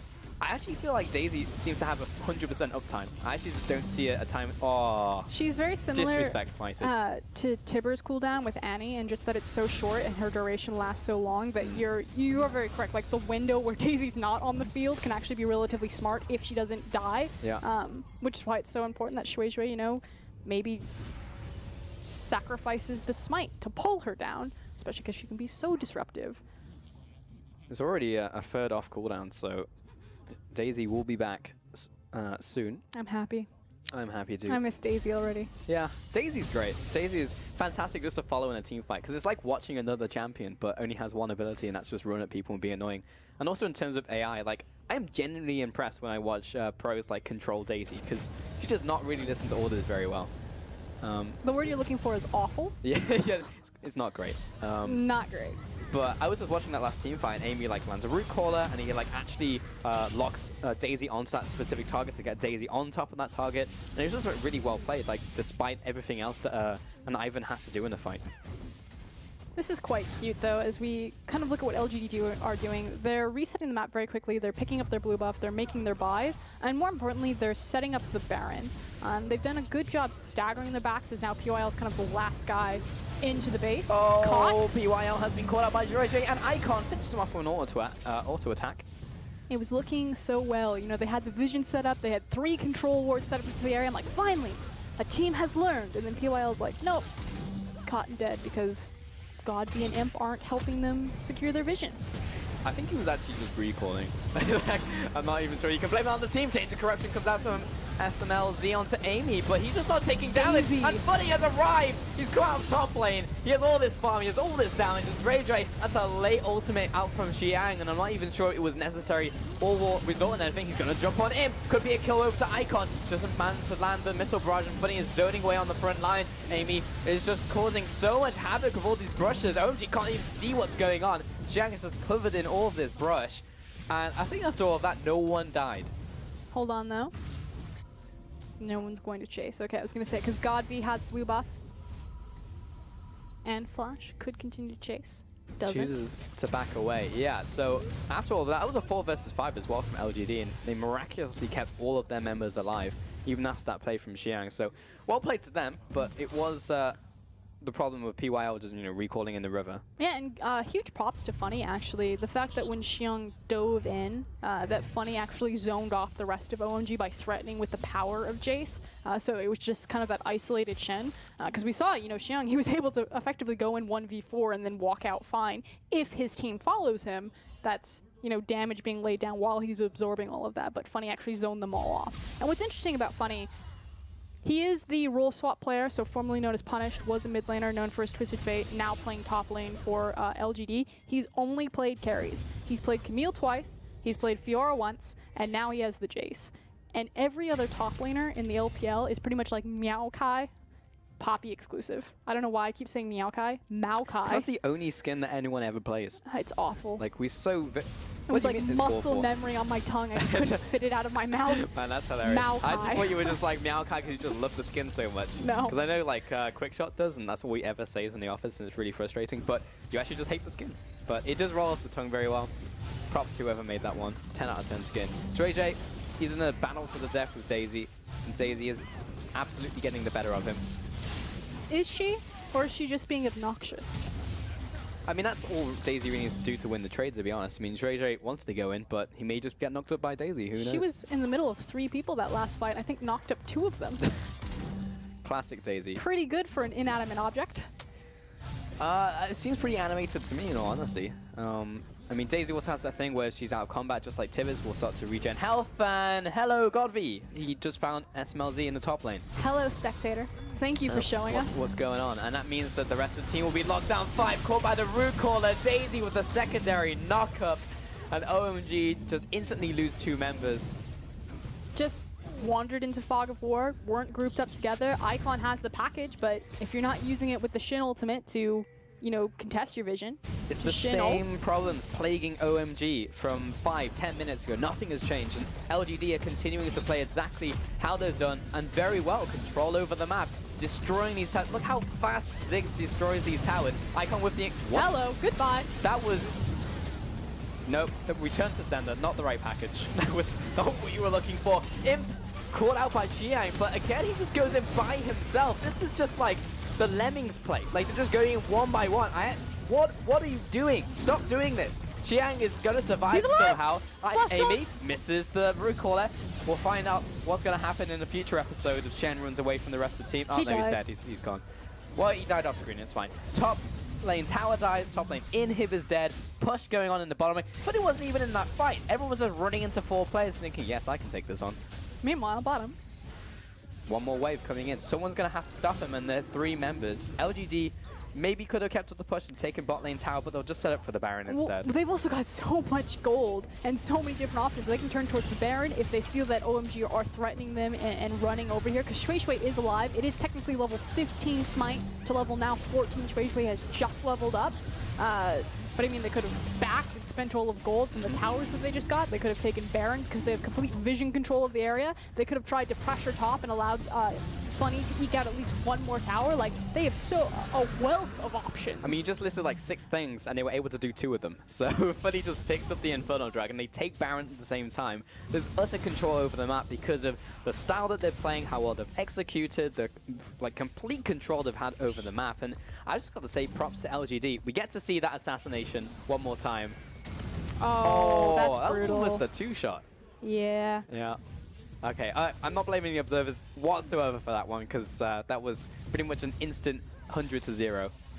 And we see this from Godby all the time. He's so good at playing from Fog of War. Very well known for his Ahri as well as his Varus with those skill shots. There's been so many highlight reels where he'll just hit like the God arrow. I'm not talking about the one that he fired backwards at Worlds. Talking about domestically in the LPL. And it's cute things like that, you know, throwing the Q from Fog of War at the same time, timing it with the ultimate. So there's just such a small window of reaction time available for SMLZ. There's really nice things from LGD, and they have that star factor, you know, looking at like the lineup and looking at the players, but the fact that they're able to execute on it, honestly, you're talking about the coach, and it seems like it's done wonders for the lineup. I just want to see them continue to do so, because it's really been spectacular to watch outside the few plays that OMG have, you know, made on them. You know, talking with Raz and Rusty, we say this all the time. LGD could be the best team in the LPL, and occasionally they have been. And we say that in the same breath that they're trying to avoid relegation. And it's just so true. You just never know what you're going to get. They're such a talented roster, and they can be very intelligent, very smart about how they play the game, and very creative.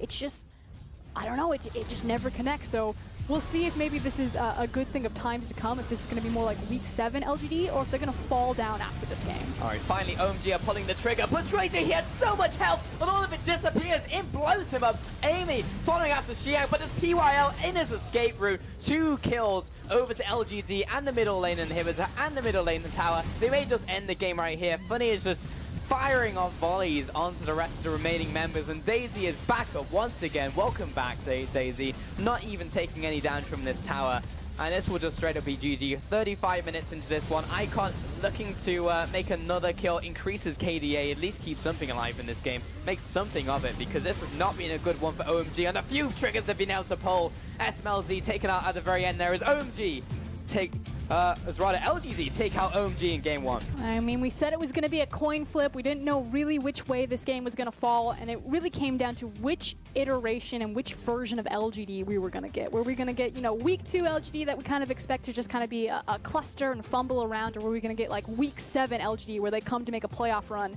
Yeah. It looks like we got Week 7 and Week 2. We got the good day, LGD, Rusty. Welcome back to this, by the way. Oh, hi. Me. No, I do think we got the better iteration. I won't say it's the best iteration of LGD that we'll see. Definitely is a step in the right direction. However, perhaps having some coaching staff to aid them through this has made life a lot easier for them, albeit OMG's coaching staff. So like, it could be an advantage for this set only. And whilst I do want to stress how well Imp in particular was playing and how Godby shows up on the Ziggs, it does happen now and again. Like sometimes they just have these really good games. Amy was also underperforming, so they could look so much... sorry, not Amy. Funny was underperforming, so they could look so much better if they actually all show up at the same time. And that really is the scary thing about LGD, because 5 players can all be absolute gods at any time.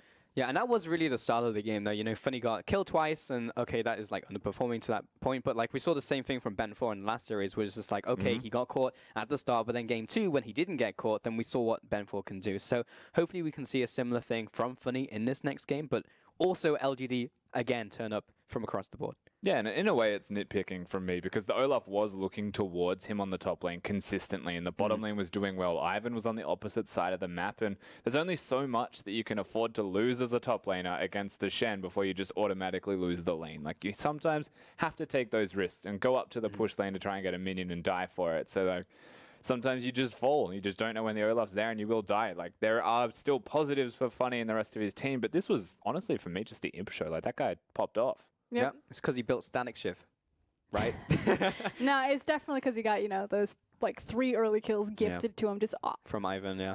dominated the bottom side of the map. And then they just snowballed their gold into Sivr's pocket and got her ahead of the clock because they were doing such a great job of moving Ziggs. You know, that cute little play where they moved him underneath the vision into the bottom lane. They traded Imp and Godv through Fog of War. So suddenly you have Sivir in the mid lane. You're like, that tower's still not gone. Up, bot tower's now dead. Then he immediately rotates Ziggs mid. Ivern shows up. Mid tower's now dead. And suddenly Sivir's like 4k gold up. Was there more that OMG could have done, though? Because there was specifically a point in the game when we were looking towards that dragon. We saw that big contest where it's like, OMG just need to go in. They just need to engage and try and make something happen. And they were at a point where they could trade up against them, but we didn't see that. Yeah, there was absolutely moments where OMG probably could have gone for things and they weren't really opting towards it. And when they were, it wasn't always the right timings. I actually believe that utilizing the Shen and Olaf to greater effect in this game would not have involved Shen ulting the Olaf. It actually would have been Olaf just staying top. Like, constantly going top, dealing with the Shen throughout the whole game. Amy, actually with the MVP here on that Ivern, did a lot of work in the early game, of course, snowballing that bottom lane. Yeah, you have to give it credit, right? We came into the draft phase, and when I randomly appeared back on the desk for 2 minutes, I highlighted that an Olaf can destroy an Ivern, but by killing the Jace, the response from Amy was telegraphed, but there was also no counterplay to what he actually did, and that was steal a blue and gank bottom at level 2. Like, that's ridiculous. Like, that's the kind of play that sets the bottom lane of LGD up for success, because he's down there getting them rolling, and if you get Imp rolling, he will give you a victory. It's nice to see these new picks come out as well, and this was like, it was a well-formed composition, and he executed on it well from the side of LGD. So do you actually think that like LGD had more in the back pocket? Was it just this one composition? Or, because you were talking about LGD being this creative team and turning up on a good day, and this was clearly something they had prepared. You never want to take a gamble on LGD because we could come into game 2 and they could all fall apart. So like, honestly, it doesn't matter what I say here because it's LG at the end of the day. So Kind of feels like it's like the tide is rising and you've built a sandcastle and you know it's going to break, so you're trying to build this like badass castle as quick as you can before the water washes it away. That's what LGD feels like to me. All right, we'll see if that sandcastle just get washed away in game 2 as we head to a quick break, so we'll be back after this.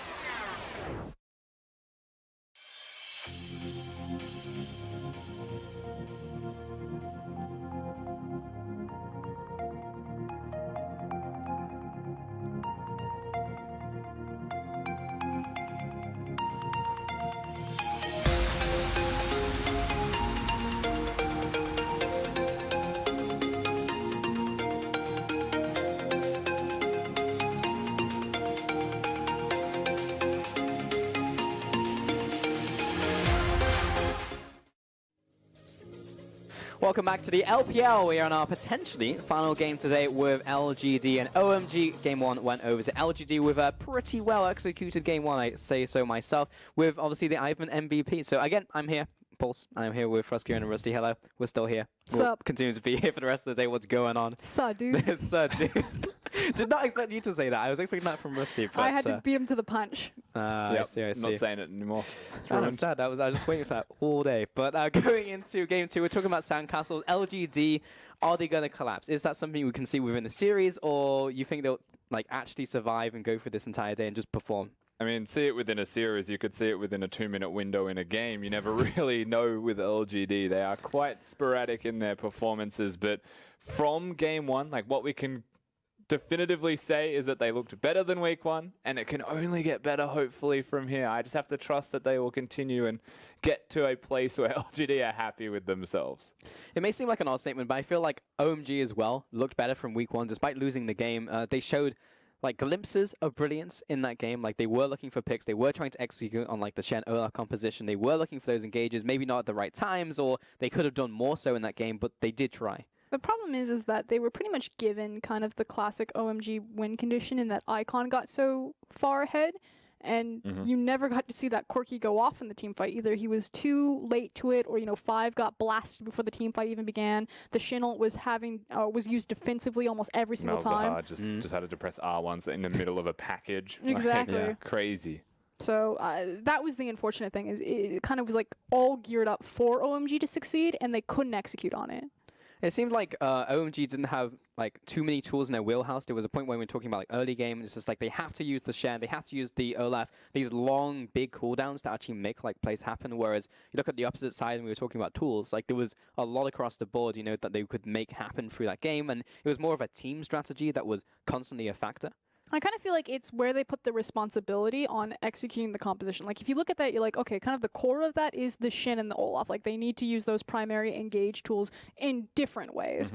But I want the responsibility for that to be on SMLZ. SMLZ is pretty much definitively, like, one of the best, if not the best Jhin player in the LPL. He was the guy that really started Jhin in the LPL. And putting him on a champion like Varus, not that he can't play it, it's just that give him that long-range engage tool. Don't give it in the hands of, the rookie jungler who's coming off of, like, a single split of being a Lee Sin one-trick. Don't give it to Xiong, who's historically just kind of been, a mid-tier top laner. Give it to your veteran and your star AD carry. And this could actually be, he could be a victim of 7.2 and beyond, trying to draft towards what is probably the best champion right now in Varus in 7.2. Like, to the point where it's being picked over Camille in the LCK sometimes, which, by the way, don't do that. It was, though. Yeah. And so, like, perhaps his priority on the Varus is something that's getting carried away with still a 7.1 game, with the higher priority that isn't actually necessary at all. Perhaps. And we've seen it often locked in alongside the Corki as well and playing that style. And to be fair, Icon was going off in that game. And I think talking about Icon as like an individual, he has constantly done well as a player. So is this a guy you just need to funnel more resources into, or is it just like the rest of the team not, performing up to scratch? So he's done well so far in this split. And like, it does make sense that you'd want to funnel resources into somebody like Icon if he's going to perform well, but he's also known as the Ahri and Zed player that just goes to like assassin style things and isn't necessarily the greatest of team fighters when you look at team play with OMG. So you don't necessarily want to funnel resources into the 1 in a 4-1 type of scenario. It's not always that reliable. He's kind of the guy that if you set up the dominoes, he'll like 100% knock them down and do it beautifully. But the problem is OMG aren't setting up their dominoes correctly. It's just kind of like if Icon's in an isolated 1v1, he'll probably get the outplayer, get the kill, but this is a 5v5 game, and unfortunately, if you take away their tools like the Maokai, they seem to fall apart at the seams. I thought that the bans were great against OMG. And the initiators for the team, and I don't mean literally initiating, but like the big damage sources or playmakers on the team, the potential S-tier players are like a Lee Sin main and an Ahri main. Or a Zed main. And like basically it's like these really strong playmaking champions that can't exactly do team play in the way that like a good Maokai from Flandre can do. And so it's actually really hard to put resources into these people because they won't necessarily find you a victory. They'll just get themselves fed. So does that go into like draft then? Because you were saying how difficult it is purely because like the bans were very good in game 1, of course, from LGD. So is there any changes that need to be made in terms of draft, or was it purely execution? Yeah, we mentioned in the break, I think Ivan should be banned from OMG firstly, and it's not to say that that ruins LGD entirely, like I'm sure Frosco can talk about that, but Ivan was surprisingly good from Amy, who has notoriously underperformed in the team, so maybe get him away from a support jungler. I mean, we were laughing about it during the break. It's like, yeah, you banned the Ivern because it's kind of like that weird, not cheesy, but it did kind of technically cheese them. But you look at the rest of that, you're like, do you ban Sivir? No. Do you take away Ziggs? Nah, not really. Like, you can maybe look at taking away the Jace. He's a bit high priority, despite the fact that it's still only 7.1, but it's on Funny. And they threw like 5 bans up into the top lane to limit Xiong's champion pool. And yeah, Funny did fall down, but he still wasn't kind of the make or break of that. You know, he's off role in the top lane, only playing carry champions. Like, LGD could play a completely different comp of actually like OP or overtuned champions. And OMG on blue side, so I mean, in terms of just leaving like a bunch up, they only get one of like the 2 OP picks, so they leave like a bunch open. So even if they do focus towards these picks, it might be actually pretty difficult for them just on the initial rotations. But being on blue side means they maybe can dictate the draft. And I do like that they had a very clear-cut strategy when you look at their drafting. So it's something that isn't a weakness for them by any means. Right now, it's being on blue side, they could look towards Camille. You know, the bans change in terms of priority, but at the end of the day, they just need to keep drafting for them and actually change perhaps the bans of their drafting phase to get rid of some key points for LGD to try and optimize as best they can, and then just play it better. Yeah.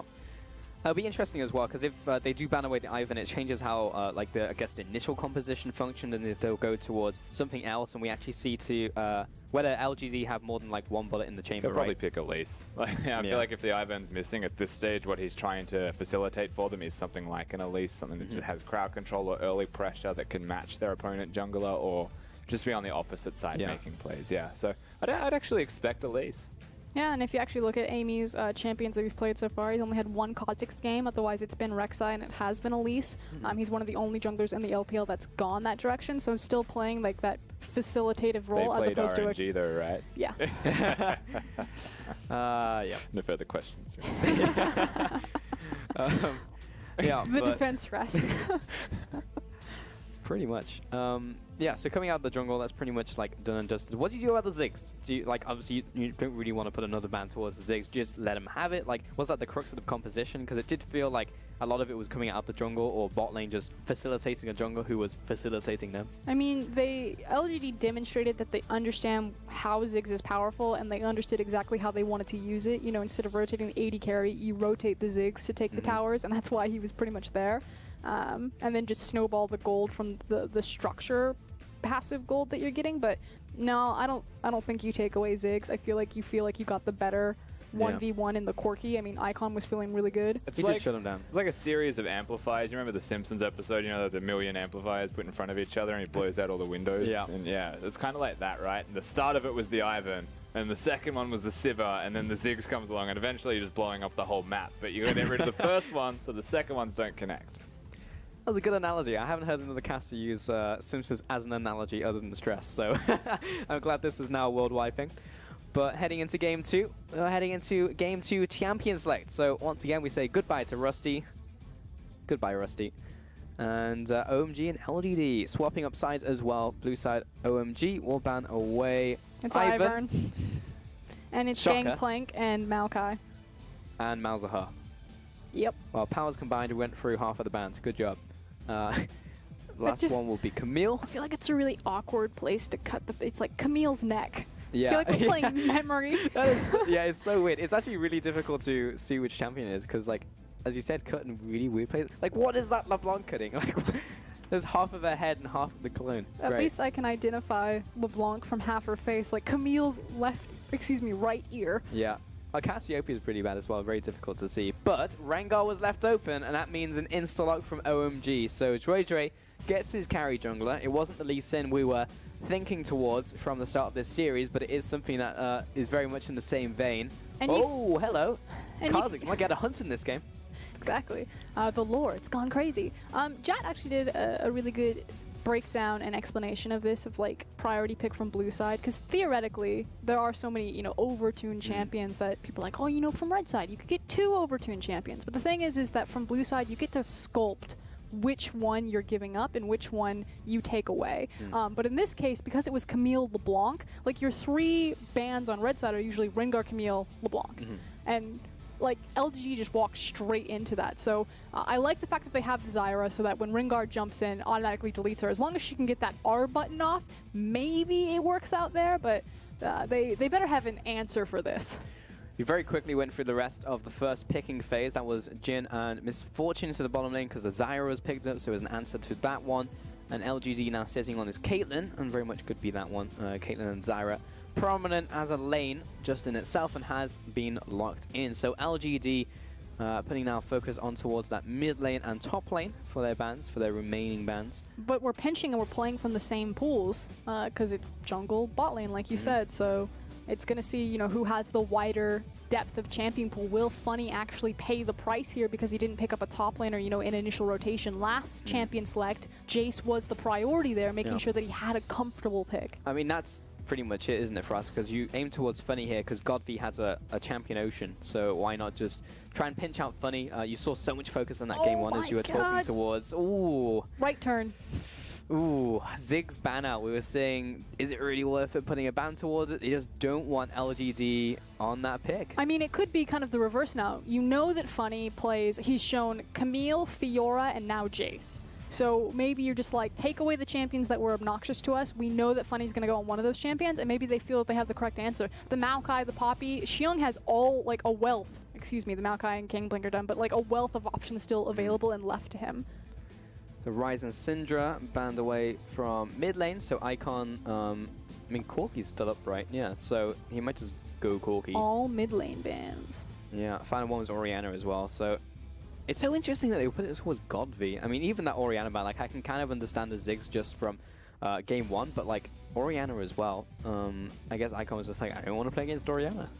I mean, it's also, you're just throwing so many mid lane bans, and so now you would assume that they would pick up the Corki because he's kind of like the big one left. But then if your enemy wants you to pick up the Corki, then they feel comfortable going into that. We know that Icon plays a lot of assassins. So instead, they look towards the Shen. Yep, they didn't activate the Icon trap card. Shen picked up for Funny. Jace was still available if you wanted it, but I guess he didn't really want to play into Rengar, especially with Zhuizhui and the presence he showed top lane last time. It's also taking that away from them. Shen would work great on a composition with Rengar, as well as the fact that Corki's still left open there, so that way if OMG went for the Corki, they wouldn't get the Shen Corki Rengar comp where someone's just flying on your face. It's also great for Kha'Zix. Seen that a lot with that duo. Cassiopeia has actually been a pick that's been banned quite a lot. And we'll go over to Icon in this game with that Poppy for Xiang. So tank matchup in there. And PYL, what's he going to pick for his mid laner? Kassadin? It could be a variety of things. What's left open? I mean, Corki's left open. Cassiopeia has a pretty good matchup into everything left available. Orianna's off the table. Echo. Echo, okay. Echo on Godfrey, right. That makes sense. Okay. So we have the compositions, all right. So Zyra, Caitlyn, Echo, Kha'Zix, and Shen to LGD as a bit of a switcheroo. And then that big Rengar in the jungle who has some pretty good facilitating lanes in all honesty. Like, you look across the board and if any of those lanes on LGD are out of position, they're probably going to die. I think we've seen one Rengar get through in the LPL so far, and it's been Kid on the Rengar. Since then, it's pretty much been permabanned. Zhuizhui is a carry-oriented jungler, you know, known for his Lee Sin, so Rengar fits into that wheelhouse. He's obviously kind of the big standout in this composition. But the one that I actually really want to highlight that I'm far more excited to see is that SMLZ got the gen. You know, we were talking before about kind of responsibility within the team, that while Icon and Zhuizhui are kind of like your X factors, that those guys can just go off, they can be those big carries. It's been the consistency of SMLZ, particularly on a pick like Jhin that he's very well known for, that has evened out OMG and kind of, you know, continued to give them and breathe life into them. So I'm very excited that they gave power back towards the bottom lane. Actually allow him to set up some kills and, you know, actually set up that curtain call. So that'll be cool to watch as we get into this game. I see some meditation from the players here as well. Always good to see. And it helps too that he is paired with the MF that they gave the priority. So they're looking across from Kate Zyra, and not only is it Kate Zyra, it's Imps Caitlyn. Very well known for that champion. PYL is one of the few supports in the LPL that shifted over into caster supports kind of before everyone else. LPL's supports have always been known as being kind of like full-on run-at-your-face engage. So hopefully he picks up Zyra well and he is a strong showing in that champion, but it's very dependent on how this level 1 goes and who gets control of the creep wave, because you did get the misfortune counter pick there.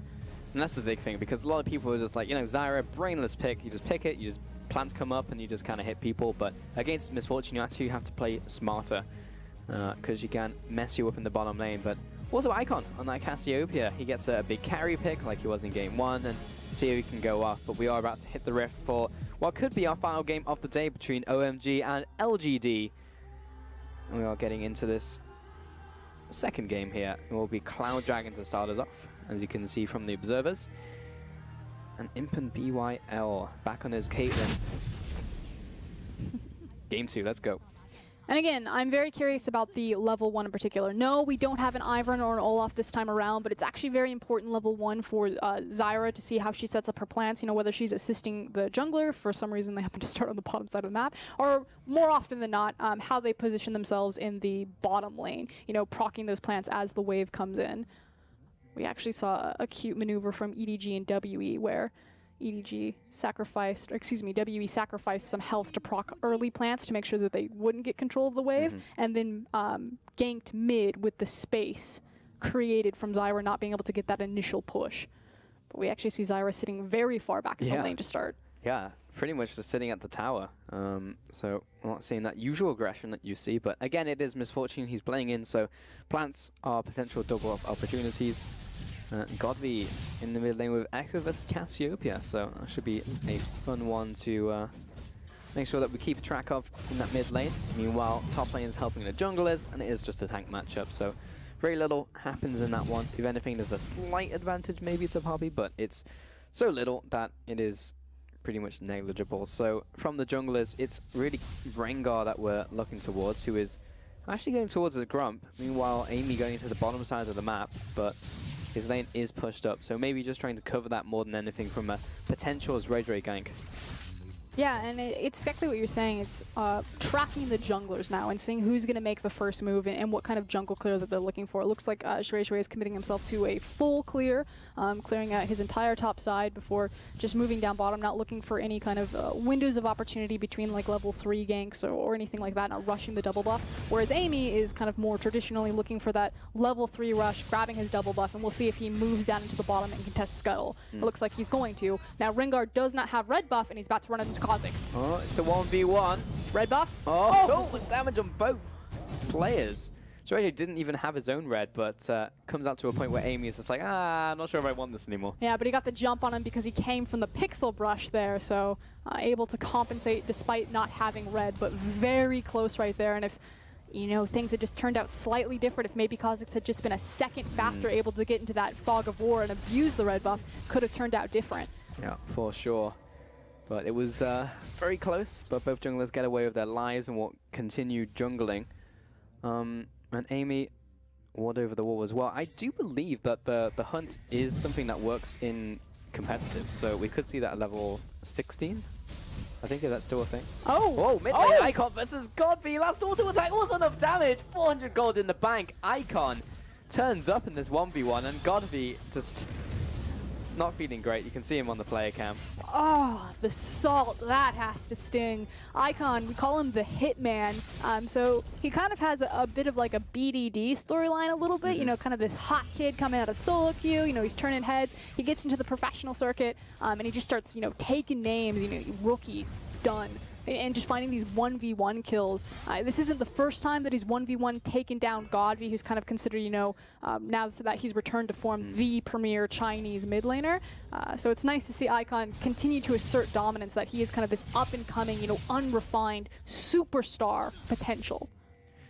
Honestly, just well played. We didn't see the whole trade. I would have liked to see that from the start, but it was, in the end, it was just him kind of hitting E on him a bunch. But It was just a nice calculation because Godby wasn't even close to killing Icon in that 1v1. I mean, if he had gotten the next rotation off of Q, it might have been a 1-for-1 trade. You could see that he knew that Cassiopeia was going all in, so he just needed to buy time to try to look for the Q cooldown to maybe get the fadeaway kill, which is why I think Icon flashed preemptively. Hopefully we'll get a replay of it. Yeah, because 1v1s are the most interesting when they happen in like an isolated environment because so much happens there that you can actually see from the players.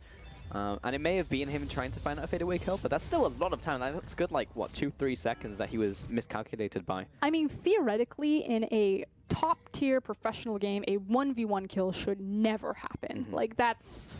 2v2 kills should never happen. Like, it but should they just do, be... and it's cool, and it's fun, and it's awesome. But we love it. But we love it. But we love it. But what does it mean? It means that Godby now had to kind of... Not a super subpar back, but he's sitting on double Thorns right now, whereas Icon gets to go into his tier. So Godby's still not in a terrible position because he is looking across from a tier, but it also just means that Cassiopeia is not punished in a trough that she normally would be at this point in her itemization. I think it may have even just resulted in that amp tome. I think at like 400 gold, it may have just been an extra amp tome on top of it, because he's back around the 4-minute mark. So it's just nice, you know. It gives him that little bit over his opponent. Oh, I feel like the best way to say it is that it doesn't put necessarily Echo in a terrible position, but it puts Cassiopeia in a great one, especially with Like the this. EXP advantage. So much damage. Godby's level 5. He doesn't have his ultimate just yet. And the ultimate from Shen is no, it's the 1-for-1. And the assist are funny. Icon looking a little bit sad there, and Godby scowling. It's just like, yep, got you, punk. Not great to use so many resources. Fortunately for... Oh no, excuse me. Unfortunately for Godby, Shui now gets solo EXP in the mid lane, which means Rengar's closer to that level 6. Yep. And you know where that guy's going to be hanging out. He's already on his way. And he may even look towards bot lane, actually. He's about to hit 6 very shortly. Imp gets caught out by SMLZ. 4-shot just going to hit a minion, but Zreje is on his way. Still not level 6, though. Yeah, but no one's going to walk towards the bush either, so there's multiple pings down on top of him. So LGD are aware that he's there, and that's why Amy is actually staying in lane for a little bit before recalling. Vijay on his way, does land a bowler, but gets caught out by the plant, and it's actually just them backing away. So LGD, heads up, they knew that he was coming down and not harming his jungle. Godby, however, is running down bottom. So before he did not have level 6, it was Icon abusing the fact that he had the advantage, but this is classic Godby. He's about to find a pick. Wow. Doesn't even find him in the stun, just instantly pops him over the wall. He can dive bottom, though. SMLZ and 5 need to give this up because he still has his ultimate. That tower is very low, and a wave is accumulating and amassing bottom. He's Icon looking has for to it. rotate. They have to do something. Icon's going to be too slow. Good teleport. Yeah, from Xiang. And he has his ultimate as well, so he can bat someone away. Icon is now closing in around He Godby. canceled TP. That means that Funny now has TP. They're done. Fish in a barrel. Yeah, there's pretty much nothing they can do. 5 very low himself, but he's still alive somehow. Godby jumps out the way. The chrono break. Funny finds the kill, though, in the end. Icon is up against Imp in this side, still has but ult. he didn't put up the poison, so he doesn't have the extra damage. With all these members closing in, good. Petrifying gaze. Funny jumps away from the tower. He's not dead just yet, and Jin falls over. That was so close to multiple kills going down. Even a dancing grenade may have picked up a triple, but that was a 3-0 for LGD. And Icon trying to hold his ult and make the hero play right there. Unfortunately, they were playing with a numbers disadvantage because Xiang decided to... What? Hello? Hello. Sir? That's actually a really cool interaction. I didn't even think about that. If you leap onto a blast plant, it's going to throw you back in the same direction. I don't even think he thought about that. Yeah. Today, both Zreje and I learned a thing. And Amy will pick up the red buff. Good job. So he's on his way out, Godby as well, there to escort him. And now this is suddenly bleeding over the entirety of OMG's map. You've got level disadvantages in mid as well as jungle, although fortunately for Shueijue, he just now got level 6 walking across mid lane. So a bit of power back to him, but it's not great. Yeah, not a great position. LGD with a pretty sizable advantage to start this one off yet again. So you've got a blue buff there. It'd be a shame if something were to happen to it. PYL, is he going to go for the ward? You got it? It's in the bush. They know it's in the bush. Now Icon has to go all the way around. Yeah. It was close, but yeah, it was just a nice pull there It's from fine. I Shueijue. wanted to do wolves anyway. Didn't even worry about it. Smells easy. Damage from Piltover. But overall, well played by LGD. JJ yet to really get involved in this game in a positive way. But Rengar can always get rolling.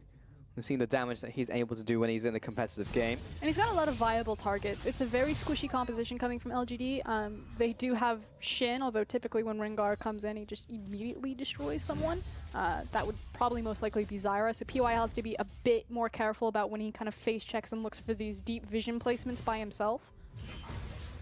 Yeah, and honestly, like Imp, Amy, all under attack as well. PYL has picked up both of those kills and has had 2 more assists on top of that. So he's in a real good position over 5. Has a full sight stone, mobility boots.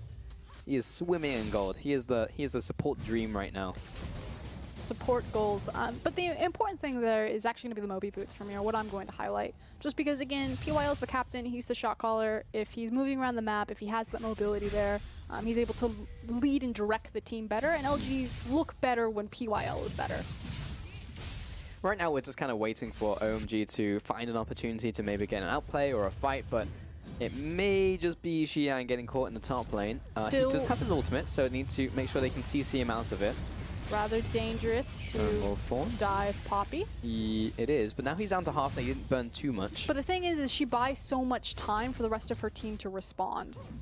So now this is kind of just turned into a slow siege battle. They shouldn't be able to get this, but they do get some decent chip damage there. And now it's kind of a question of, do LGD, are they patient that they just continue to sit up top and chip away slowly at that tower? Or do they try to reset, rotate somewhere else, and pull the same trick where they just catch someone alone on a structure? Looks like they're going for door number 1, Frosk.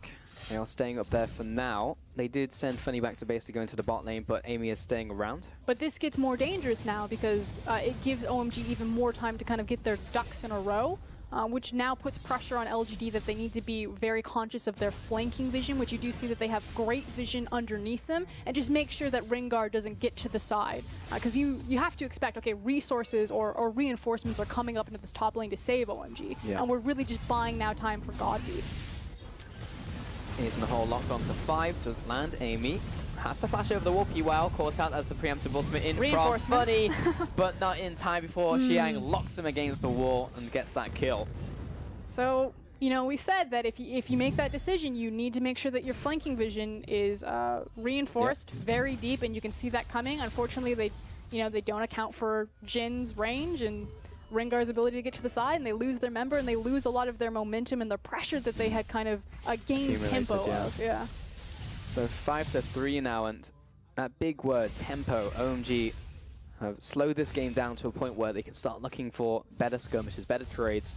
They even start contesting objectives like Dragon, which has now spawned, and get involved in this one. As LGD, again, slow for them, which is not ultimately a bad thing for how they like to play. The big thing that they want right now is their itemization. So pretty much everyone on the map, because it's so early into the game, are in between. We've got the KFC variety bucket of items. You know, throw a BF sword in there, maybe get some Pumas. Which one's the hot and spicy, wings coming out there? Exactly, but they're really waiting for like the family value menu before they pull the trigger on anything. It's a Cloud Dragon, so there's no big incentive that, we need to quickly gather up into a big 5v5. We don't want to lose the mountain or the Infernal, so they're fine to let this one go. And this is LGD, because they're in a similar scenario where we're between all of these big power points, that it's like, you have Kha'Zix, you got the isolation damage, he can easily do Dragon by himself, but pretty much we're just going to be bouncing waves back and forth, making chip damage and accumulating gold for our bigger power spikes before we look for some 5v5 explosions. And Godvi, he's pretty close to the Proto Bell, so we'll be waiting for that spike for sure. Have the initial itemization coming in. You got Morello's now on Icon, as well as the Ghost Blade from SMLZ, so you got the first, the biscuit. The biscuit in the KFC variety bucket? What? No, it's just like the side. Oh, okay, all right, I see. You can make a meal out of biscuits. I'm sure you can, but I've never ordered biscuit with my fried chicken. Either way, Dreje has picked up that Wyatt and channel. What are you looking at? Well, I see what Five is looking at. PYL is getting chased down, Miasma, and that's just dead PYL. He's just caught out warding. Remember when I said that PYL needed to be careful, just kind of face checking randomly into rivers? Yeah, that is why. Pretty notorious for doing that. Again, though, SMLZ, he's on Jhin. Suddenly we've seen 2 picks from the Jhin ultimate popping up. It's almost like he's a really good, very well-aware Jhin player, and when he's on Jhin, OMG look better. Shocking. But it's nice that they've acknowledged that and they're actually able to execute on it. So that's what we've been seeing in this game. And PYL has been face checking a lot, but he has also just picked up his upgrades on his sight stone, so now he has an extra ward to place down. It's also props to OMG's vision, the fact that they're able to catch PYL on these wards placed out in River. You know, they see the Zyra wandering out by herself. Speaking of vision, Zyra, round 2. Oh, okay. I guess that's round 3, honestly, but yeah, PYL this time will decide to back away, which is good to see. He lives another day. And suddenly OMG are in a situation that LGD were in where, you know, they're patient, they're sitting up into a lane, they've got really deep flanking vision. But this does give LGD time to decide, you know, do we want to contest and fight up into the top lane, or do we continue just to accumulate resources into Godvi and Shen? Honestly, it feels like Rengar has honestly had a really small impact on this game, and it doesn't seem like that's going to change for a while, because he's so far behind Amy and those squishy targets outside of, you know, PYL just kind of face checking and dying. Like, he hasn't been able to find anyone. I don't think he has the burst even to like finish off Amy instantly or Imp, for example. Pretty much, yeah. He can't kill Funny. He can't kill Godvi. Amy would just jump away. His only target really is PYL, and even if he gets a hold of Imp, if Imp has his flash, his heal, as well as his net, you really shouldn't be able to kill Caitlyn at this point because he is so far behind, you know, sitting on a long sword, but dive coming through. Icon taking lots of damage from Godvi. We'll get a proc half of the passive, but yeah, Petrifying Gaze will just make him turn around for enough time for Xiang to come into the mid lane. LGD don't even take the tower, so that was just all gravy for OMG. And now it's going to be OMG's... Oh, they're going to try for it? No, they don't really have creep wave. Here it comes. Ember's caught up, and that's the curtain caught, the double cone combination. Swayjo over the wall, jumps onto PYL, but the instant exhaust, and that's exactly what happened. Your Rengar who's behind, and exhaust exists, so Swayjo will at least burn that one summoner. Did not want to take that U-turn into Amy. Xiang, he's thinking twice about going in, but Godvi finds one. He gets 2. Corona breaks back to safety. 2-0 to LGD so far. Oh, Poppy is worthless. Yeah, he just couldn't go in. I mean, like, his team was getting run down. You can see he's like, do I go in? Are we fighting this? Are we not fighting this? But it just looks so disorganized. Because obviously Poppy, she can slam someone into a wall if she picks the right target. Icon was there. You know, I like the fact that I guess OMG are decisive in that we're not fighting this, you know, try to trade structures, but ultimately you're still trying to race against a Caitlyn, and they're going to lose out on these small decisions. And it's like, it's this decision making to not fight there, to not try to make the gamble and the choke point when the Cassiopeia is there, that loses them these snowballed advantages. To be fair, I think they probably would have gone in, and Icon had like his Petrifying Gaze, but he had to burn it in the mid lane. But this is the thing, imagine if Poppy gets the flank in there, they didn't have the vision, so she couldn't just run into the bush, but if she hits a primary target, if she separates the team, because she also had ultimate, and then if Icon just starts, you know, mowing them down, that looks like a great setup initially from OMG, but they just don't pull the trigger on it. Which seems like a funny statement when you like pair that with OMG from a team who honestly just likes running in a lot. And that one time when they had the flank, they didn't go for it. But it goes back to this idea of, you know, where do you put the responsibility on the guy who's going to pull the trigger? And when SMLZ, you know, when the Jhin ultimate opens up, they look much more confident in following that up. You know, even going so far that Rengar behind was considering diving the tower when the Jhin ultimate came up. But if it's up to Xiang, when the Jhin ultimate isn't your big go button, you know, suddenly there's that hesitation. Are we going in? Are we not going in? Are we trying to race and push down mid? And that's where OMG fall apart at the seams. LGD will absolutely take that to the bank, though, with how they like to play the map. And again, they are so focused on this top side, trying to make something happen. But it's mid lane that LGD are going in on. Corona Break does not quite land onto Icon, and that's Icon with Petrifying Gaze. Kind of squandered. So I mean, let's be clear though. Icon is pretty much 2v1 in this mid lane, and he's holding down the fort. Like, his team is losing the rest of the map, and he's like, guys, I'm getting dove repeatedly by Echo and Shin. You're playing a 3v3 up in the top lane. Like, make it happen. At the very least, they did hold the mid lane and top lane, even if the middle tower is on like a sliver of HP. Now Dragon spawned, so the rest of the team has gone down to the bottom side, outside of SMLZ, who is farming up the Storm. I guess they may just trade top lane tower for the Dragon, actually. Yeah, and you can see 5 going up there on top of that, and Funny's just going to be too late, I think. Not sure what health the tower's on. This is good decision making from OMG. I like this. Again, you don't necessarily want to take the 5v5 right now because you're not feeling super confident, especially with Rengar still behind. Take the gold, try to snowball, get your jungler back into the game. Unfortunately, they're unable to make the rotation because LGD, you know, see, we're on the dragon, they're going to try to trade this objective, and they just quickly swing Shin up there, and in fact, Imp is also trying to push down this mid tower, which is on its last leg. Overall, this is a pretty big win for LGD. Double dragon plus the mid lane tower, and no Rift held this game, but 10 seconds remaining on that Baron. It will be an objective for a while, but the next dragon is an Earth Dragon, so both teams will want to try and get over that one. Godfrey did pick up the Proto Belt and is on his way to his next item with, that may be a Death Cap actually. With, I think it is. Yeah. Just trying to think what else like Maybe, Needlessly and Basting one goes into. What's the with that combination. What's that item's name? The purple one with the movement speed. The purple one with Luden's Echo. Luden's Echo. Yeah. Luden's Echo builds out of Oh no, it has the, the Aether Wisp. Yeah, the Wisp, he needs the Tome. Yeah. Because actually, like, yeah, it will be Death Cap. There you go. Is there anything else that builds out of those 2 items? I'm not sure. You know what's cute about Echo is that I feel like people are still, even though he's kind of been in the mid lane meta as kind of like a fringe pick for a while now, is that people are still so used to playing against him top that no one really expects the burst damage that just like a straight Death Cap Echo can put out on you. So I just feel like he gets these really sneaky, cheeky just nukes, especially when he ults back to himself. Yeah, Echo does a lot of damage. I mean, over time as well, with how the patches have worked, he eventually like lost a lot of what made tank Echo ridiculous, which was massive base damages, but that was like compensated by big scaling. Yep. SMLG, like I've never seen anyone shake off an ace in the hole that well. Like literally just standing there, you know, tossing Whisper in the air. It's just like, it's all good. I'm just gonna take this one. It's fine.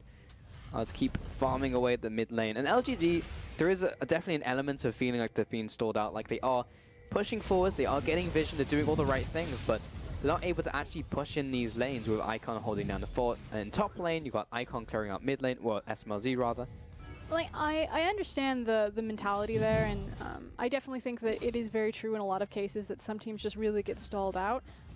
But I feel like, especially because the composition, like you were saying, you know, the composition that they're trying to push into, it is still fairly difficult, but they're constantly being proactive on the map, you know, looking for plays like this. Yeah, Amy coming into this mid lane with that evolved W. Godfrey in from the side. Surely someone's going to die. Zray, the one to meet his end, as was 5. So 2 kills, and now they are able to open something up for sure.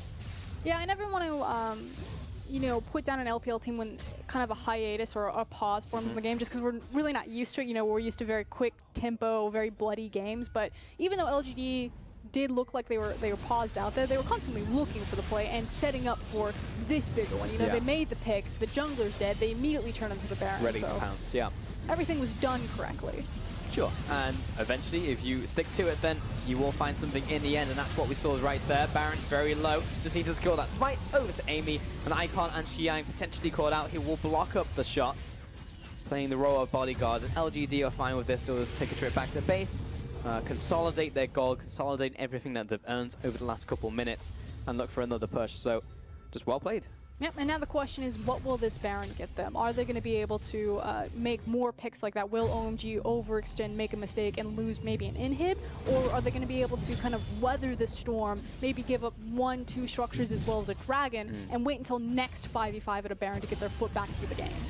I mean, 2 dragons, or like a dragon and 2 towers is pretty big at this stage in the game. When you have a 6,000 gold lead and LGD have like, accentuate that to what, an 8,000 with like a mountain dragon? I feel like that's even by itself a nail in the coffin for OMG. Oh, 100%. I just feel like anytime you get to this position where the first Baron goes down, your win condition suddenly becomes to just get to the second Baron, you know, take that gamble on the next 5v5, just try to consolidate as much gold onto your carries as possible. But Icon is making the best of a bad situation, trying to assassinate Funny, and when he's on a quarter HP, then Rengar can kill him. So good pick in the bottom lane, and they stop Shen, a big part of this pushing composition. Looks like they may give up mid lane tower for it, or maybe not. They get there in time, so LGD ping push back. You've got the flank from Zray. Teleport coming in from the left-hand side. And LGD, can they get out? They do have that tower there, so I think they may be safe. good response from both teams to play defensively there. SMLZ, seeing that 3 members of his team were on the bottom side of the map, made sure that the Jhin wasn't going to get picked off. He stood way behind his inhibitor. He's like, "I'll wait. This is fine." If you ever look at SMLZ's face, he's pretty much the definition of cool as a cucumber. Like, no emotion. Zen. Just a heartless killer. SMLZ, you know, it's weird. I feel like he's been doing pretty good this game. That's the Zyra you see in solo queue. It's just like, where did my support go? Yeah, Zyra killed him. Support Zyra killed him. 3, 2, and 4, doing Zyra things. Has picked up yeah, looks like he's going towards Leandries at the moment.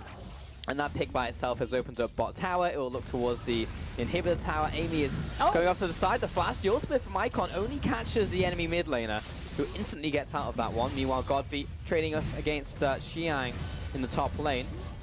That's the tower falling. Curtain Core blocked up by the tanks in the front line. Yep, Imp's a tank, close enough. And he's onto the inhib. This will be gone pretty much without a contest, but Rengar... Alright, someone form a defensive line around Imp, because he's definitely the target for Shui Shui. He has heal as well as flash. Unless Shui Shui instantly kills him, he's dead. He doesn't decide to take that one-way trip. Even if he instantly kills him. Funny. Good luck killing Funny quickly. Oh, got him. There's 1/5 of his HP, guys. Do the rest. Got him. Mountain Dragon over to LGD. So, I mean, I actually think that was pretty accurate. That was the 2 towers, a dragon, but also an inhib, so... Yeah, and that was the big thing, is the fact that the gold disparity spoke for itself, as well as the pick. That they were able to just brute force that inhib, especially because it is the Baron inhib, which now means that that win condition of OMG just getting to the second Baron, possibly looking for the 50-50 there, is that much more difficult because they're dealing with all of the super creep wave pressure in bottom. It's almost impossible to get that vision in their own jungle now. With the next dragon as well coming up in 6 minutes, LGD does have control of the map, and now is a test for LGD to play this smart, play this slow, and not get caught by Zhuizhe.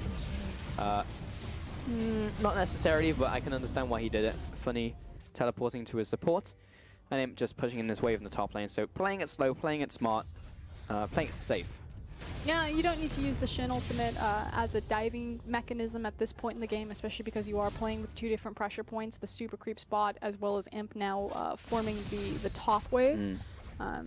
So like you were saying, you know, I see why he ulted the Zyra just to delay the pick. Xiang is in a battle of his own with Shen. It will go on for quite some time, but Godfrey is there. And here comes the push into the top lane. It's an outer, or rather it's an inner turret at this stage, so maybe they can convert it into a kill. That is best case scenario for OMG. Xiang looking for the flank, but now he's caught out by Funny, and Amy coming into the fight onto Zhuizhe, who wants out of this fight right now. Icon getting chased down. If he can take out Icon, it'd be massive, and Godfrey will do just that. Throws a belt onto 5, finds him with the time winder, and will jump back to the rest of his team. Xiang with the kill, but it's honestly just not enough. A 2 for 3, and it's more important members dead on OMG. Much better fight this time around from PYL. He actually used a very key Zyra ultimate to zone off the carries from OMG. Icon was completely separated from his team, unable to follow up with the damage. SMLZ hightailed it out of there, and that's going to be double inhib. And you're talking about the nail in the coffin being the Baron. It is certainly the nail in the coffin now. There's many nails in that coffin for OMG, honestly, as LGD are pushing onto this Nexus. I mean, they have a minion wave there, and they have these big key members as well as a tank, but I think that might be all for them for now, just as Icon is coming up in a second with Petrifying Gaze, so we'll just decide to back away, as Baron is also spawning in 90 seconds. So take a look at this ultimate from PYL. So Imp actually burns his flash. PYL's going to step forward, and he's going to zone off both Icon and 5 there. Now 5 just gets obliterated, which means that poor Xiang, he finally chooses his time to stand and fight, and there's just 0 follow-up damage. His Jhin and his Cassiopeia have already left the team fight, which just allows LG to collapse onto him and burn him down. Really was that fantastic ultimate from PYL, and you know, OMG, I get it, like they had to pull the trigger to try and make a fight happen, and that's exactly what we wanted to see from them in game 1, and something we were saying again and again, but that one time that they do, PYL just pulls out a perfect ultimate. Amy gets the potential pick onto SMLZ, yeah. With Funny also just making sure that he is completely dead, and I mean that's just tilt right there, you know, like SMLZ just playing outside of the base at 29 minutes in when the enemy team is so far ahead. That's just straight up not a place he should be. Cool as a cucumber. You don't see. He's like, yeah, I died. I was Yep. like, yep, that happened. I 100% agree with you. I'd be tilted like off the face of the planet, but he's just like, Yes, this happened to me. this is just my. What should I buy next? Pickaxe. That's hilarious. Gotta be in with the flank icon. Let's see if we see any reaction from him because doesn't catch him with the does ult. get him with the petrifying gaze, and Godfrey has already used the Chrono Break, so he may just straight up die here as PYL's coming out there. But no, funny with the clutch ultimate will keep him alive for now. Xiang will trade his life for them, or maybe not. Godfrey coming out there, and it's Amy. He will, he will die for his sins. I was gonna say, Amy died for your sins, Godby. Yeah. You better know this. He SMLZ, yeah, there you go, takes him out, but he'll die for that. But that was a 1-for-1, I guess. And Icon and Xiang, if they get this pick onto Godby, this is them living for an extra couple minutes. And PYL caught out by the Noxious Blast. That'll be a second kill to Icon. That's pretty good. This is one of those points where Icon just like pops open all chat and's like, my teammates, I'm on the wrong team. I'll trade you mid laners. Yeah, the classic solo queue statement right there. Like, Godby went for the straight out play just to like style on him, and Icon just destroyed him, and then Amy saves his life. He dies anyway. That's a tilter. Yeah, absolutely. All right, let's see that. What are we seeing? Okay. This is Godby looking for the assassinate onto Icon. It looks good, but he just Does he get him barely with the cool missed it. Cassie ult? Yeah. No, he actually just turns around and uses it. So yeah, Godby looking for the assassination, gets ulted up, and then the Shin ultimate as well as Amy's body block on the Jin ultimate is used to try to keep him alive, and he doesn't get Icon. Yeah. And then Icon goes on to kill 2 people on LGDs, so they survive for a couple more minutes. Save the game, exactly. That's the big thing. We're still in it. Baron's up. Like Come on, outside LGD. of like a vitality level comeback, like I don't really see anything happening. I don't think you remember this game at Worlds. Or OMG versus Fnatic. Yeah, versus that one. I mean, the namesake there. The players maybe not, but it could happen. Xiang's still there. The old guard. True. Yeah. Okay. Xiang, I'm looking at you. You're 2-1 and They got nothing. 2. You're a poppy. Going was the top laner. That hurts. Yeah. So actually, yeah, they're completely dead in the water. However, the name lives on, and if they can live up to that honor of He that was a game, sub. maybe they can do it. But 'Kay. I'm not feeling hopeful for This us. is it, though. This is the Spartan stand. This Baron is. creeps. I'm gonna need to see a lineup here from OMG. 12k gold down.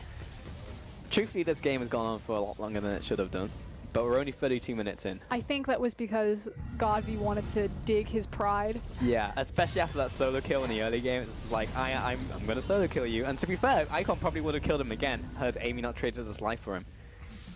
So, LGD, come on. Okay. It's OMG against the world, against many, many minions. But Funny, he's getting chunked down Godby on the front lines. He's still got Chrono Break. He'll go into Zonya's. Funny, getting pushed back. There's basically not a front line anymore for LGD. This is still a good fight of OMG. They have lost a lot of health on Dre. Someone's going to have to block it. Will be Icon of all players. He brings up the Samus Embrace. That's the first kill over to the team. Need to see more from LGD if they want to keep this fight rolling. But it is the Nexus that is getting obliterated by these minions. I don't even think they can clear out in time, but there is a minion wave spawning. LGD will continue to push the aggression, push the assault. Amy onto this Nexus, onto the tower, but Zrayjay comes in, finds 1, finds 2. They need to juggle this with the minions as well. Zrayjay, he's in there. They're trying to kite him away. SMLG, he's kiting the minions. He's keeping them on him.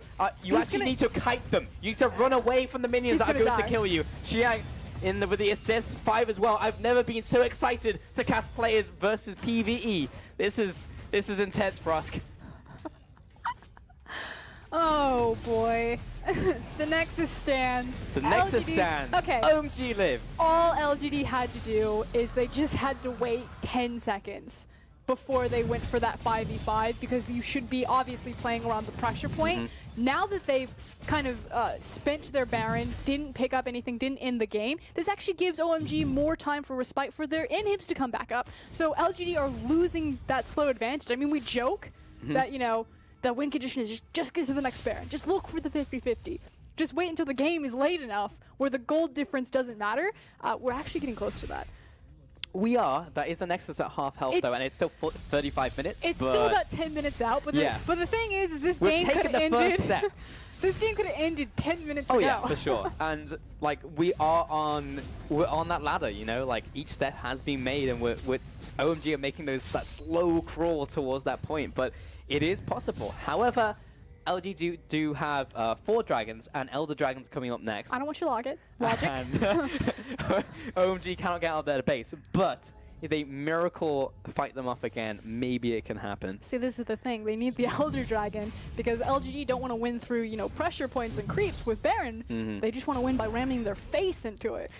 And Xiang, you know, like, as a pick, Poppy is such an exceptional pick in these situations because regardless of how far you are down in the game, your ultimate still has the same value that you're able to knock away multiple players. Exactly. You can never put a gold value on Poppy's ultimate because if the enemy carry is ahead 10k gold and you just spike her out of the game, that ultimate is worth 10,000 gold. Yep. That is Even more, amazing. yeah. So there's always that in the bank for OMG. All their inhibs are up.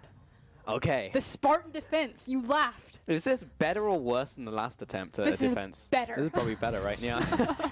So LGD, Icon. don't do what you just did. It's all on you, buddy. Don't have flash, does have ghost. Does have ultimate. SMLZ is also very big at this point in his itemization. This Jhin is a huge Uh-oh. problem, as you're about to see. Curtain core, everyone's grouped up. Dre looking for a target to assassinate. They burnt Funny's ultimate. That's pretty much all they really want. 5 was low, so they choose to disengage. Elder Dragon, there's still a while until that one's up. Remember, it's a 10-minute respawn, or even spawn on the first one. So LGD, the slow march through top lane. A long walk. Xiang off to the side. Finding opportunities to use his Keeper's Verdict. Xiang is looking for the wall pound. He is, but he just lost half his health, so he may want to go back to base. But the defense exists. Feed out the creeps. I don't know what this trap line is, but there are traps on the floor. It's drunk, let's be honest. Yeah.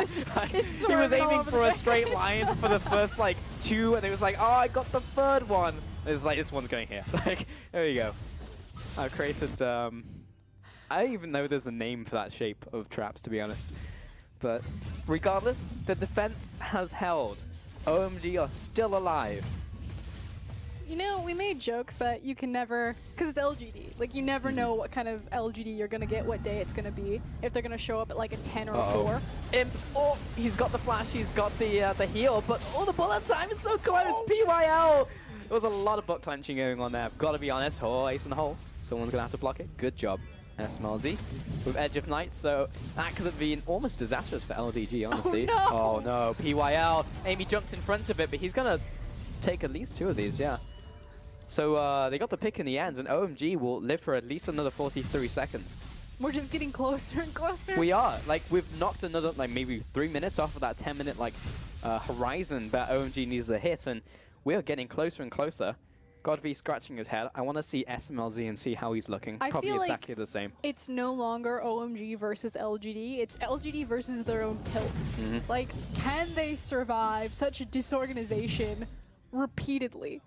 Yeah, I mean, we all know this game. Like, every player of League of Legends knows this game. When you're in solo queue and you just can't quite finish, and you're so far ahead when the enemy is locked in their base. The frustration gets to you. Communication breaks down. You stop. Oh, just group, just group. Someone's off yelling at like a random player for no particular reason, and they get frustrated. That is caps lock if I've ever seen one. Oh, for sure. This guy's like, screw you guys. I'm going to end the game by myself. I'm just going to solo push bottom. No, he's going good. in. He's, okay. They're like, if we can't beat them grouped up, we're just going to sneak an inhib. Again, it's an open nexus. All they have to do is kill one inhib, and then they can just run through. There's no towers to stop them. Oh god, OMG have started the Baron. They don't have SMLZ there. What a mistake. They're going to lose so much. They're not only going to lose positioning on the Baron, no, they're also going to lose positioning on the bottom inhib. They've only got one person teleporting back to base. It is the teleport user. The Baron's been started by LGD. They have almost certainly lost his bottom lane tower. I see inhib down. Okay, Dre, does he even want to go for this steal? Like, they need 5 members strong. Yeah, he chooses to back away. So with this Baron now, all those lanes will be pushing, and we once again have that situation, but Godfrey, he's caught out. He needs to either get a kill here. The Shen ultimate as well. I think they actually just let Shen come down and then kill both of them.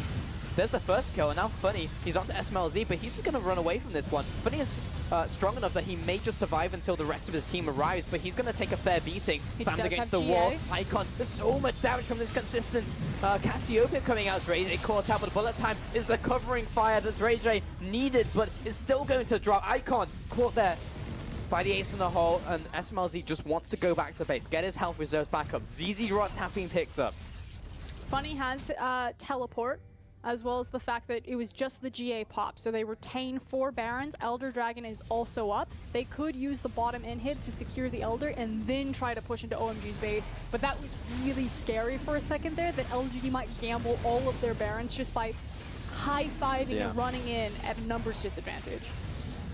That was touch and go for a couple seconds, but eventually the Baron and the Elder Dragon have been picked up with those 4 dragons, 5 dragons with the Elder Dragon. So LDG, like, surely should be able to finish this game. I mean, that last trade should have gone, or could have gone so differently. But the concern for me is that LGD find this advantage not through their own setup, but by capitalizing on OMG's mistakes. If OMG had just been, you know, if SMLZ had been in position to help them start that Baron, or even better, you know, just placing defensive vision as opposed to initiating the Baron, knowing that you couldn't burn it fast enough because you didn't have people in position. If their ward line and coverage had been more shallow or in the correct places to catch someone looking for that that push bottom, it could have been very different. But holes in their vision mean that LGD are able to pick up both those objectives, but I don't want to give that to LGD playing it well. Yeah.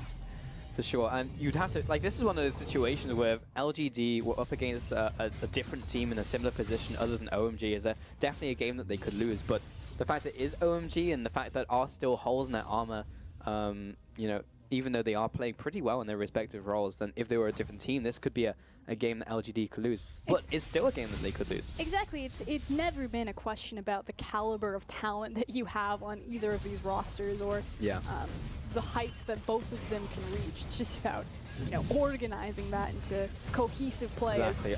Imp has been caught out. He needs someone to trade the life for him right now. Shan ultimate on top of him. Funny's just doing it for the shield, honestly. He takes a fair beating himself. Dre J, Godby in his 1v1 up against Icon. This was a grudge match, but he had his ultimate still. So he goes down. LGD now in this 4 versus 4, which could quickly turn into a 4 versus 5. Xian goes in. That was not really a fight that they wanted. Amy on this Kha'Zix down into his Guardian Angel. What Funny is so damn tanky, and PYL again with his Guardian Angel can be the front liner there. Amy was very, very low and very, very close to death, but it was eventually a 2-for-1 favor of LGD, who will now turn their attention to this mid lane. Icon, very scary, but even those plants are able to zone him away. Funny getting chased down, so has to jump away, but that is the inhibitor falling. Icon stays alive with his Guardian Angel. Now moving on to this bottom lane, just shoving it in. Teleport coming minions. in. They're continuing to push in. They're not giving up. They want to end it. It could go either way. Here comes Icon. Icon, he's so scary. He has his ultimate, doesn't have either of his summoners, so it's pretty hard for him to get involved. But if he does land an ultimate onto someone, it's someone caught in that miasma. Imp taking so much damage. Bullet time is going to be stopped there by Funny, as well as even a flash to kill. Amy getting forced back. Icon finds another. 5 and SMLZ walking back. They teleport out from Godby. He's got a lot of damage. He's jumping. Still manages to kill the ADC. Funny, he's onto the Nexus. So is PYL. Not sure if they have the damage. The ultimate defense. It's not going to happen. Funny finishes off the Nexus, and that will be the 2-0. LGD, a disaster of a second game. But eventually they put it out. Smiles on those faces, and Imp just, what even was that game? He's just talking to his team and crushed faces on the opposite side, and honestly well warranted. A game that definitely could have gone the way of OMG had the stars aligned in a different way, but man, those last like 15 minutes were just absurd. I mean, we just saw the spectrum of emotions, which was pretty much the spectrum of everything that I went through that game. We had some tears, there was some laughter, you know, someone is just dead inside, SMLZ just straight face. Which one of those emotions are you, Rusty? I am disappointed in LGD because I got my hopes up again. The sandcastle got washed away. And then they just throw it all away for 15 whole minutes until an absolute clown fiesta finishes the game. Like, I have a lot of positives for LG that I can take away from that game. You know, Godby popped off. Individually, they all look pretty good. I'm like, I was happy with the team. They're doing well. And then they decided to not end for a long time. It almost felt like, OMG, we're going to come back. And you can see it on Five's face right now on your screen. Just, that is devastating. Look at him though. Imp's happy. That guy's fine. Yeah, PYL's, I don't know. We haven't decided what POL is right now, but the rest of the team I think the only one who's will be okay with the win. hurt on LGD side is Wayless. His pride's probably pretty bruised. He went toe-to-toe with Icon 3 different times. Multiple times and lost probably every single time, to be honest. Which, I mean, like, weirdly enough, before we even get to who the MVP is, I personally thought it was him anyway. Like, He just absorbed so much bruised pressure. ego, but still the best performing player on the team, perhaps at that stage in the game. Like, I do still think he played really well and even built his items according to how he was playing. Rushing a Death Cap as his second item as Echo is incredibly aggressive, especially after you go for the on-hit build by having the Proto Belt first. So, like, a lot of conscious decisions towards that, but I mean, the end result was still there for them. Yeah, I don't know. I would have given it to PYL for his performances. He had multiple fantastic ultimates that honestly decided team fights. He got picks onto the enemy support. Like, I think in terms of just consistent play, PYL is up there despite the early game of him getting caught out like multiple times. But you got to be... In terms of damage dealt, did less there, but obviously a lot of it was burst. Yeah, he's an assassin, right? Yeah. So in terms of damage dealt, you expect a lot from the Caitlyn, and he Sure. was just popping his ultimate every time it was off cooldown, chunking a squishy member of the team. So, like, again, Imp played well. I feel like individually everybody did their part on the team of LGD. They really faltered when it came to team play, but it just didn't matter because they beat OMG through individual performances, which is weird. Like, that is just genuinely something that you don't come into saying, our strategy is to be better players than them and win the game. LGD managed to win doing that against strong individual players on OMG. Yep. Yeah, that was pretty much the game.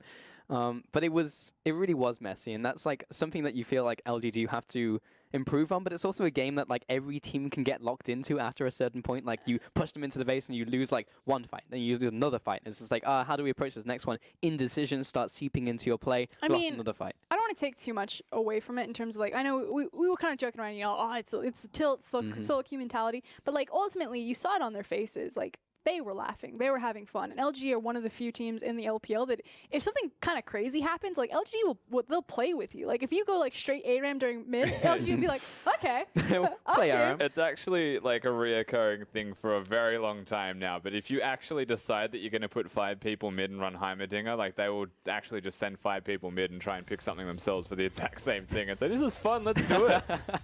Well, there was smiles, especially on this man's face. Imp, not the MVP I was expecting, or either Rusty in this one, but will be ours for this game. I mean, it makes sense. Everyone, like Rusty was saying, you had so many good individual performances that you probably could have given it to everyone. And just for this game, I think if you are going to be like analytical or you know, look at LG and how do you take this game and how do you gauge it in towards the context or the resume that they've put together for 2017, I think you just cut that game or the last 15 minutes of it and you just look at the beginning of it, because it was very clean cut, it was very methodical, and I think at the last 15 minutes it was just kind of LGD being like, okay, this is happening. Let's just keep doing it. Like, you continuously saw Godv trying to go for the 1v1s. He didn't need it. I mean, he teleports in, the Nexus is open, and instead of ending the Nexus, he tries to fountain dive. Like, and he did. Yep. And it worked. So thankfully, anyway. But I will say, like, as far as MVP goes, he is deserving of it because in all of the ups and downs of all the players, he was the most consistent today, which is a hard thing to do on LGDs, to be consistent, especially as Imp, who historically likes to just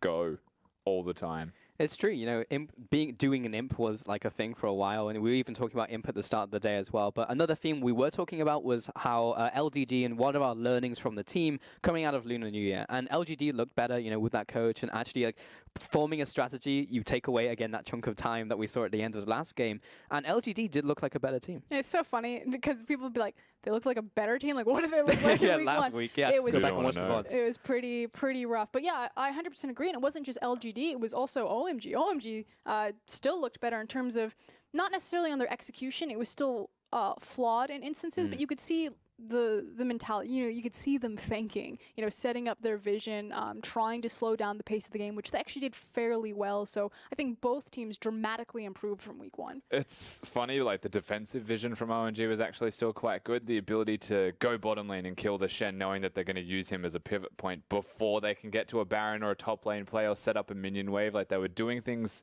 quite well in a proactive sense from a deficit. So once they can start making those plays from level 1 and have consistency there, I think OMG will be a better side. It's just about doing it earlier in every single game they play. So taking that wider as well, coming in from the first series, like, did we expect like this level of play? Like, what was the expectations coming into this week, and were they met? I think the thing that I learned today from the LPL is that they still really excel at understanding kind of what their compositions do and kind of how to play them. Like, yeah, we've had execution errors, but you can see that they're trying to do the right thing. Cool things, you know, with like IMA versus Snake, the fact that they understood that they could never engage with Camille or Lee Sin because they were against the Singe. You have to use those ultimates pretty much exclusively to disengage. And even though the game looks really elongated, it looks really sloppy, and be like, oh yeah, both these teams are bad. Like, actually, it's a team comp that can't engage versus a team comp that can't siege. And since they're both executing correctly, it just stalls out the game anyway. Like, yes, there are definite glaring errors, but even in LGD versus OMG, you see like just creative way about understanding how their champions work and putting it together. I think like it reflects messily. It doesn't look perfect, and it actually is a little bit wild when you look at it from the outside in, but the teams themselves have definitely noticed some positives. Like, there are still good things there, not just individual mechanics, and the decision making from the teams, I think, is about 70% of the right way, and the coaching will round out the rest of it. So you just have to have a lot of faith in the infrastructure of the Chinese leagues. They have been replicating Korea for 3 years now, so they'll start to get it right. They'll start to get similar, and we have seen it, you know, today from the games that we saw. Talking about the rest of the week as well, we came into the week talking about QG Reapers and how, like, moving into their games, how that will be interesting. We have our first one of those tomorrow, Frusk. Yeah, so QG face Vici tomorrow. It is going to be our game of the week. We've highlighted this week specifically as the week of the Reapers simply because they're against Vici as well as Team WE. Exactly, Team WE. So it's kind of QG's time to step up and say we are actually an elite team. We're not just kind of a mid-tier since they just crushed game talents. Yeah, and the other thing about both the teams they're playing against is they're slow macro, methodical teams that'll take you to late games. So it actually stretches the breadth of what we saw from QG in week 1, which looked like exactly what we see from WE and Vici. That slow play, like objective control, rotating between lanes. It'll be very interesting. And you can actually see the standings here from the end of day 1 of week 2. We're only week 2 as we did take that break. And Snake are 2-0. IMA just behind them as well on that 2-1. And the rest of the teams, of course, not yet to play. But impressive stuff from what we've seen today. And of course, we will see QG play tomorrow. And that will hopefully see a rise of them as they only played 1 series so far. Yeah, we got a pretty full spectrum of LPL tonight. You had the 6th and 5th place team in LGD and OMG face off, as well as the 1st and 2nd place team of IMA and Snake face off. Snake, of course, kind of the big story now, moving up into that 1st place position. Yeah, definitely, and seeing positive signs from IMA nonetheless, even though they went down 2-0 to Snake. So yeah, it's very interesting to see where the spectrums lie and how the individual players on the bottom tier of the table are still exceptional, but the team play accelerates as you get higher up. And in terms of themes for like the LPL in general, do we feel like it's changed from week 1? Because you were talking about like, you know, changes from like Koreans now just being inserted into the rosters and trying to emulate the Korean kind of like style. We've seen like a lot of longer games, maybe not necessarily because they were like well thought out or like smart games, but we did get longer ones. I mean, pretty much the motif and the theme of the LPL this year is kind of this idea of like rebuilding and reforming. Just that we've fallen down so many times that we've just learned how to pick ourselves up very well, you know, since 2015. Like LPL, they're just Batman. Like, Bruce, why do you fall down? So learn how to pick yourself back up. I think that's a pretty good note to end on, honestly, so I think we'll leave it there. So thank you very much for watching, and we'll be seeing you tomorrow. We'll be starting the day with EDG and Game Talent, so make sure to join that one. I believe Dom will be anchoring the desk, so look forward to that, and we'll see you tomorrow. Thanks for watching.